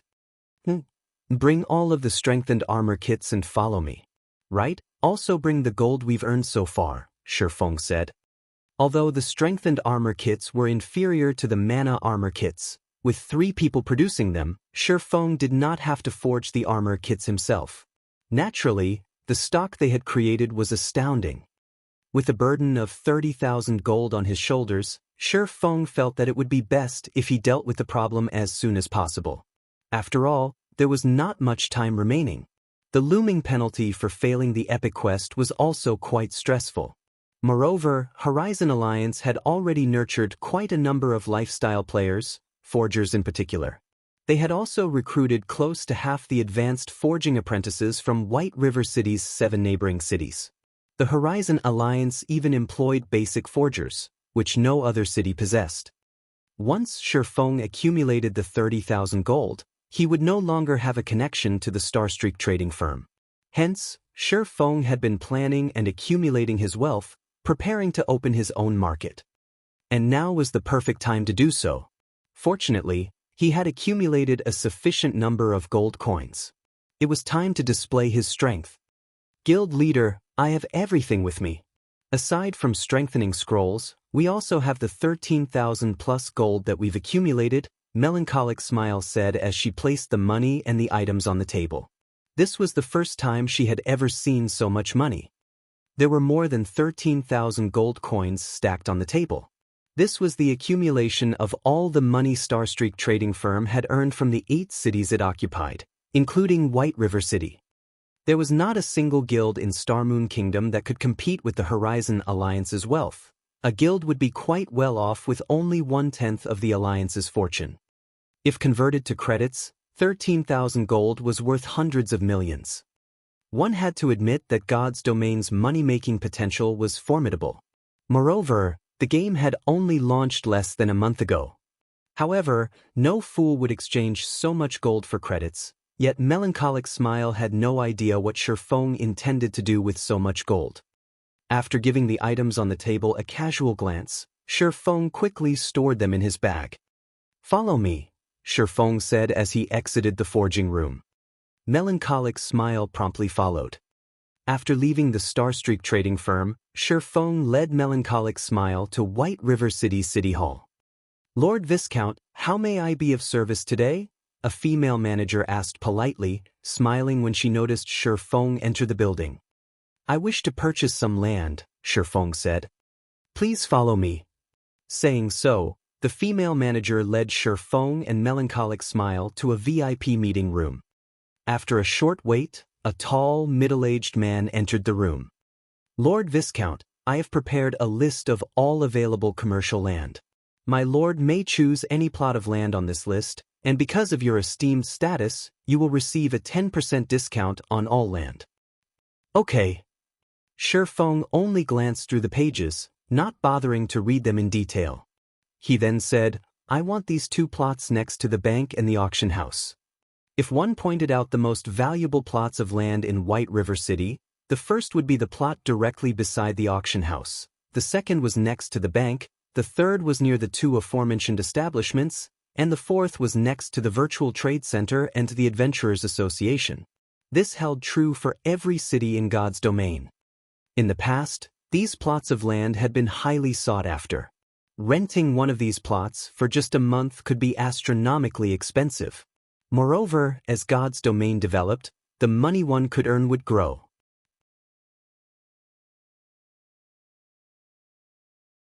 Naturally, it also cost a significant sum to purchase these plots of land. Moreover, one must also possess certain status if they wanted to purchase land. Money alone was not enough. As a viscount, Shi Feng could only purchase a limited number of plots. Thus, he chose only one plot per location to begin his shop's operation.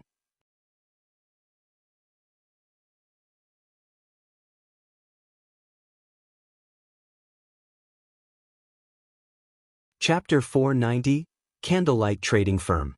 Without hesitation, Shi Feng requested the two most popular plots of land in White River City. When Melancholic Smile saw the prices, her little mouth fell wide open. These prices were outrageous. An ordinary plot of land in White River City cost over 1,000 gold. If the land were in the densely populated Central District, it would cost more than 3,000 gold. As for the two plots Shi Feng had set his sight on, each cost over 8,000 gold. If they converted 8,000 gold to credits, they could establish a relatively large company in the city in reality. However, Shi Feng did not consider his choices to be expensive. In the future, these two plots would become extremely valuable. In the past, he could not have obtained them even if he wanted to. Players frequented both the auction house and the bank. Hence, the traffic was guaranteed. If not for his need for money right now, Shi Feng would have preferred to purchase several more plots of land. By the time White River City became the #1 city in Star Moon Kingdom, the value of the city's land would soar by more than 100-fold. "Lord Viscount, for the two plots of commercial land you have chosen, one costs 9,200 gold, while the other costs 8,800 gold, coming to a total of 18,000 gold. After including the 10% discount, your total is 16,200 gold, the male manager said with great excitement. In addition, after purchasing these two plots of land, there will be a 15% property tax each month. If taxes aren't paid for in 3 months, these plots will be locked. If the taxes aren't paid for in half a year, the city will reclaim the land." "This is a scam." Melancholic Smile nearly shouted when she heard the male manager's explanation, flushing with anger. They had already spent so much money to purchase these two areas, yet they were still required to pay a 15% property tax every month. In total, they were required to pay 2,700 gold in property taxes for the two plots of land. Not even first-rate guilds had that much gold. Most importantly, they had to pay this tax every month. "Here is 16,200 gold." Shi Feng handed over the money without hesitation. Shi Feng was very familiar with God's domain's rules, so he had expected this. Moreover, the main god system had implemented this property tax with the purpose of avoiding someone powerful from monopolizing a city's land. Although the property tax seemed absurdly expensive, gold coins would become easier to earn as players leveled, resulting in their depreciation. Gold coins would not remain as valuable as they were now. Hence, paying 2,700 gold each month was no big deal. A short moment later, the manager passed the deed for the two plots of land to Shi Feng. With this, Feng could now establish shops on these two tracks anytime he wanted to. Moreover, these two areas were relatively large. They were in no way inferior to the Starstreak trading firm. At the end of the day, the Starstreak trading firm did not belong to Feng. Even if he managed it well, the firm still belonged to NPCs. However, if he established shops on the plots he had purchased, he could do whatever he wanted to them. It was a lot more convenient. Soon after, Feng chose two relatively good building models in the city hall, with both being three-story buildings. He could use the first floor to sell products and use the second to establish a warehouse, forging rooms, and other necessities. Finally, the third floor could be an office area. However, to construct these two shops, Feng had spent another 2,000 gold. After which he hired over 20 advanced NPCs to conduct daily management and sales in each shop. After spending all this money, little remained of Feng's funds. Fortunately, the dragon scale set equipment sold consistently in the Blackwing auction house, and a large sum of gold coins would fill Feng's pockets every now and then. Smile, I'll leave the management of these two plots of land to you for now. I've already given you the authority you need. Begin transferring our members from Starstreak little by little. As for our products, we'll set the strengthened armor kits as our main focus. There is no need to sell them over at Starstreak, Feng said. Guild leader, if we only sell the strengthened armor kits at these two locations, it will divert traffic from Starstreak, impacting our business there, Melancholic Smile said, concern filling her voice. That is precisely my intention. I want to lure all of the old customers of Starstreak to the new shops. Just do as I say. As for the price for these strengthened armor kits, set them at 7 silver coins minimum. We can't afford a loss from selling them, Feng laughed. Although the Starstreak trading firm was still somewhat useful to him, its greatest purpose to Feng lay in the initial business. Now that he had accumulated sufficient capital, he had to abandon it, little by little. After all, the moment he earned the 30,000 gold and completed his quest, the Starstreak trading firm would sever all ties with him. If he did not prepare for it now, it would be too late in the future. Guild leader, rest assured, I will make sure the prices of the strengthened armor kits stay above 7 silver coins, Melancholic Smile said. She was very confident about the strengthened armor kits they had produced. Even as basic forgers, their success rates at producing the strengthened armor kits were below 30%. Meanwhile, the material cost for producing each strengthened armor kit was over 1 silver. In other words, the actual cost for producing a complete strengthened armor kit was more than 3 silver. In reality, selling them for only 7 silver coins was simply too cheap. Even if Feng had not given the order, she had intended to set the initial price of the strengthened armor kits at 10 silver. After all, with the current average level of players, a price of 10 silver coins was definitely affordable. Guild leader, you haven't named the shops for these two locations yet. What will you call them? Melancholic Smile asked as she looked at Feng. A small spark may kindle a raging fire. Let's call it the Candlelight trading firm. Feng sighed as he looked at the deeds to the 2 golden real estates in his hand. At this moment, he finally had his own capital. With these 2 plots, he had taken a large step ahead of the other guilds. His guild would have a relatively stable source of income in the future, and he wouldn't have to fear becoming any guild's target.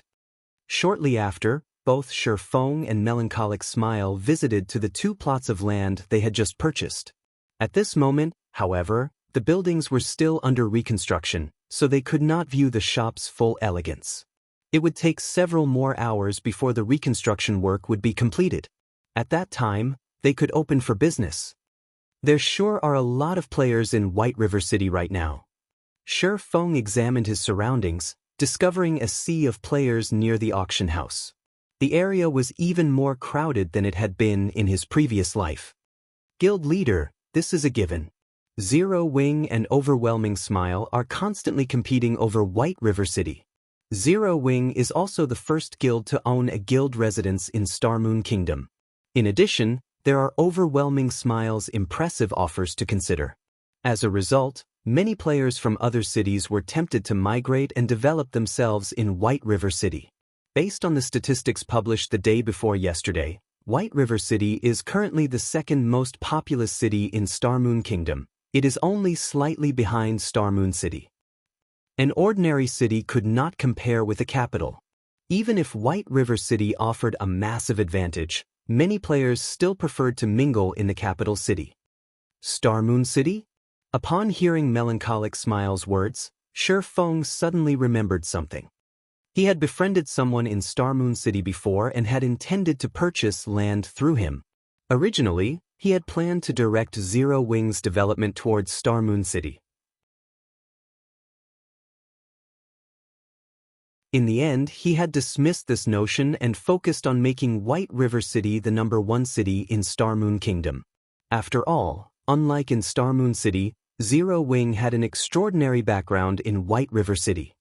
Currently, although he no longer intended to develop Zero Wing in Starmoon City, the capital city's population was still very attractive. After all, in God's domain, players were a city's resource. The more powerful a city was, the more powerful the guild controlling said city could become. It seems I need to make a trip to Starmoon City. Shi Feng suddenly thought of a plan that could advance White River City's development further.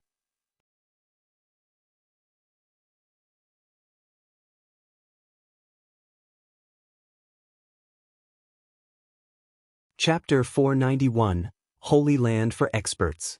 Just as Shi Feng was about to head towards White River City's teleportation hall, the clear ring of his communicator reached his ears. "Aqua, what's wrong?" Shi Feng asked after accepting the call. "Guild leader, good news. Previously, your feat of killing so many of Overwhelming Smile's experts boosted our guild's morale. Currently, our members are flooding the fields to participate in the war. As Overwhelming Smile's expert parties are no longer appearing on the battlefield, we've gained significant advantages. We have already taken out over 20,000 Overwhelming Smile members. Probably because we're the first guild to kill over 20,000 players in an all-out war, an advanced NPC from the Adventurers Association just visited, issuing an epic guild quest. The quest is called Ancient Battlefield, and only the guild leader of the guild is allowed to accept the quest. Moreover, only 10 guild members can participate in the quest. Unfortunately, we can't learn any more until we accept the quest. I'm worried that this epic guild quest might disappear if we don't accept it soon, so I contacted you immediately after learning about it." Aqua Rose was extremely excited when she spoke. This was her first time encountering an epic quest. She had only ever heard rumors of them on the forums. Every epic quest represented a massive opportunity. If one could complete it, they could receive extremely bountiful rewards. Based on the information she had gathered, epic quests would reward players with an epic item at the very minimum. If it were a high-difficulty epic quest, one could even obtain 2 or 3 epic items. Meanwhile, the quest the guild had just received was an epic guild quest. It was a lot more difficult than an epic quest meant for individual players. If they could complete it, they would reap a frightening harvest. Ancient Battlefield? Shi Feng was stunned upon hearing Aqua Rose's words, indescribable thrill growing in his heart. Hurriedly, he asked, "Aqua, are you sure you read that correctly?" "The information on the guild's quest board is clear, and I made sure to read it very carefully. I can say with certainty that it is an epic quest. Even I didn't believe it at first when I was told. After verifying it multiple times, I am sure that it is the epic quest Ancient Battlefield," Aqua Rose said, practically glowing with excitement. If they could complete this epic quest and obtain several epic items, it could help them immensely when they raided large-scale team dungeons in the future. Now that Zero Wing waged war against Overwhelming Smile, morale was very important. The news about Shi Feng taking out the Underworld Guards with one hit had caused Zero Wing to instantly become the publicly acknowledged #1 guild of White River City. This incident had also placed significant psychological pressure on Overwhelming Smile's members. If Zero Wing could take the lead by conquering a large-scale team dungeon, gaining even more top-tier equipment and prestige, Overwhelming Smile would have no hope of competing with Zero Wing in the future. However, Aqua Rose did not know that, in reality, what had shocked Shifeng was not the difficulty of the quest, but the ancient battlefield itself. In the past, the ancient battlefield had been immensely famous in God's domain. It had become so famous because of its alternative name, the Holy Land for Experts. The ancient battlefield was known as the Holy Land for Experts because the map was a training ground specifically designed by the main god system for players. This training ground's purpose was to allow players to gain a better understanding of the combat style of God's domain. In the past, countless noobs and new players had instantly soared to become experts precisely because of the ancient battlefield.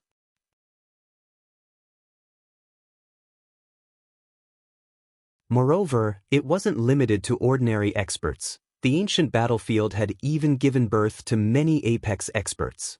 As a result, players called the ancient battlefield the Holy Land for Experts. Countless players had dreamed of visiting and experiencing the wonders it had to offer.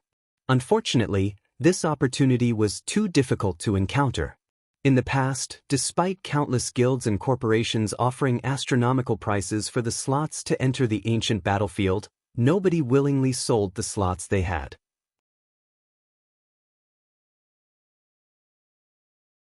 Now that Shifeng had suddenly been notified that he had obtained the ancient battlefield quest, how could he contain his excitement?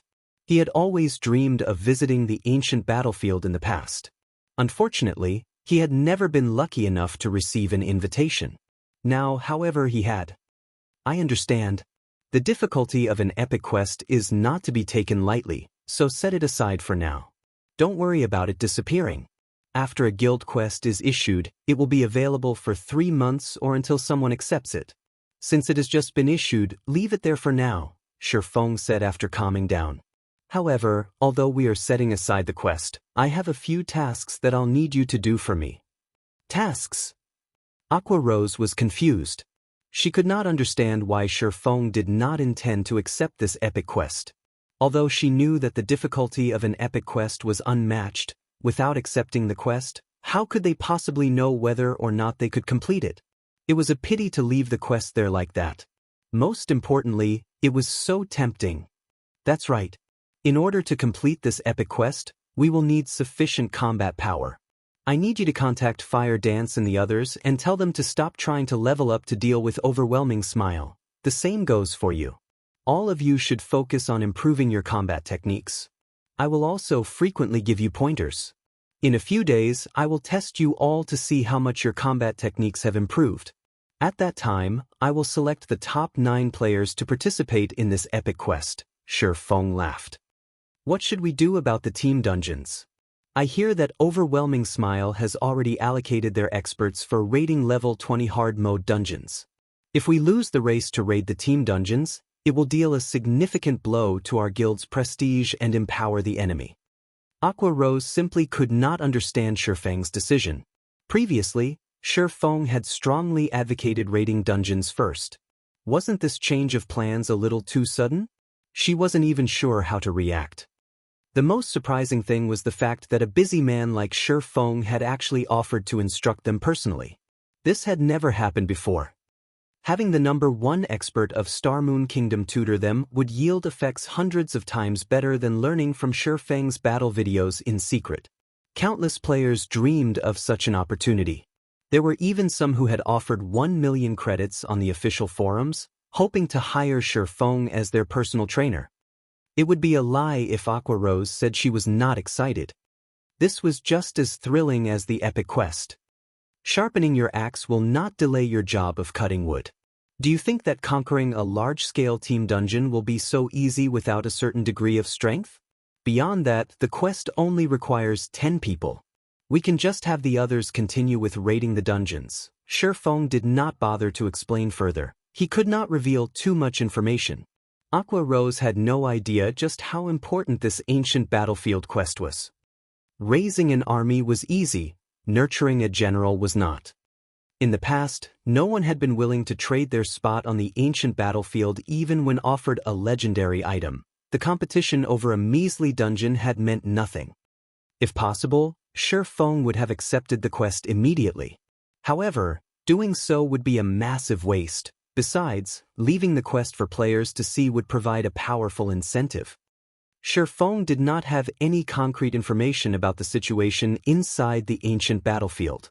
He only knew that the better the combat techniques a player possessed, the greater their harvest would be. Hence, Shi Feng had specifically instructed Aqua Rose and the others to spare some time to improve their techniques. By doing so, they would also increase their potential gain. I understand. I'll contact Fire Dance and the others immediately. They will be thrilled when they hear about this. Aqua Rose giggled as she disconnected the call. She then began to contact the other core members of Zero Wing. Meanwhile, Shi Feng had arrived at Star Moon City, Star Moon Kingdom's #1 city, through a teleportation array.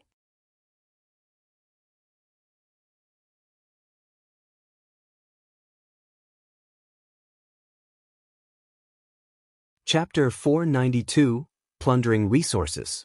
With a clear moon and few stars, it was already nighttime in God's domain. As the #1 city of Star Moon Kingdom, Star Moon City had brilliantly lit streets at this time. Magic lights illuminated the streets all around, making the entire Star Moon City seem as bright as day. As expected of Star Moon City, the population here is not something a regional capital like White River City could ever hope to match up to. Shi Feng could not help but sigh as he waded through the sea of players crowding the streets. Now that players were higher leveled, many could afford the teleportation fee to travel to Star Moon City. At this moment, Star Moon City's player population was nearly 5 million, 2 million more than White River City's. If one could take control of Star Moon City, it would significantly improve a guild's development speed. The impact on a guild would be even better than having control of 4 or 5 smaller cities. In addition, the available resources in the vicinity of Star Moon City were very abundant. Hence, all powers staying within the capital city were a mix of both strong and weak. Other than the 3 first-rate guilds that had set Star Moon Kingdom as their main base of operations, first-rate guilds of other kingdoms and empires also had a presence in Star Moon City. Plenty of second-rate guilds were also taking root and developing themselves here. As a result, the competition at Star Moon City was extremely intense, and in this aspect, White River City was far from comparable. Even the average level of ordinary players here was much higher than at White River City. Before long, Shi Feng arrived at Star Moon City's City Hall via horse carriage. When Shi Feng got there, a majestic and powerful-looking man was standing outside the entrance of the building. This man was none other than the Ghost Raider, Lifeless Blade. At this moment, Lifeless Blade was already level 26, not one bit inferior to Shi Feng. Initially, Lifeless Blade was stunned upon seeing Shi Feng, but he soon revealed a bitter smile. Although Shi Feng's outward appearance had not changed by much since the last time they met, inwardly, however, the gap was like the distance between heaven and earth. The last time he met Shi Feng, the latter gave the impression of being very ordinary, that there was nothing special about him at all. On the other hand, Shi Feng's every action right now had an indescribable sense of naturalness. The pressure Shi Feng radiated made Lifeless Blade feel as if he was facing a Lord-ranked monster right now. The last time Lifeless Blade met Shi Feng, he had learned a lot from the discussion he had with Shi Feng on combat techniques. Moreover, the latter had even provided him with plenty of quests that raised one's reputation, allowing his reputation to swiftly reach the status of a noble, which afforded many conveniences for his team's development. Lifeless Blade was only where he was right now due to Shi Feng's help. Hence, he felt immense gratitude towards Shi Feng. During this period, Lifeless Blade had raided plenty of team dungeons. He had even raided Hell Mode team dungeons. There were also countless instances where he participated in field PvPs. If he were to speak for himself, he would say that his strength had improved plenty since his last meeting with Shi Feng. However, compared to Shi Feng, his improvements paled significantly. "Brother Yi Feng, I've already completed the task you requested," Lifeless Blade stated when he saw Shi Feng approaching. In a somewhat worried tone, he continued, "But, Brother Yi Feng, that plot of land you want is simply too far away from the high-traffic areas of the city. You will only make a loss by purchasing the land there. With the same amount of money, you can easily purchase a plot of land in the high-traffic areas of the city. This is really not a profitable purchase.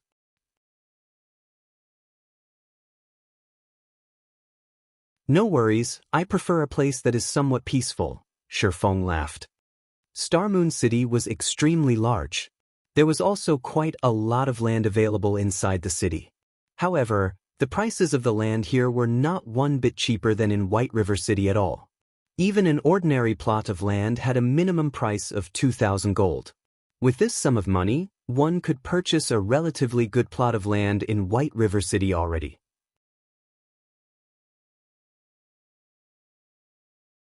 Meanwhile, the land situated around the central district of Starmoon City had a price tag of at least 6,000 gold, whereas land in the golden areas of the city cost 14,000 gold at a minimum. The prices here were more than double those of White River City. However, precisely because of this reason, the guilds based in Starmoon City had a constant headache. There was no meaning in purchasing a useless plot of land for more than 2,000 gold.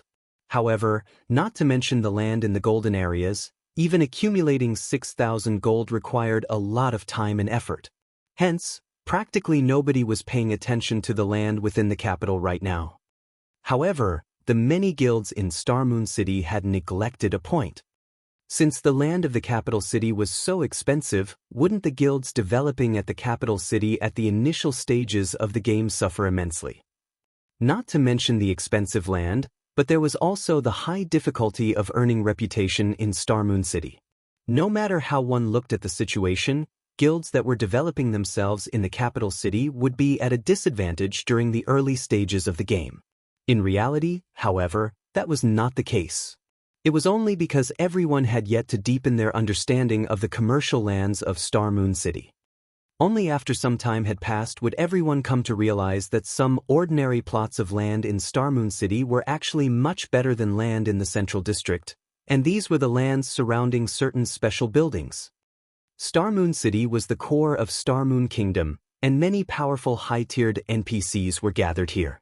There were even many establishments here that were unavailable in other cities.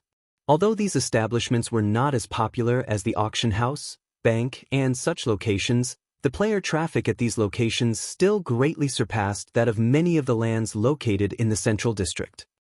In the past, many guilds and players who were lucky enough to purchase these plots of land had made themselves a fortune through them. Meanwhile, the plot of land Shifeng was planning to purchase right now was precisely located beside one of these unique establishments, the underground arena. Although only a small number of players frequented the underground arena at the moment, that traffic would increase, along with the growth in popularity of arena matches. In particular, players from other cities and countries would often visit Starmoon City, boosting the player traffic here to an even more frightening level. Shifeng truly wished he could purchase every plot of land surrounding the underground arena. Unfortunately, he no longer had that much money on him right now. Forget it. It's your money anyway. Lifeless Blade shook his head and sighed. Including the ownership transfer fees, the plot of land Shifeng had set his eyes on cost nearly 3,000 gold. That was enough money to purchase a relatively good plot of land close to the central district. Following which, Lifeless Blade led Shifeng into the city hall and carried out the purchase and transfer procedures. After 10 minutes or so, Shifeng had obtained the best plot of land close to the underground arena.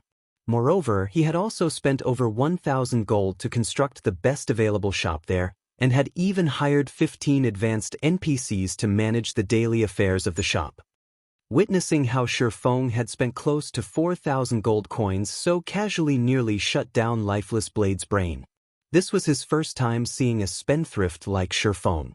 Not only had Shifeng wasted his money on an ordinary plot of land, but he had even spent over 1,000 gold to construct the best available shop. In Starmoon City, Lifeless Blade's team could be considered extremely wealthy. Yet, even so, their liquid assets only amounted to dozens of gold. Even a first-rate guild could not easily take out 1,000 gold.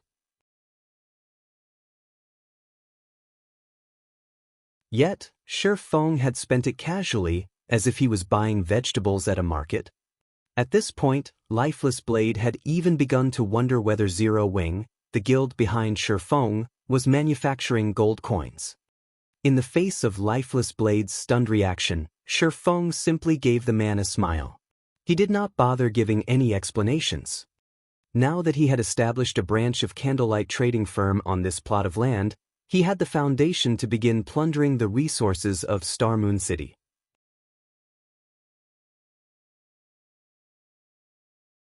As long as he sold the strengthened armor kits here in limited quantities, the players here who needed these items would end up heading over to White River City's Candlelight trading firm to purchase them when the local supply ran out. With this, Shifeng could secretly steal the player population of Star Moon City. Over time, the players of Star Moon City would become White River cities. By the time the guilds competing over Star Moon City realized their situation, everything would be too late. Afterward, Shifeng discussed matters relating to Star Moon City's situation with Lifeless Blade. He then logged out of the game to rest as he patiently awaited the completion of Candlelight Trading Firm's construction. You're tuning in to the Passion Pages YouTube channel. We're so grateful for your support, and don't forget to subscribe to join us on this incredible journey through captivating stories. Your generosity through donations truly makes a world of difference, as it's the primary source of revenue that allows me to expand and enhance this channel for you. Thank you from the bottom of my heart for being a part of this adventure.